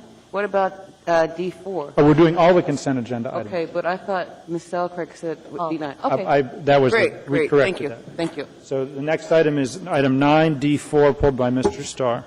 Move to approve. Go ahead, Mr. Starr. I'd like some clarification. Mr. Posey, probably the best through the chair to speak to the contribution directly for the use of setting aside utility deposits. And my question is, it's follow-up on one process I've been trying to alleviate the burdens of security deposits in our military bases specifically. There's one line in here that references sort of a coordination outreach effort, but it doesn't go far enough for me yet to relieve the burden of these military folks in particular that come up here for three-term durations. they plop down $500, $600, $700 to our utilities, and it's a burden on an officer family or not. Why do you want to do it this way? Can't we just let them off the hook on the deposits? Go ahead, Mr. Posey. Through the chair, Mr. Starr, you and I had some conversations about the total cost, which, based on the rate increases announced today by Instar and others, is going to push that number higher than what you and I talked about. For us, the easiest way to do that, in that we're regulated utilities, all of us, is to have third parties get a donation, work with the qualifications as we have here, and one of the qualifications is active military. And all they need to do is the Armed Forces, YMCA, and others that will be working with the Urban League in making sure that the 7 people who have participated so far this year can grow exponentially, hopefully, and also participate with minimum of paperwork. And that works for us and keeps us from trying to go get a change in our tariff, which is expensive with lawyers, accountants, and everyone else, as to how you justify that. And so therefore, for us it works. I think it would work for other utilities if they would go this same route. Well, I appreciate you stepping up. It wasn't to be critical of that, because I know we talked about the immediate need to do it, and this definitely accomplishes it from your angle. I'm looking at the regulatory, the Urban League, doing a great job with that. And again, it would mean to me the world to encourage, and welcome our military folks, as opposed to the first thing they see is a bill from especially a city-owned utility saying, before we can sign you up, you give us some money. That's not a very welcoming thought. So I've heard the criticism. It's a constituent base I work with, the military bases in particular. So I commend you for doing it. Don't leave me with trying to encourage other utilities to do it. So I will assist you with all that I can. Thank you very much. Okay. I urge approval. Mr. Coffey. Mr. Posey, we're giving them $60,000 to the Urban League, and they're going to give it back to us after they vet these individuals, right? And I want to make sure I understand it. If we tried to do it, if ML&P tried to do it directly, it would run into its tariff? Yes. And then to change I can't give away electricity. Huh? I can't give away electricity. Okay. But you can give away money, and then they can give it back to us, and away we go. Right. All right. Thanks. But just to clarify, what happens in the end, hopefully, is that this is the opening deposit, but when they turn off their service at some point, we can potentially get it back. Mr. Clayman, what happens is we hope that this is going to be developing into a revolving fund. They've already returned $1,300 to us this year for various reasons. People timed out on the 13th month, and hopefully that if the number of people don't grow, don't expect that to happen, who need help, then at least as people turn over in that 13th, 15th, and 16th month, these monies will return to the organization to keep doing the process. That's right. Okay. Thank you. No one else is in the queue. Any opposition to approval 9 Delta 4? Seeing no opposition, that is approved. That brings us next to item 9 Delta 9, pulled by Mr. Flynn. Go ahead. Mr. Flynn, a motion to, or actually somebody else make a motion to approve because he's declaring. Move to approve. Mr. Coffey, thank you. Second. Second by Ms. Osiander. Go ahead, Mr. Flynn. Thank you, Mr. Chairman. Just real briefly, the beneficiary of this reimbursable services agreement is my employer. So I'd like to declare a conflict. With regard to the conflict, do you have a direct financial interest in this? I do not. And is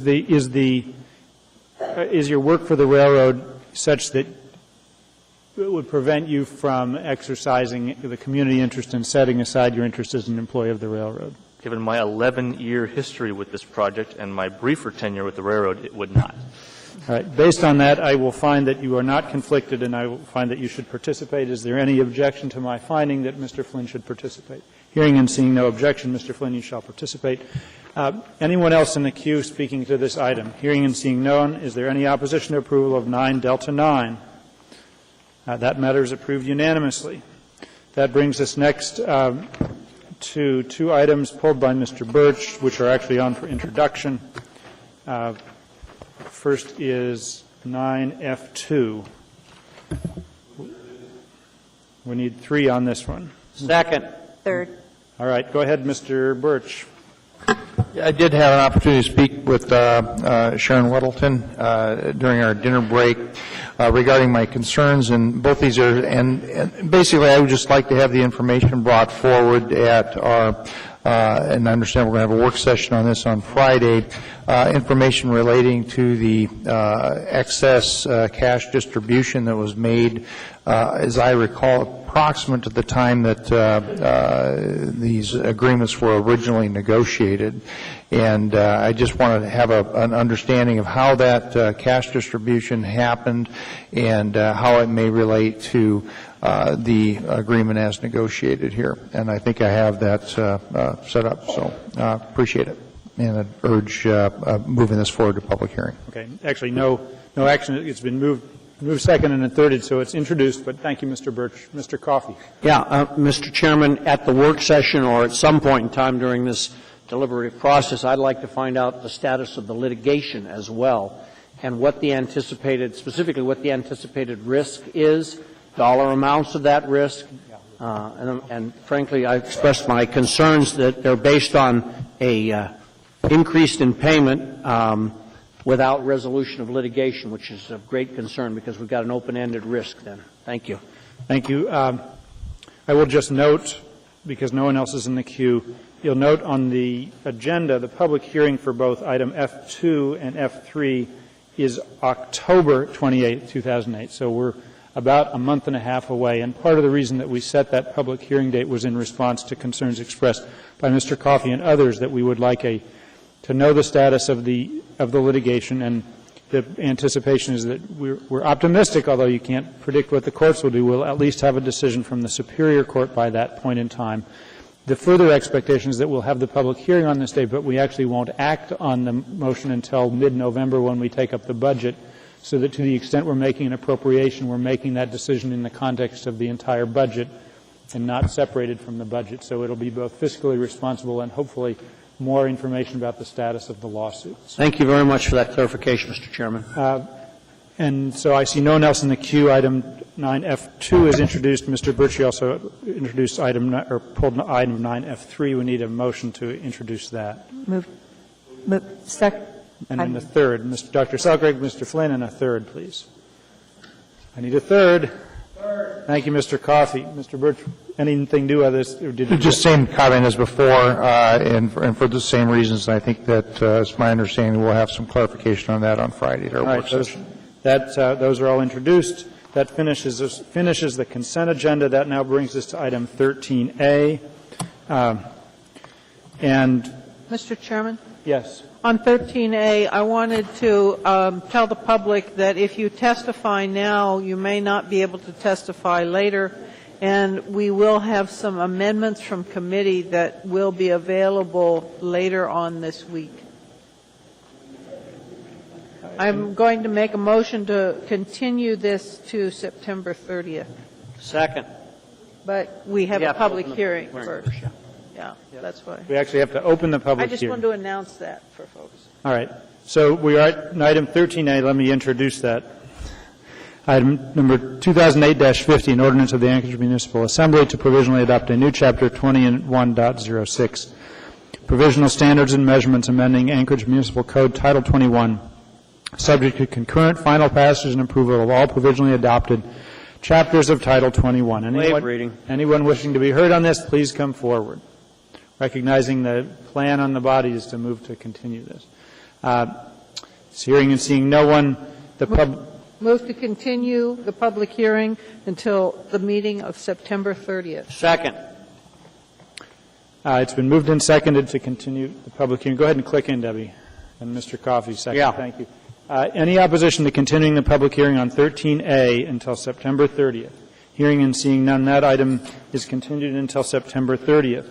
That brings us now to item 14B, AR number 2008-177, a resolution of the Municipality of Anchorage appropriating $14,989 from the State of Alaska Department of Health and Human Services. Thank you very much. The public hearing on this item is now open. Anyone wishing to be heard on this resolution, please come forward. Hearing and seeing no one, the public hearing is now closed. What is the wish of the body? Move to approve. Second. Moved and seconded. I see no one in the queue. Is there any opposition to approval of item 14B? Bravo. Hearing and seeing none, item 14B is approved. That brings us next to item 14C. AR 2008-95, an ordinance creating Special Assessment District 08-55 for the reconstruction of Cliffside Drive and Eastside Drive and determining to proceed with proposed improvements therein. The public hearing on this matter is now open. Anyone wishing to be heard, please come forward. Hearing and seeing no one, the public hearing is now closed. What is the wish of the body? Move to approve. Seconded by Ms. Johnston. I see no one in the queue. Is there any opposition to approval of item 14C? Hearing and seeing no opposition, that item is approved. That brings us now to item 14F. Number AO 2008-98, an ordinance authorizing acquisition of 2 lot portions located at West 27th Avenue and Spenard Road for an amount not to exceed $850,000 plus closing costs from the Anchorage Roads and Drainage Service Area Fund 441 for right-of-way improvements. The public hearing on this matter is now open. Anyone wishing to be heard, please come forward. And what I would ask, there's at least 3. You all get a turn. What I'd ask you to sit up at the front so you can move quickly. And go ahead, sir. Let us know your name. My name is Jed Whitaker. I only have a question. It refers to lot portions. I hope for $850,000 you're getting all the lot. I mean, I don't understand why it refers to a portion of the lot. Maybe somebody can ask. I'll just respond, and if I'm incorrect, the administration can correct me. It is all the lots. We're getting the whole lot. I'm not being corrected, so that must be right. Thank you, Mr. Whitaker. Next, please. I would like to apologize to the Assembly. I had a totally organized speech for you people, but it's in a tow truck headed to Stewart. Name. So now we're going to impromptu. Say your name. My name is Bob Haig, and I own 2647 Spenard Road, which is a 12,000 square foot lot bordering 27th Avenue and Spenard Road. It has a 4,000 square foot shop on it. Me and my wife have been there since 1990 and purchased the place in about 1997.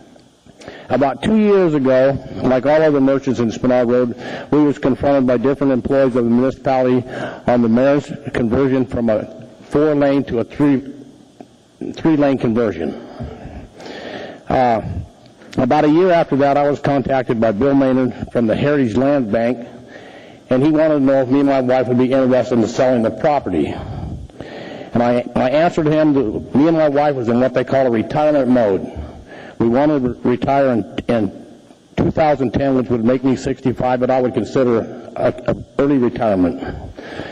The city's plan for my property was to straighten out the intersection on 27th. Most intersections in the world are like this. 27th is like this. The figures are accurate. There's 14,000 people pass that intersection on a monthly basis. There's a recorded accident by the APD there at least every other month. This does not include what us people in towing business call bumper thumpers or fender benders, where people just slide into each other gradually and they just give each other their insurance cards and they're gone. I mean, screeching tires to me and all my neighbors in Spenard Road is sometimes a daily occurrence. They figured by the removing my shop, they could straighten out the 27th there and get rid of the cross-eyed intersection that causes most of the problems, they believe. On appraisal of my property, my first offer was denied by Heritage Land Bank, so me and my wife hired a professional broker who specializes in commercial real estate for sale in the Spenard and the Midtown area. His name is Gabe Stephanie, works for Jacksite Realty. He came in with the price for what he could sell my property for. Next, we had to determine the moving costs because we're going to relocate our business to 92nd King Street, which me and my wife own an acre lot there for an impound lot, and we're going to relocate our towing business there. And we contacted Vivian Clark who was a former city employee who worked with relocating people that was in a similar situation to me and my wife, where the road came through, they had to sell their house and relocate. She gave us the guidelines for the relocation expenses. We took that with the appraisal from Gabe Steffen. We presented it to Bill Maynard, and me and my wife settled a purchase and agreement contract with the city of Anchorage. I took one step further there on a deal. I personally contacted all three of my surrounding neighbors. Behind me was Arfie's Dog Care. To the right of me is the Mountaineering Store, Alaska Mountaineering Hiking, and Northern Bank. All the neighbors, they feel like me and my wife, they agree with the sale of the property. They figure it'd make a safer neighborhood. Thank you very much. I don't see anyone with questions, but I appreciate you coming down, Mr. Haig. I guess I'm asking, are you supporting the project then? Pardon me? Are you up here to support the project? And support? Yes, that's Oh, correct. okay, thank you. He's in support. Yeah. All right. He's the seller. I get it, but I just wanted to hear him say. Mark Butler. I'm in North Star Community Council as a private citizen and head of the Road Safety Committee there. Both Spanard Community Council and North Star Community Council have endorsed this purchase. No matter if it's eventually Spanard Road is a 3, 4, or 5 lane, it is very important, we feel, to buy this property. On your highest transportation priority transportation projects for the state legislature session, this body has rated the Spanard Road safety upgrades, Chester Creek to Benson Boulevard, as number 3 on the list. So we're very, very hopeful, the citizens who live there, that this purchase will be made, and eventually the bike trail down Romig Hill and other safety improvements will be made as well. This is the first step. We hope you'll approve this. Thank you. Thank you. I don't see anyone with questions. Thank you for coming down, Mr. Butler. Anyone else wishing to be heard, please come down. Hearing and seeing no one, the public hearing is closed. What is the wish of the body? Move to approve. Seconded. Ms. Osiander, go ahead. Has this property been appraised, and how much was it appraised for? Mr. Maynard? You can come forward, or you can sit over at the table if you'd rather. Mr. Osiander, through the chair, the property was appraised by a broker opinion letter from Prudential Jack White Vista. The valuation was $650,000, which did not include any business value existing on the property. We accepted that value, and that was from early 2007 or late 2006. And then added to that the relocation cost, and that figure is what brought us nearer to the purchase price that was ultimately decided on. This is 2 lots, correct? It's 2 lots and 1 building. And the $650,000 was the appraisal for both lots That's together? correct. And this purchase price is for both lots, including. How did you come up with the $200,000 additional as relocation costs? The relocation cost was $127,000. The initial valuation at $650,000 was an early valuation. We added an inflation factor to that, which added an additional $70,000, bringing it current at the time that we made the offer. That brought the offer to $720,000, and then we added $127,000 to the $720,000 offer, and that got us to the $850,000. Okay, I'm sorry, you went a little fast for my brain. I'm sorry. So what was the inflation factor you used? It was since the appraisal is 1 year old, you added how much? 9.5%. Wow, that seems like a lot. Is the property gone up 9.5% all over town? Actually, real estate commercial values have. Okay, well, I'm somewhat concerned about paying over the appraised value.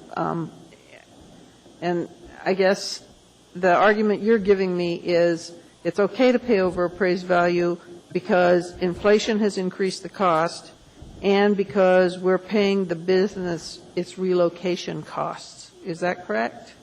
Not exactly, Ms. Osiander. I think that the appraised value, had we ordered an official appraisal, number one, that cost for the appraisal would have cost in excess of $6,000 just alone. That taking the valuation of the broker opinion letter and adding to it an inflation factor is common to determine a current value. And then in this particular case, we were not buying the business, we were allowing the business to relocate, but we offered to pay the relocation expenses, and those were $127,000 added to the purchase price. And that figure came from a seller? That came from a consultant. R&M Consultants did the appraisal for the moving costs. And there, I might note, too, that at this location, there are several businesses, multiple businesses located within the boundary of this one, actually 2 parcels. They're all owned by Mr. Haig. Any other questions, Ms. Osiander? No, I'd like to have somebody else ask some questions because I'm concerned about it. Mr. Flynn? There's 2 more in the queue after Mr. Flynn, so you'll have a chance. Mr. Flynn. Thank you, Mr. Chairman. No questions. Just I would briefly state that the larger Spenard Road project that is under evaluation at this point in time has me and some of the business owners in the area concerned. This piece of it is not a matter of concern from that perspective. It corrects a traffic issue, as Mr. Haig alluded to in his comments, and I think it's a positive for the neighborhood. It does not imply, it does not guarantee that there will be any changes to the current structure of Spenard Road except for this one intersection. And that's all, Mr. Chairman. Thank you. Thank you, Mr. Coffey. This is for Mr. Maynor. We've got 12,000 square feet of real estate here, if I read the memorandum correctly. Is that right?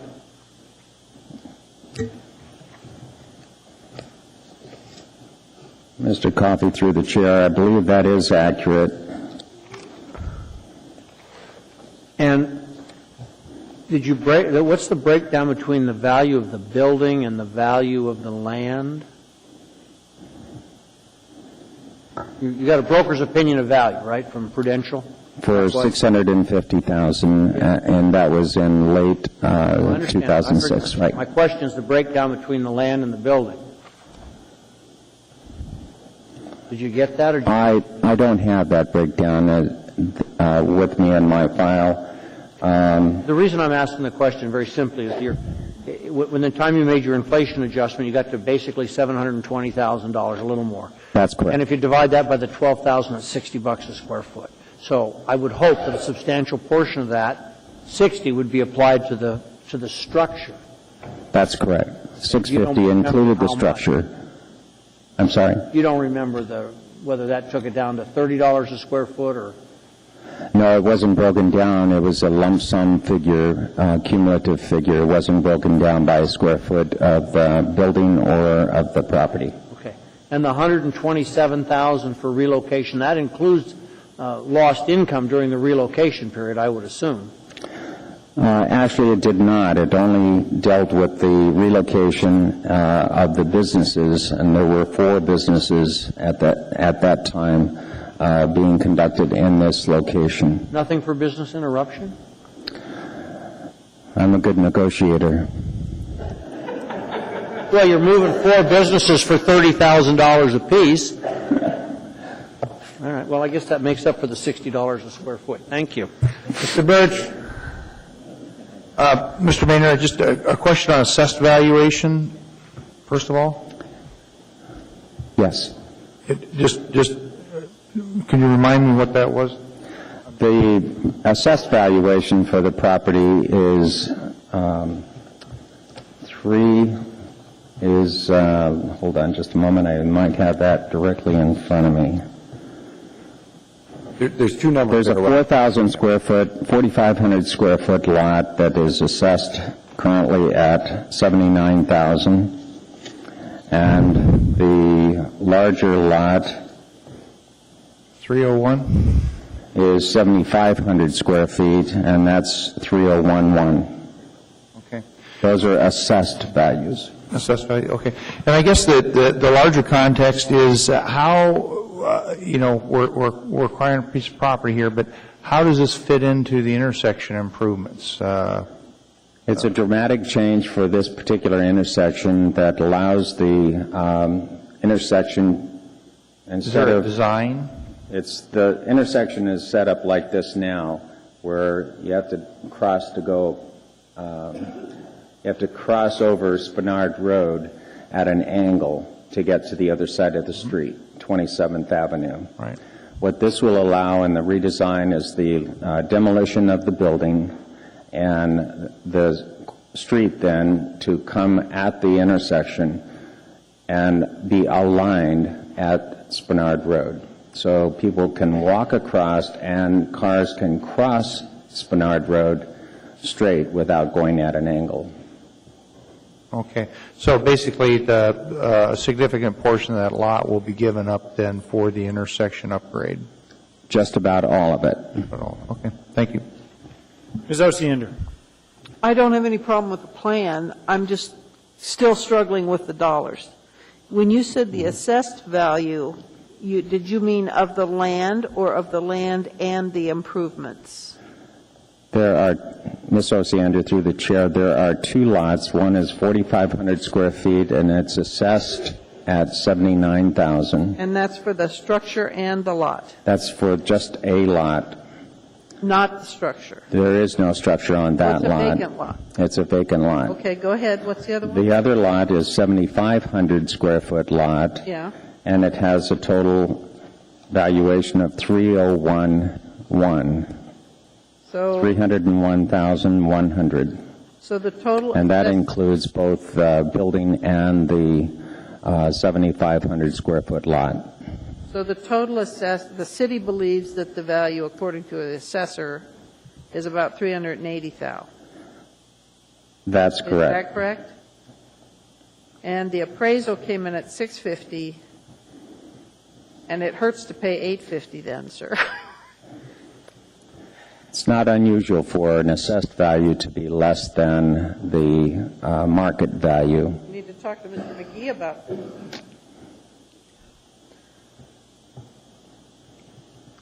All right, any other questions, Ms. Osiander? Okay. I will just note, no one else is in the queue, so I'm going to exercise my role as commenting last. There's no questions for Mr. Mayor. This is an area, the Spenard Road improvement is a subject of great controversy in our district. There are those that want a 3-lane road. There's those that want a 4-lane road. There's those that think the real solution is a 5-lane road. Then there's the smattering few that think we should go to 2 lanes, or others that want 8. And my interest, one of the businesses that has been most concerned is Alaska Mountaineering and Hiking, because unlike all other businesses, they actually, under the current scenario, they actually have no road access if the construction closes access to that business off for a long period of time. One of the advantages of this change, or this purchase, will allow Alaska Mountaineering and Hiking to have access during the course of construction. And as a long-time business in the community that has a lot of customers throughout Anchorage, I think that's something to consider. I don't think this is solely for the benefit of Alaska Mountaineering and Hiking, but I think the fact that he's comfortable with that gives me a greater degree of comfort. I also recognize, as Mr. Flynn correctly notes, this does not decide the 3-lane versus 4-lane question. I also note that it's a route that in my bicycling to and from work I frequently cross this intersection, and the fact that it isn't aligned really does make it dangerous, and it's not easy for people to see folks coming, and so it will make the area much safer. So I support this. I recognize the concerns that have been raised by Ms. Osiander and others about the price, but I also recognize and respect the efforts to negotiate a price, and so I will support it. Please vote. A yes approves this purchase, a no does not.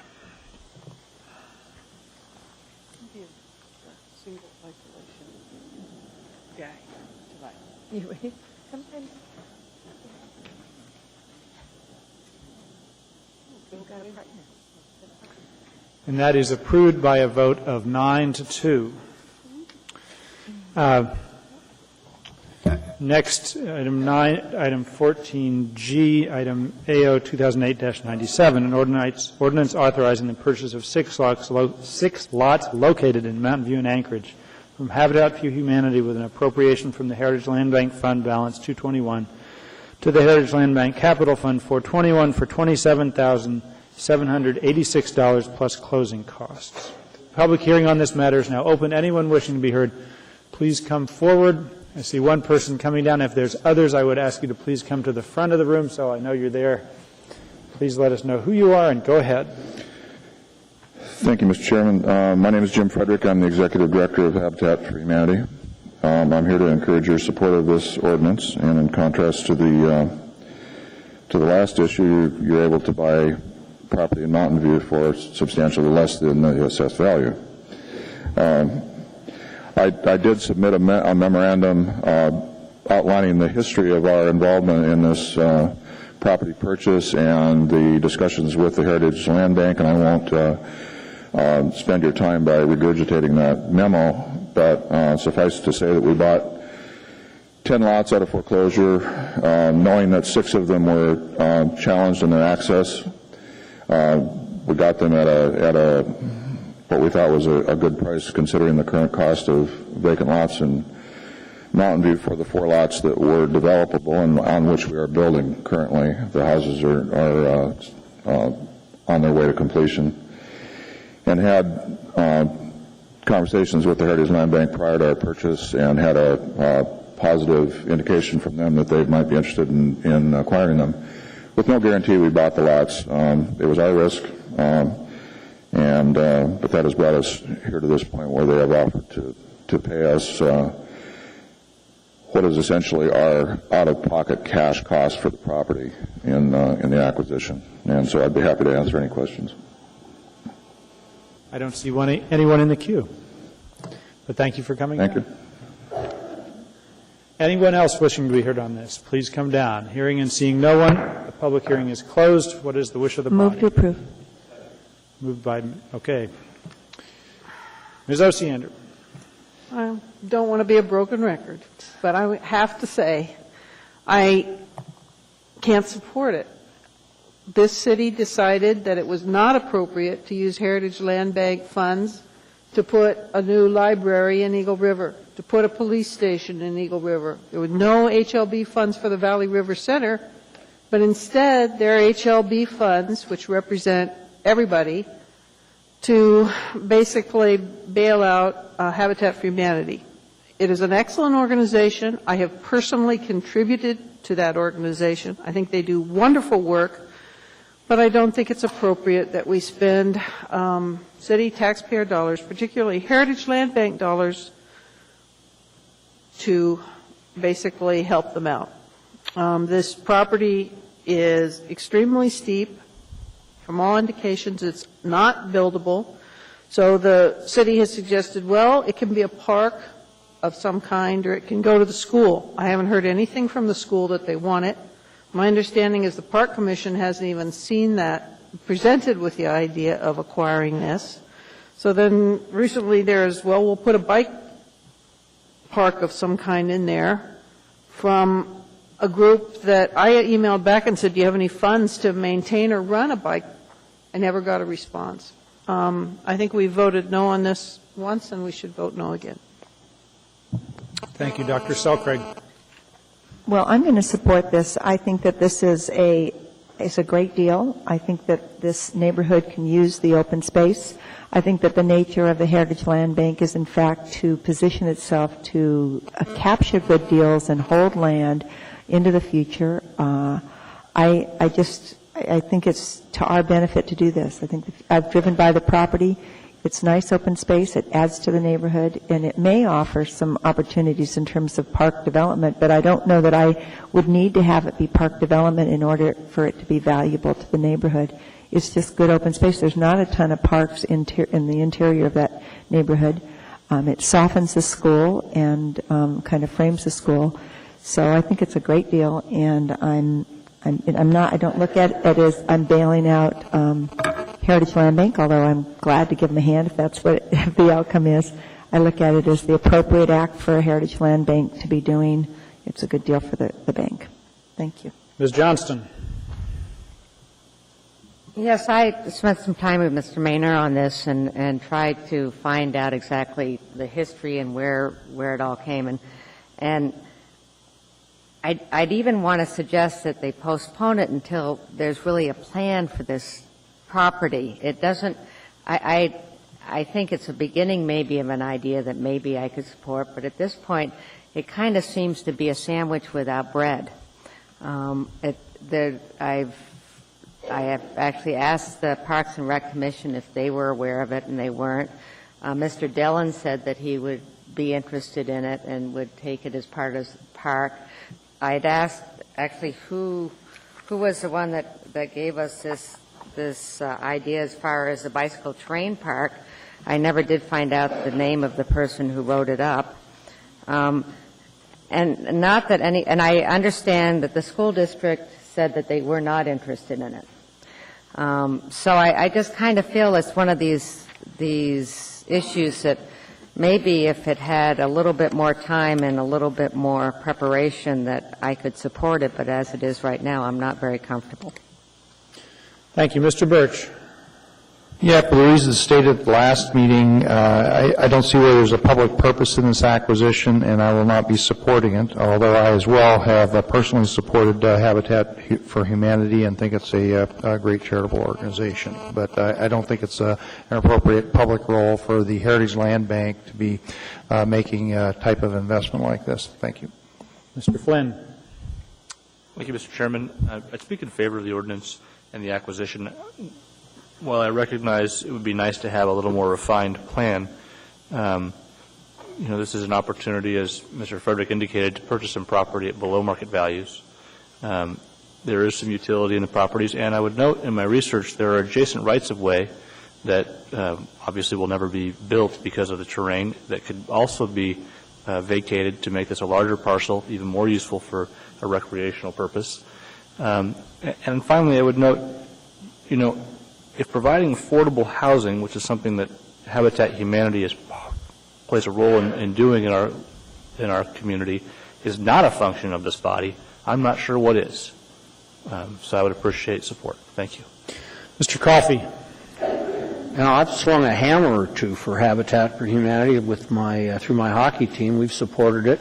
I continue to support it. I think it's a really fine deal. But what I saw here is, well, let's help them out, and that's a good purpose, right? And then when we started raising some questions about why we should spend roughly $30,000 on this deal, we started to get a whole collection of answers, and now we've got this, what I think is relatively ill-conceived and sort of, as Ms. Johnston said it, it's sort of after the fact, and this will justify what we're doing, and we can get this thing passed and move on.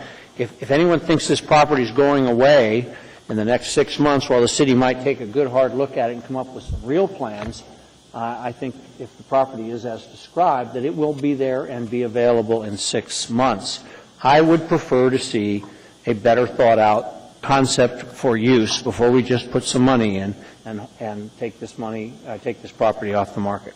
Thank you. Mr. Starr. Maybe for the administration through the chair, why didn't we have ACDA approach the property in other aspects of marginal developed lands or things we've had them sort of look at projects that could be enjoined, and I don't see ACDA in their role that's been used in other places. Why didn't they weigh in on it? This because it's not a redevelopment property. The purpose of this, and Mr. Coffey, I want to correct one thing.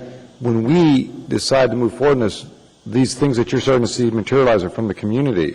My view was to purchase this as additional open space or space next to the school. We're not going through a planning process on these 6 lots to determine some massive park use. We thought it was a smart move to work with Habitat, a partner of our community building affordable housing, but also to augment the school grounds, even though the school always has a limitation of what they want as school grounds. We thought this was a perfect kind of buffer between the neighborhood and augmenting the school. So that's our purpose. There's no plan we're trying to package to justify. That's why we're buying it. It was a good price It partnered with a great partner of ours, and it wasn't for redevelopment of any kind. Okay, thanks. Mr. Mayor, you're in the queue. Did you have anything else besides that? That did it. Okay.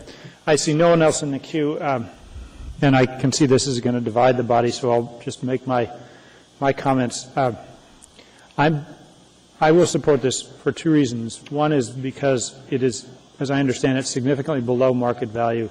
And this strikes me as one of those investments that we purchase, and although there's a lot of questions about why are we doing it, sometime in 3, 5, 10 years from now, there's going to come this huge benefit to the city, and people are going to say, you know, somebody had some real foresight when they did that, and they especially had foresight because they got a really good price and they made a wise investment. And so for those reasons, even though exactly what's going to be done with the land remains uncertain, and I recognize it might be nice to have a bit more information than we have, I'm going to support this. And with that, please vote.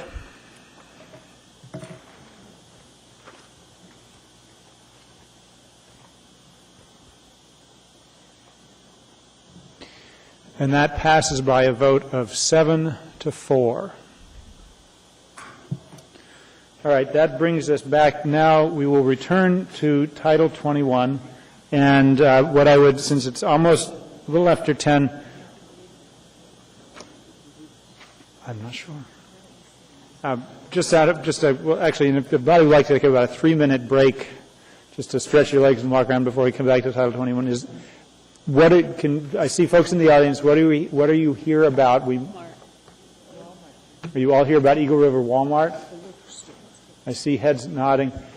We have a solution to Well, let me just say what's happening with Eagle River Walmart. Mr. Starr, if you want to speak to it.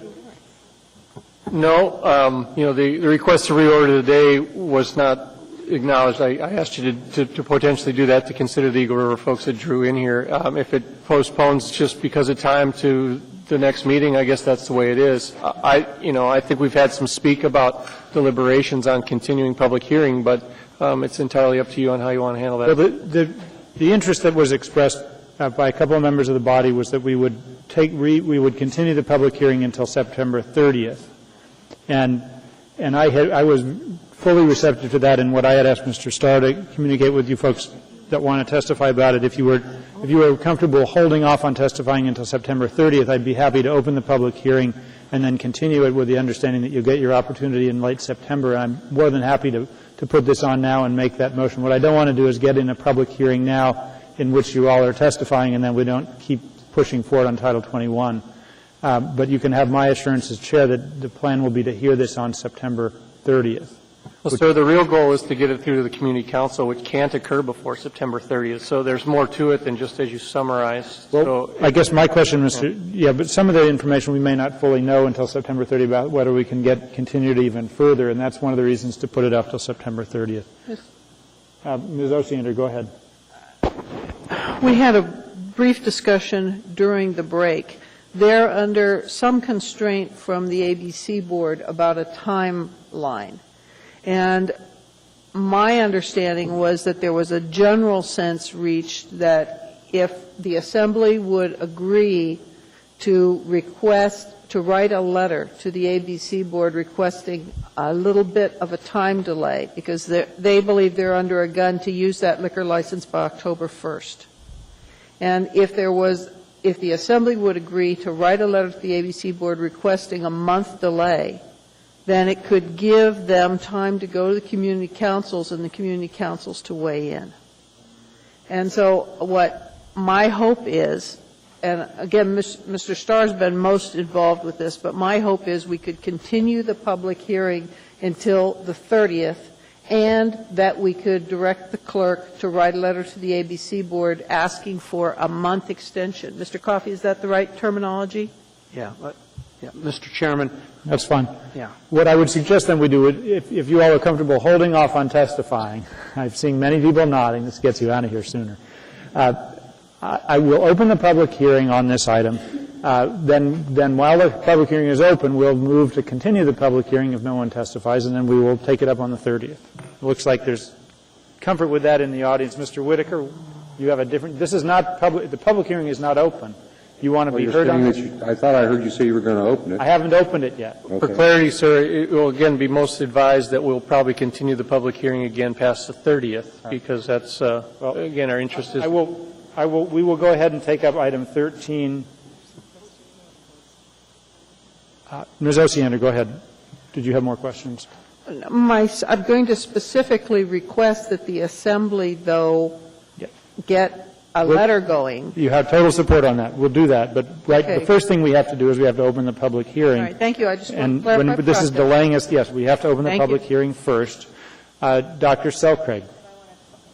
I want to clarify for those here that if you testify tonight, you cannot testify later. And so you may want to be thoughtful about when you come up and testify. I would just want to, in the strongest possible terms, please do not testify tonight. Come back on the 30th. Well, I'm just... Okay. Ms. Osiander. All right. Are you going to open the public I hearing? am going to open the Well, then, public what are you hearing. calling me on, for me on, sir? You're in the queue. Oh, I'm sorry. That was my request to get that letter written. I apologize. H? Yes. The motion to reorder? Well, we can't do it until we've opened the public hearing. That's why I'm... The public hearing on item 14H, number 2008-170, on a resolution of the Anchorage Municipal Assembly. Thank you very much. The public hearing is open. Anyone wishing to be heard, please come forward. I can't believe what I just observed. It's like you were conducting public business before the actual public hearing was open. Now, that's appalling. I want to tell you that in Tumwater, Washington... Mr. Whitaker, the subject of the public hearing is this liquor license, and you need to stay focused on the topic. I'm addressing this. They're basically saying, here's how we're going to make it happen before you've actually had the hearing. And I just... Let me give you some perspective. When I lived in Olympia, Tumwater had a moratorium on big box stores. And Walmart has a plan to move into Tumwater, and before they could get an effective date on it, Walmart brought in about 300 people, and they did the permitting process and basically ignored the moratorium that the folks at Tumwater wanted. Walmart... What I want to say about this, basically, is that alcoholism in Alaska is a big problem. And Walmart is known for selling at the cheapest price. Well, if you sell alcohol and make it cheaper, you're going to make it so that alcoholics can afford to buy more. And you're creating more of a problem. And then you have to ask yourself, well, what is Walmart giving back to the community for the creation of this problem of offering cheaper alcohol to the community? I don't think they do give anything back to the community. They have a history of requiring their employees to work overtime and not be paid. This is a national problem. They have a history of women that could be advanced to management positions, not getting that. They have a history of taking money out of the community. They're not local. The Walmart family, the Waltons, are all billionaires, yet they pay their people peanuts. So is this what you want in Eagle River? Cheaper alcohol to afford a disease that's in the community so that they can make more money? Well, that's the question I want to ask.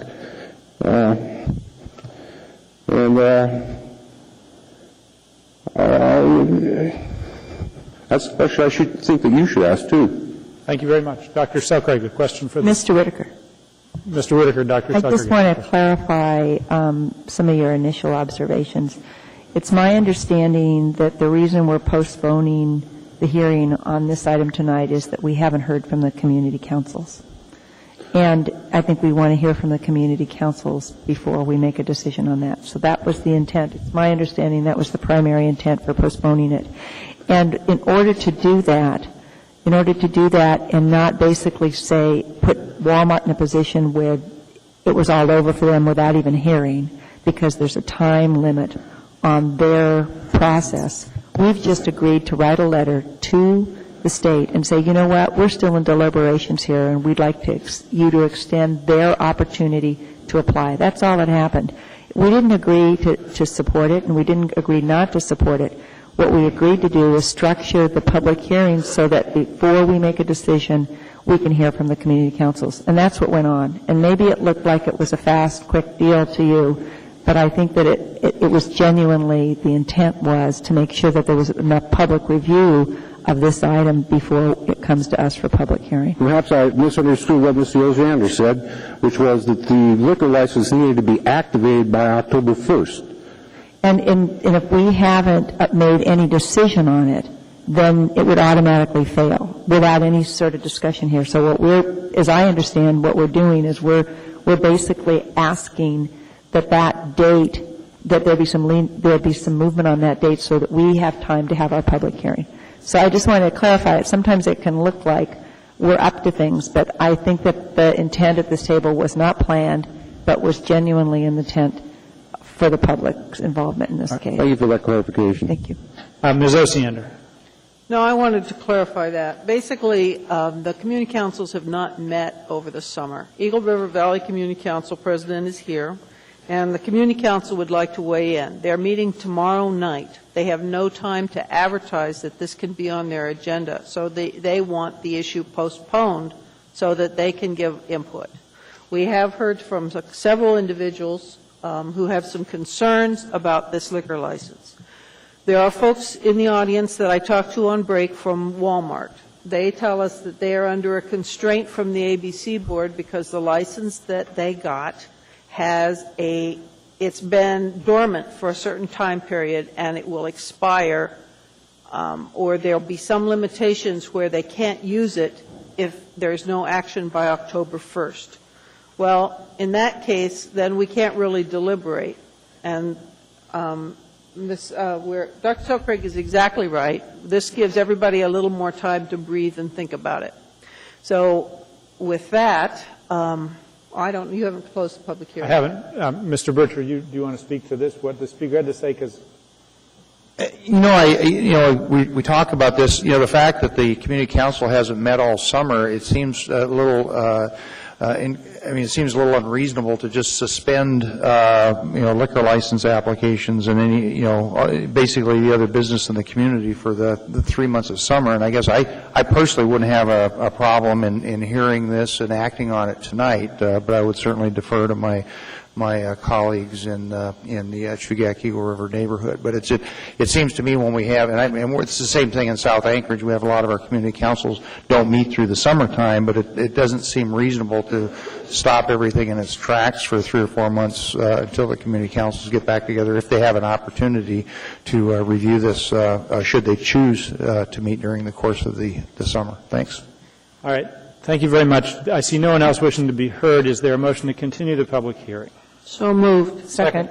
Been moved and seconded. Any opposition to continuing the public hearing to the 30th of September?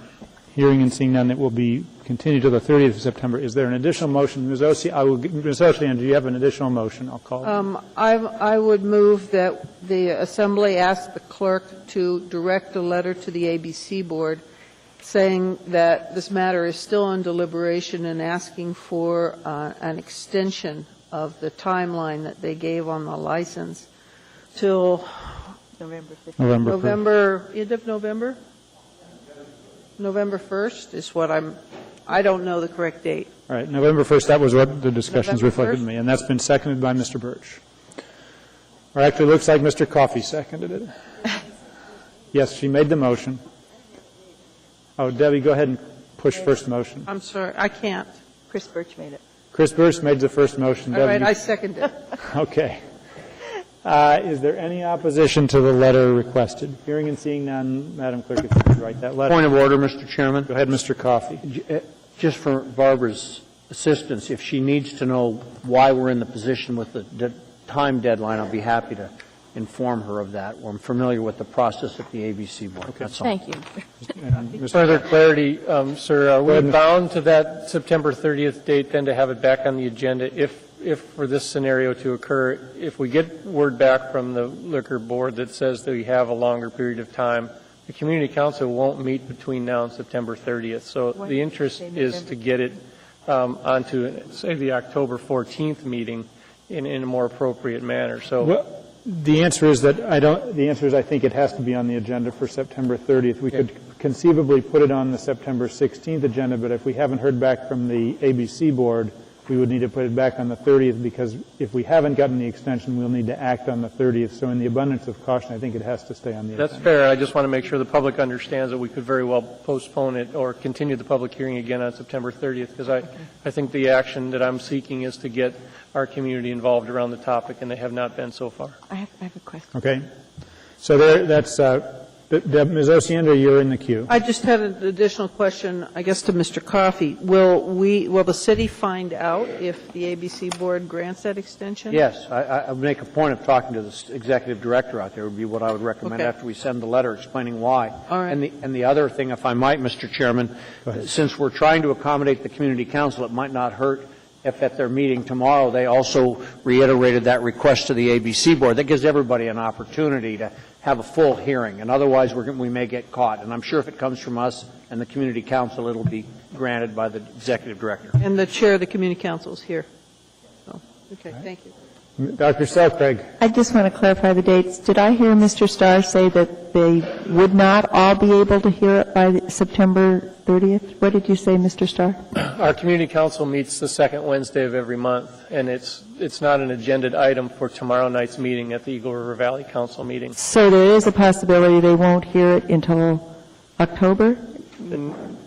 The odds are I'm asking Mr. Starr. I just want to understand this. Yeah, that's correct. So basically, we're extending this, but we're really not extending it long enough to ensure that the community councils will meet? If the liquor board doesn't approve the extension, then we have to act between now and September 30th. Otherwise, Walmart defaults on their permit. Even if it does approve the extension, we're approving an extension and still not leaving enough time for It doesn't appear so, because the meeting. Well, so my question is why don't we ask for an extension to the middle of November? Dr. Selkirk, Mr. Starr, I've already answered this question once. The reason is that we have to put it on the 30th, because if the liquor board doesn't give us the extension, we need to act by the 30th. Assuming the liquor board gives us the extension, then we will continue it until the 24th. But I'm not questioning the date that we set our hearing for. I'm questioning the date that we ask the liquor board to extend to, which is different. November 1st is enough. November 1st is enough, according to all that have been consulted on this.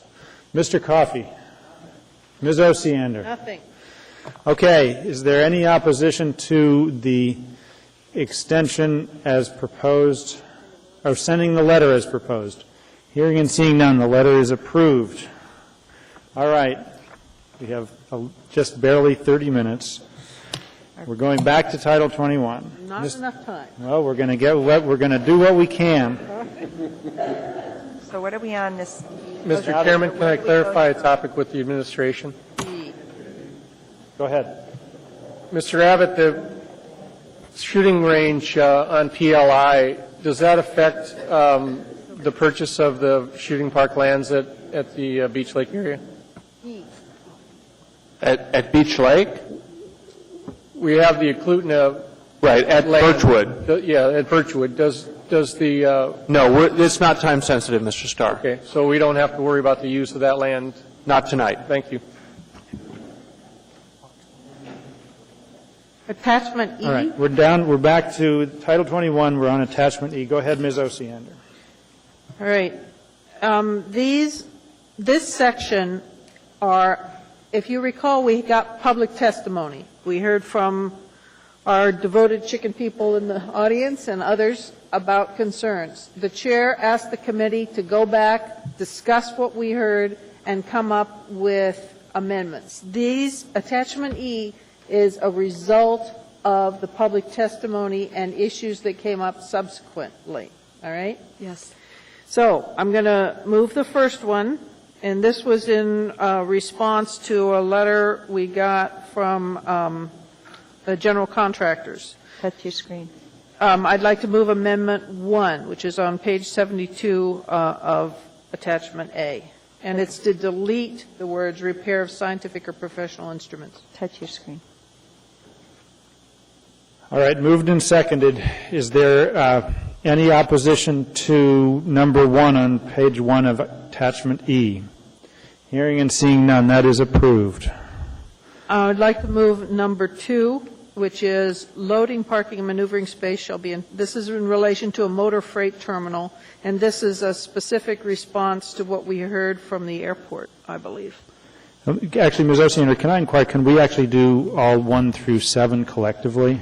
No. Unless is there discussion? I'm happy to. I heard a request from Dr. Selcraig not to. No, so. that's all right. That's fine. If the body wants to do it that You're way. okay taking them all at once? I just wonder if we'll know. I'm fine. Okay. So why don't I just move everything on the first page? That's Can fine. we do it that way? That's fine. That's 1 through 5. Okay. That's been moved. Is there a And, second? Second. 2 through 5 at this point. 2 through 5. 2 Okay. through 5, thank you. Moved and seconded, 2 through 5.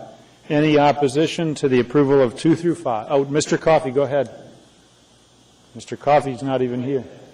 Well, he put himself in the queue, but he's not here, so he's lost his opportunity. Is there any opposition to 2 through 5? Hearing and seeing none, that is approved. All right. Page 2. I think just 6 and 7, noting that number 7 is our poultry amendment. Okay. Is there a second? Second. Mr. Flynn, thank you. Is there any opposition to 6 and 7? Hearing and seeing none, those are approved. All right, now these. Yes. Those chickens. All right. At this point, the next 2 amendments relate back to Attachment B, which we've already dealt with. So it's not Attachment A, these are Attachment B amendments. All right. Oh, we've already done those. That's right. Actually, we did, that's right. We did acted that on one, this and we did C. No, we didn't. My notes don't show us having acted on. Oh, we did because that relates to towers. We did that. The next one is on page 3 of 4. These are the 2D. Number 13. Wait a minute, I have to confer a second with Erica. Where's the school, all the school amendments? Have we dealt with those?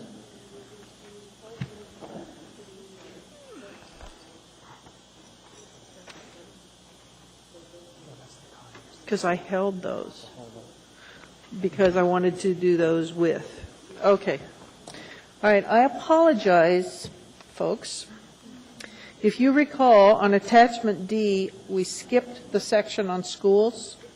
And the reason I skipped the section on schools is because we changed it a little bit. This number 13 are those changes to schools.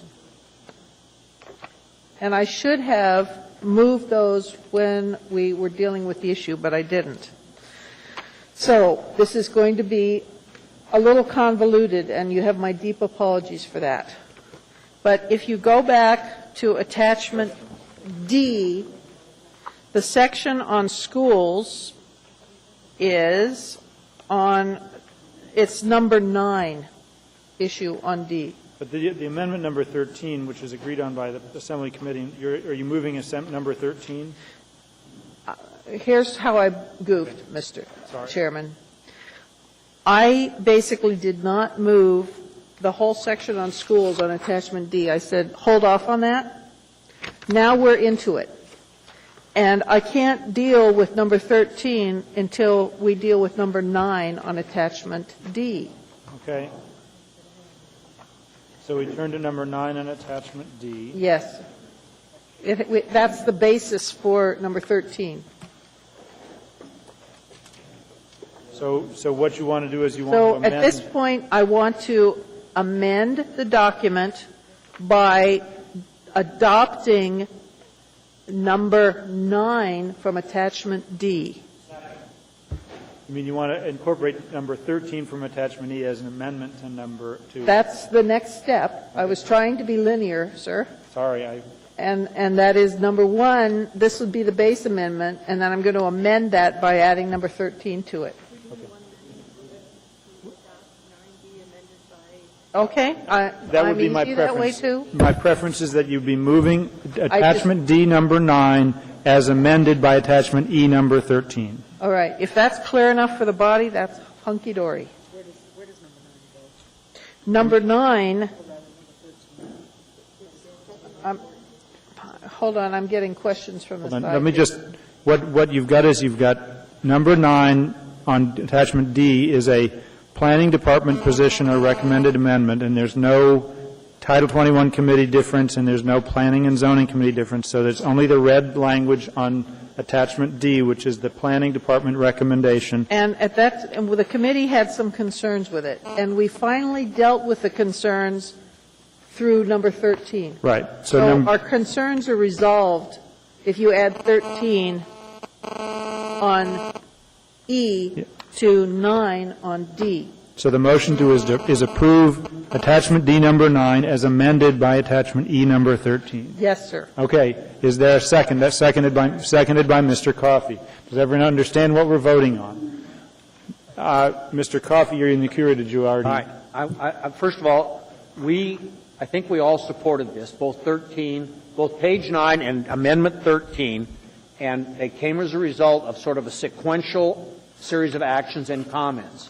And when we got done with it, I think there's concurrence all the way across, and I confirmed as to 9 with Mr. Nelson. I would like to confirm with that number 13 on attachment E is also acceptable to staff, and then we'll have unanimity across the board. Yeah, they did. Yes. The document says they agree at the time. This was the result of an awful lot of work and an awful lot of public comment. I would urge support. And the time spent in committee caused the resolution to occur, because we were divided a long time. Ms. Drummond. Thank you, Mr. Chair. I'm not clear, Ms. Osiander, where item 13, number 9, items 2 and 3, and Roman number 4 belong in attachment D. Can you help me, or tell me where they go? Sure, through the chair, Ms. Drummond. If you look on page 4 of attachment D, at the top of the page, there's a 2 in brackets. So the first one amends that section, so it would say any structure or portion of structure equal to or less than 15 feet high and equal to or less than 50 feet in length. That's the first one.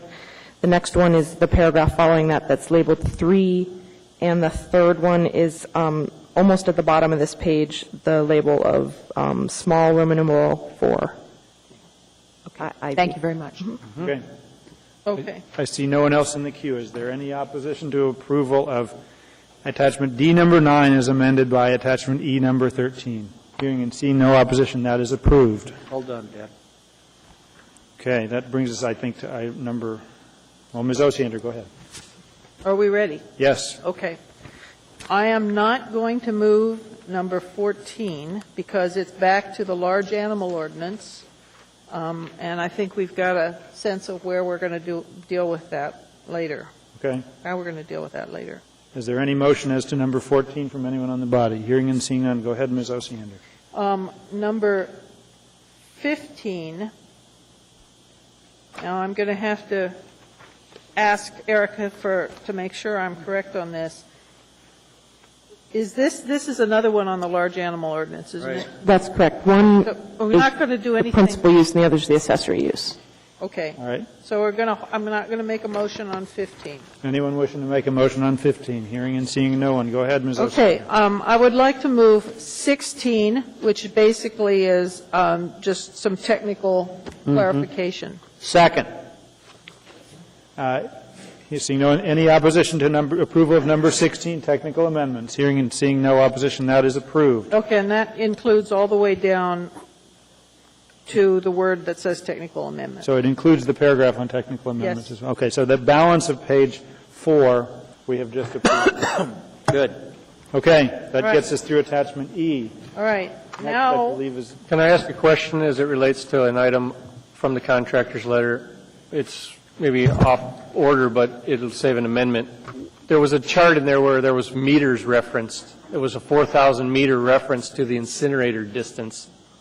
It's point number 13 on their letter, Debbie, and I think it's valid. So do you guys remember as a committee addressing why we're speaking in metrics in one portion of the report? And We changed it, didn't we? Through the chair, Mr. Starr, we had carried forward current code provisions, which was written in meters, but we did change it. I don't remember exactly which attachment it's in, but it is changed. That said it, so we're back to feet as opposed to Yes. 4,000 meters. Yes. Thank you. All right. Okay, Ms. Osiander. E. I'd like, if I could, to take up my amendment sheet now. What about attachment F?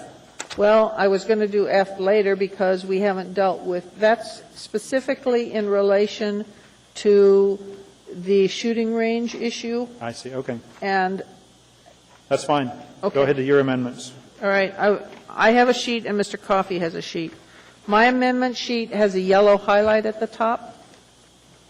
So if we have a different one that doesn't have the yellow highlight, we should make it. Correct. So please take, I have one extra.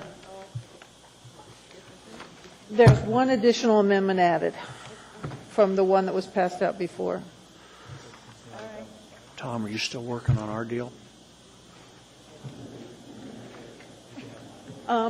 Jacqueline, we need more copies of this. Oh, the last one is to get rid of attributes.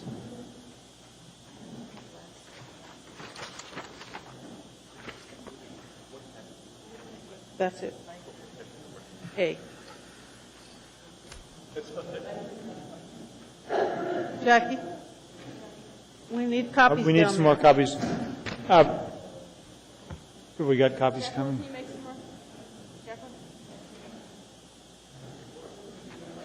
I apologize, I thought they'd gone all the way down. Has everybody got a copy? Okay. All right, the reference on page numbers is a reference to attachment A, so you can go back and check there. The first one I'd like to move is on page 24, manufactured home community, line 32. All single mobile home or manufactured home spaces show a minimum of 3,000 square feet and instead of 3,500. That's the current size, and since it's harder and harder to have a manufactured home community being built, and there are higher standards for manufactured home communities in this draft of Title 21 than there ever were before, I don't want to put such big disincentives on them to make them impossible. And so I wanted to stay with the current size for the lots, or the spaces, pardon me, in mobile manufactured home. All right, Dr. Selcraig. Mike. I have a few questions for staff. First of all, I'd like to know what your comments are in this change. The staff had recommended increasing it from the current code requirement of 3,000 to 3,500 square feet for a couple of reasons. First, the standard size mobile homes or manufactured homes that we see today are larger than those that were predominant 30 years ago when the code was initially written and 30,000 was established. The other issue is one of trying to provide more open space between units in manufactured home communities. That was basically our rationale for increasing it from 3,000 to 3,500. Will you clarify for me, is it possible to put a manufactured home in almost any part of our community now that we have new standards for manufactured homes? Manufactured home, by the Fair Housing Act, manufactured homes cannot be discriminated against, but they can be required to meet certain design standards. And so what we're proposing in here is that for those that are located on fee simple lots, except in the R5 district, they would have to meet certain basic design standards. And They would fit in better within a conventional single-family detached home. so the goal is to have a manufactured home fit into kind of a traditional neighborhood that we've thought of in the past. So manufactured homes really are no longer presenting themselves as trailers. I mean, really, we're seeing manufactured homes in another form. And this relates to all of those? No. There are a wide variety of forms, but what this is really applying to are only those that would be in manufactured home communities, what we used to call mobile home parks. This provision only applies.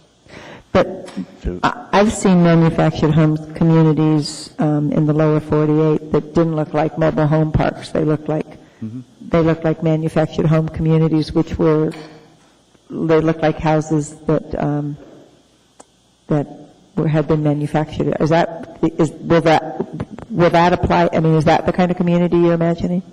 The design standards that we call for manufactured homes in districts on fee simple lots would not apply in a manufactured home community. Could you say what? They wouldn't? Huh. Okay. Thank you. I got it. Okay. All right. No one else is in the queue. So, Could I clarify? yes, go ahead, Ms. Osiander. This only applies to what we traditionally have called mobile home parks, but now we're calling manufactured home communities. The standard was 3,000 feet per, used to call them trailers, I can't call them that now, manufactured homes. And there are additional protective standards for buffering, street width. I'm just trying to lessen the dramatic, what I see as a fairly dramatic change to the standard. And this is for you, Ms. Osiander, but if you can't answer, then we may get Mr. Nelson to answer. As I understand it, if I go walk in one of the manufactured home communities in my district, yes, and it's already there, then the fact that those lots are 3,000 square feet per unit doesn't change this because they're grandfathered in. Correct. This would only be for new ones. And so what would happen is if someone wants to develop a new manufactured home community, this would basically require designing that community that they have to add an extra 500 feet to the lot for each manufactured home. It's not a lot, it's a space. Space, right. But they'd have to add an extra 500 feet to the space. Alternatively, if somebody wanted to develop that land and wanted to put, say, an apartment complex in there, these things would have no application. Correct. Okay. All right. If you want to support the amendment, I see no one else in the queue, so we'll vote. If you want to bring it down to 3,000, vote yes. If you want to live with 3,500, vote no.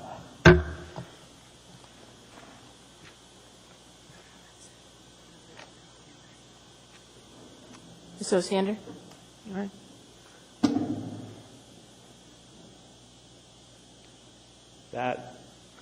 That passes 6-5. And I'd like to move number 2, which is on page 37, line 21 through 26. Actually, before you take that up, what I would ask from the body, because we're 11:45, I intend to go close to 11, but rather than have the decision right at the end, I would like to ask if there is a motion to go past 11 for the sole purpose of taking up Ms. Osiander and Mr. Coffey's amendments. No. Oh, just Ms. Osiander's. That's fine. I'm just asking. We don't have to. I want to know whether there's going to be a vote to do that or not.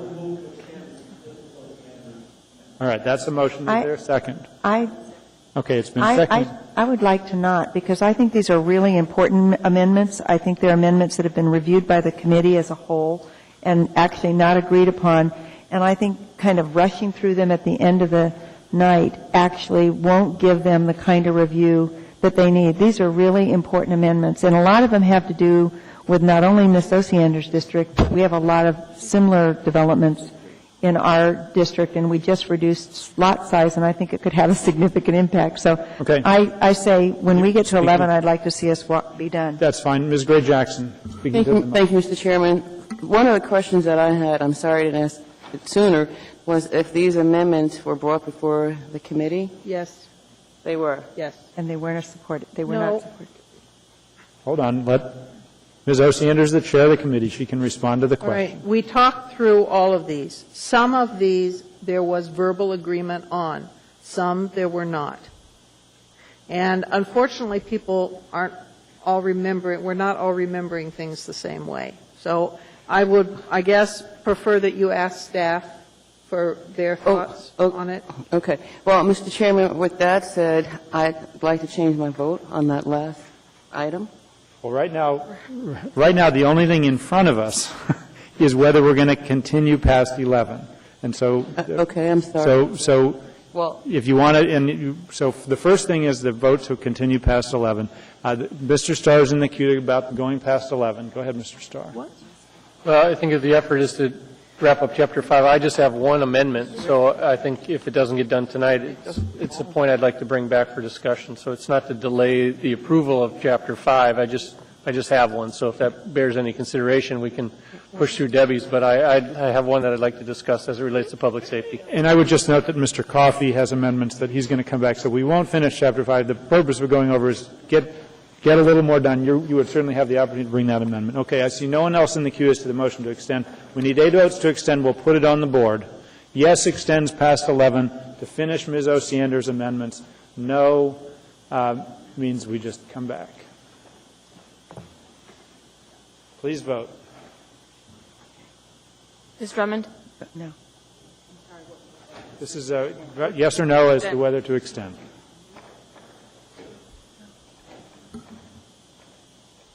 And the vote to extend fails by a vote of, well, there's only 4 votes to extend. That's not enough. Fails even, you need 8, and it doesn't get the 8. So, Can we okay. do one more? Yes, absolutely. We're going to go ahead and run up as close to 11 as we can. Go ahead, Ms. Osiander. You agreed with this one. Mr. Chairman? Oh. Yes, Great I'd Jackson. like to move for reconsideration of number 1. Okay. And we need a second, and we need a second that was in the majority, that voted for it? No, you just need a second. You did agree with this one, too. Okay. Be in the majority. I thought you agreed with that one, but maybe you didn't. I believe you need a second, Yeah, I need a second. you need a second from the people that voted. No, it doesn't matter. I voted yes, so I'm good with the first. Right. We need So the second- anybody could be a second. All right. Yeah. So Mr. Flynn has seconded. Okay, go ahead, Ms. Gray Jackson. I'm asking to reconsider this because I simply, to be quite honest, I made an error in my vote and I want to fix it. Okay. There's a motion to reconsider amendment number 1. If you're in favor, Ms. Gray Jackson, Mr. Starr, go ahead. Well, I just would urge a no vote. I think the issue addresses affordable housing in quite an effective way, and to bring it back for reconsideration brings back the debate whether or not we want to support affordable housing in the community. So I'm going to urge a no vote on the reconsideration. Okay. Ms. Gray Jackson, you're also in the queue. Thank you, Mr. Chairman. And I would urge a yes vote because I need to vote the way that I really meant to vote, and unfortunately it's really late, and I need to change my vote based on what I wanted to do in the first place. Thank you. Dr. Selcraig. Coming from a neighborhood that has a lot of affordable housing, I can tell you people who live in affordable housing still want a place in their yard to put things, and they still want to be able to have things outside. And as our mobile homes get larger, this really affords a better space. Dr. Selcraig. So I was just responding to Mr. Starr's comment about affordable housing. I know, but we're, okay. Prior to, You've urged a yes vote. All right, thank you. No one else is in the queue. Please vote on the motion to reconsider. Mr. Birch?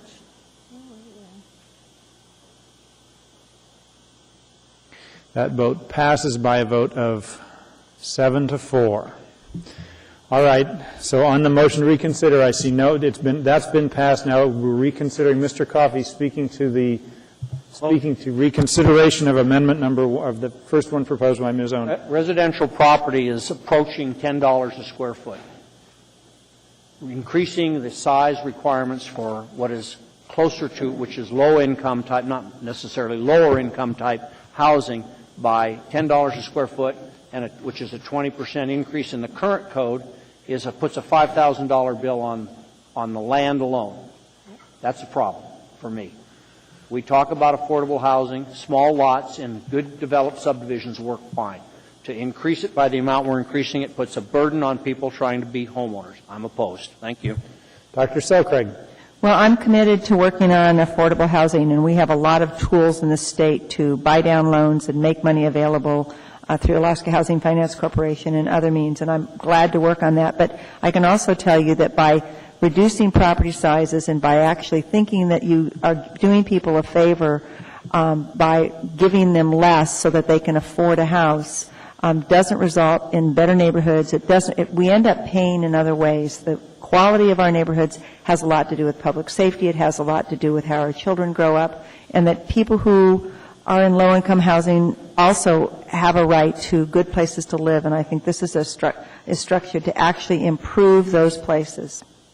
Mr. Starr. Well, it doesn't meet the muster. What we're doing isn't making it. We double stack our tight houses. Come out and look at the cookie cutters on the 7,000 square foot lots and show me that that's the solution. We need to provide single level, smaller home opportunities for folks that want to live in them, and a 3,000 square foot lot is an appropriate means. You push the number up, we're going to miss it. So I urge support of the amendment, and it's the right answer today. Mr. Coffey. Yeah, thank you, Mr. Chairman. I don't want to belabor this twice, but the point is that the solution is public financing like we did out in East Anchorage. That's right. Or allowing the market to work. And I'm not against public expenditure of public funds or tax abatements or all the other things we've done, but it shouldn't be the only solution. And I haven't seen any evidence to date that people who own their own homes create slums. Where we find the slums is in the high-density rental housing and leasing housing. We don't find it when people own their own homes. Even the not-so-attractive site condos are at least owned by people who take care of them to some degree or another. So why do we want to drive up the cost? What do we gain by saying it's got to be $3,500 versus $3,000? I don't get any gain out of it. Thank you. All right. Ms. Osiander and Dr. Selcraig, we're running out of time. I'm going to take you on a cue. You've had a chance to speak to this. Ms. Osiander, go ahead. This is, we are losing mobile home parks. I had 2 instances now where I tried my best to help people who lost their homes because mobile home parks are disappearing because land is too darn expensive for them to exist. What I was trying to do here, this isn't really going to, you can't buy your lot in a mobile home park. You rent it. So what I was trying to do was to help it create incentives so that mobile home parks could continue to exist. That's it. That's the whole purpose here, because I believe there should be alternatives for low-income housing. Thank you. Dr. Selcraig, very quickly. I would like to invite Mr. Coffey over to my part of town and take some drives through some very rundown mobile home parks. And we do have challenges in those areas, and they are very small lots. People are loaded with things outside. Okay. No one else is in the queue. Please vote. Now, it is before us again, the First Amendment of Ms. Osiander's. If a yes vote reduces the minimum from $3,500 to $3,000.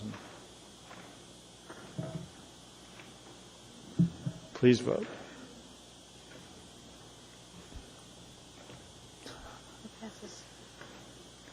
That amendment passes by a vote of 6 to 5. Do I have time for the next one, sir? If you think that it will be passed without debate, then yes, but if it's going to be debated. Depends on, I'm looking at Ms. Selcraig. I thought Dr. Selcraig, let's take 30 seconds. Why don't you all talk? I know. Did you need to vote? You need to say you've made an error. Agree? She made an error in voting. Oh. She made an error. There was an error. Hers was not recorded as she intended. Apparently not. On which vote? Just now. I think well, we at can't this point, reconsider it only once. I think that's okay. We're not going to take up another one. Question for Ms. Westover. As a matter of parliamentary procedure, can there be a second motion to reconsider, or is one all that's allowed? Or she just made an error in her vote. It's been recorded. Can she make a second motion to reconsider? I think that's why you do immediate reconsideration. Mr. Clayman, I don't think that you can. It's a new action. You're right. It's a new action. Okay. There's a consensus. There can be a motion to reconsider. So it's got to be 3 minutes. Mr. Chair, Ms. Drummond, go ahead. I apologize. I pressed the wrong button. I'm going to ask for reconsideration since I was on the prevailing side. All right, it's been moved to reconsider. Is there a second? Second. Anybody? Push the button, Ms. Drummond. Push first motion, please. Seconded by Dr. Selcraig. Okay. Round 3. I see no one in the queue. All in favor of reconsideration, please vote yes. And if you don't want to reconsider, please vote no.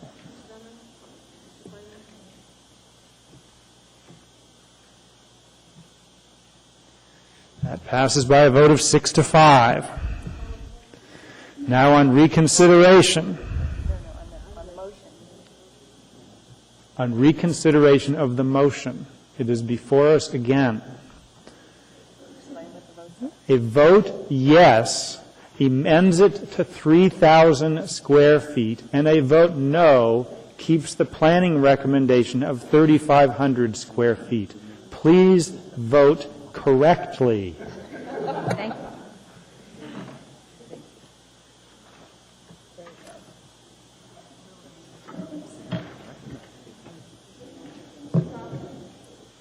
Mr. Coffey, please vote. I thought you might recognize people, Mr. Chairman. This is... Mr. Coffey, please vote, and then I'll recognize you. Yeah. Maybe I should vote no. I know what I want to do. I want to vote no and reconsider. You can do that tomorrow morning. Has he voted?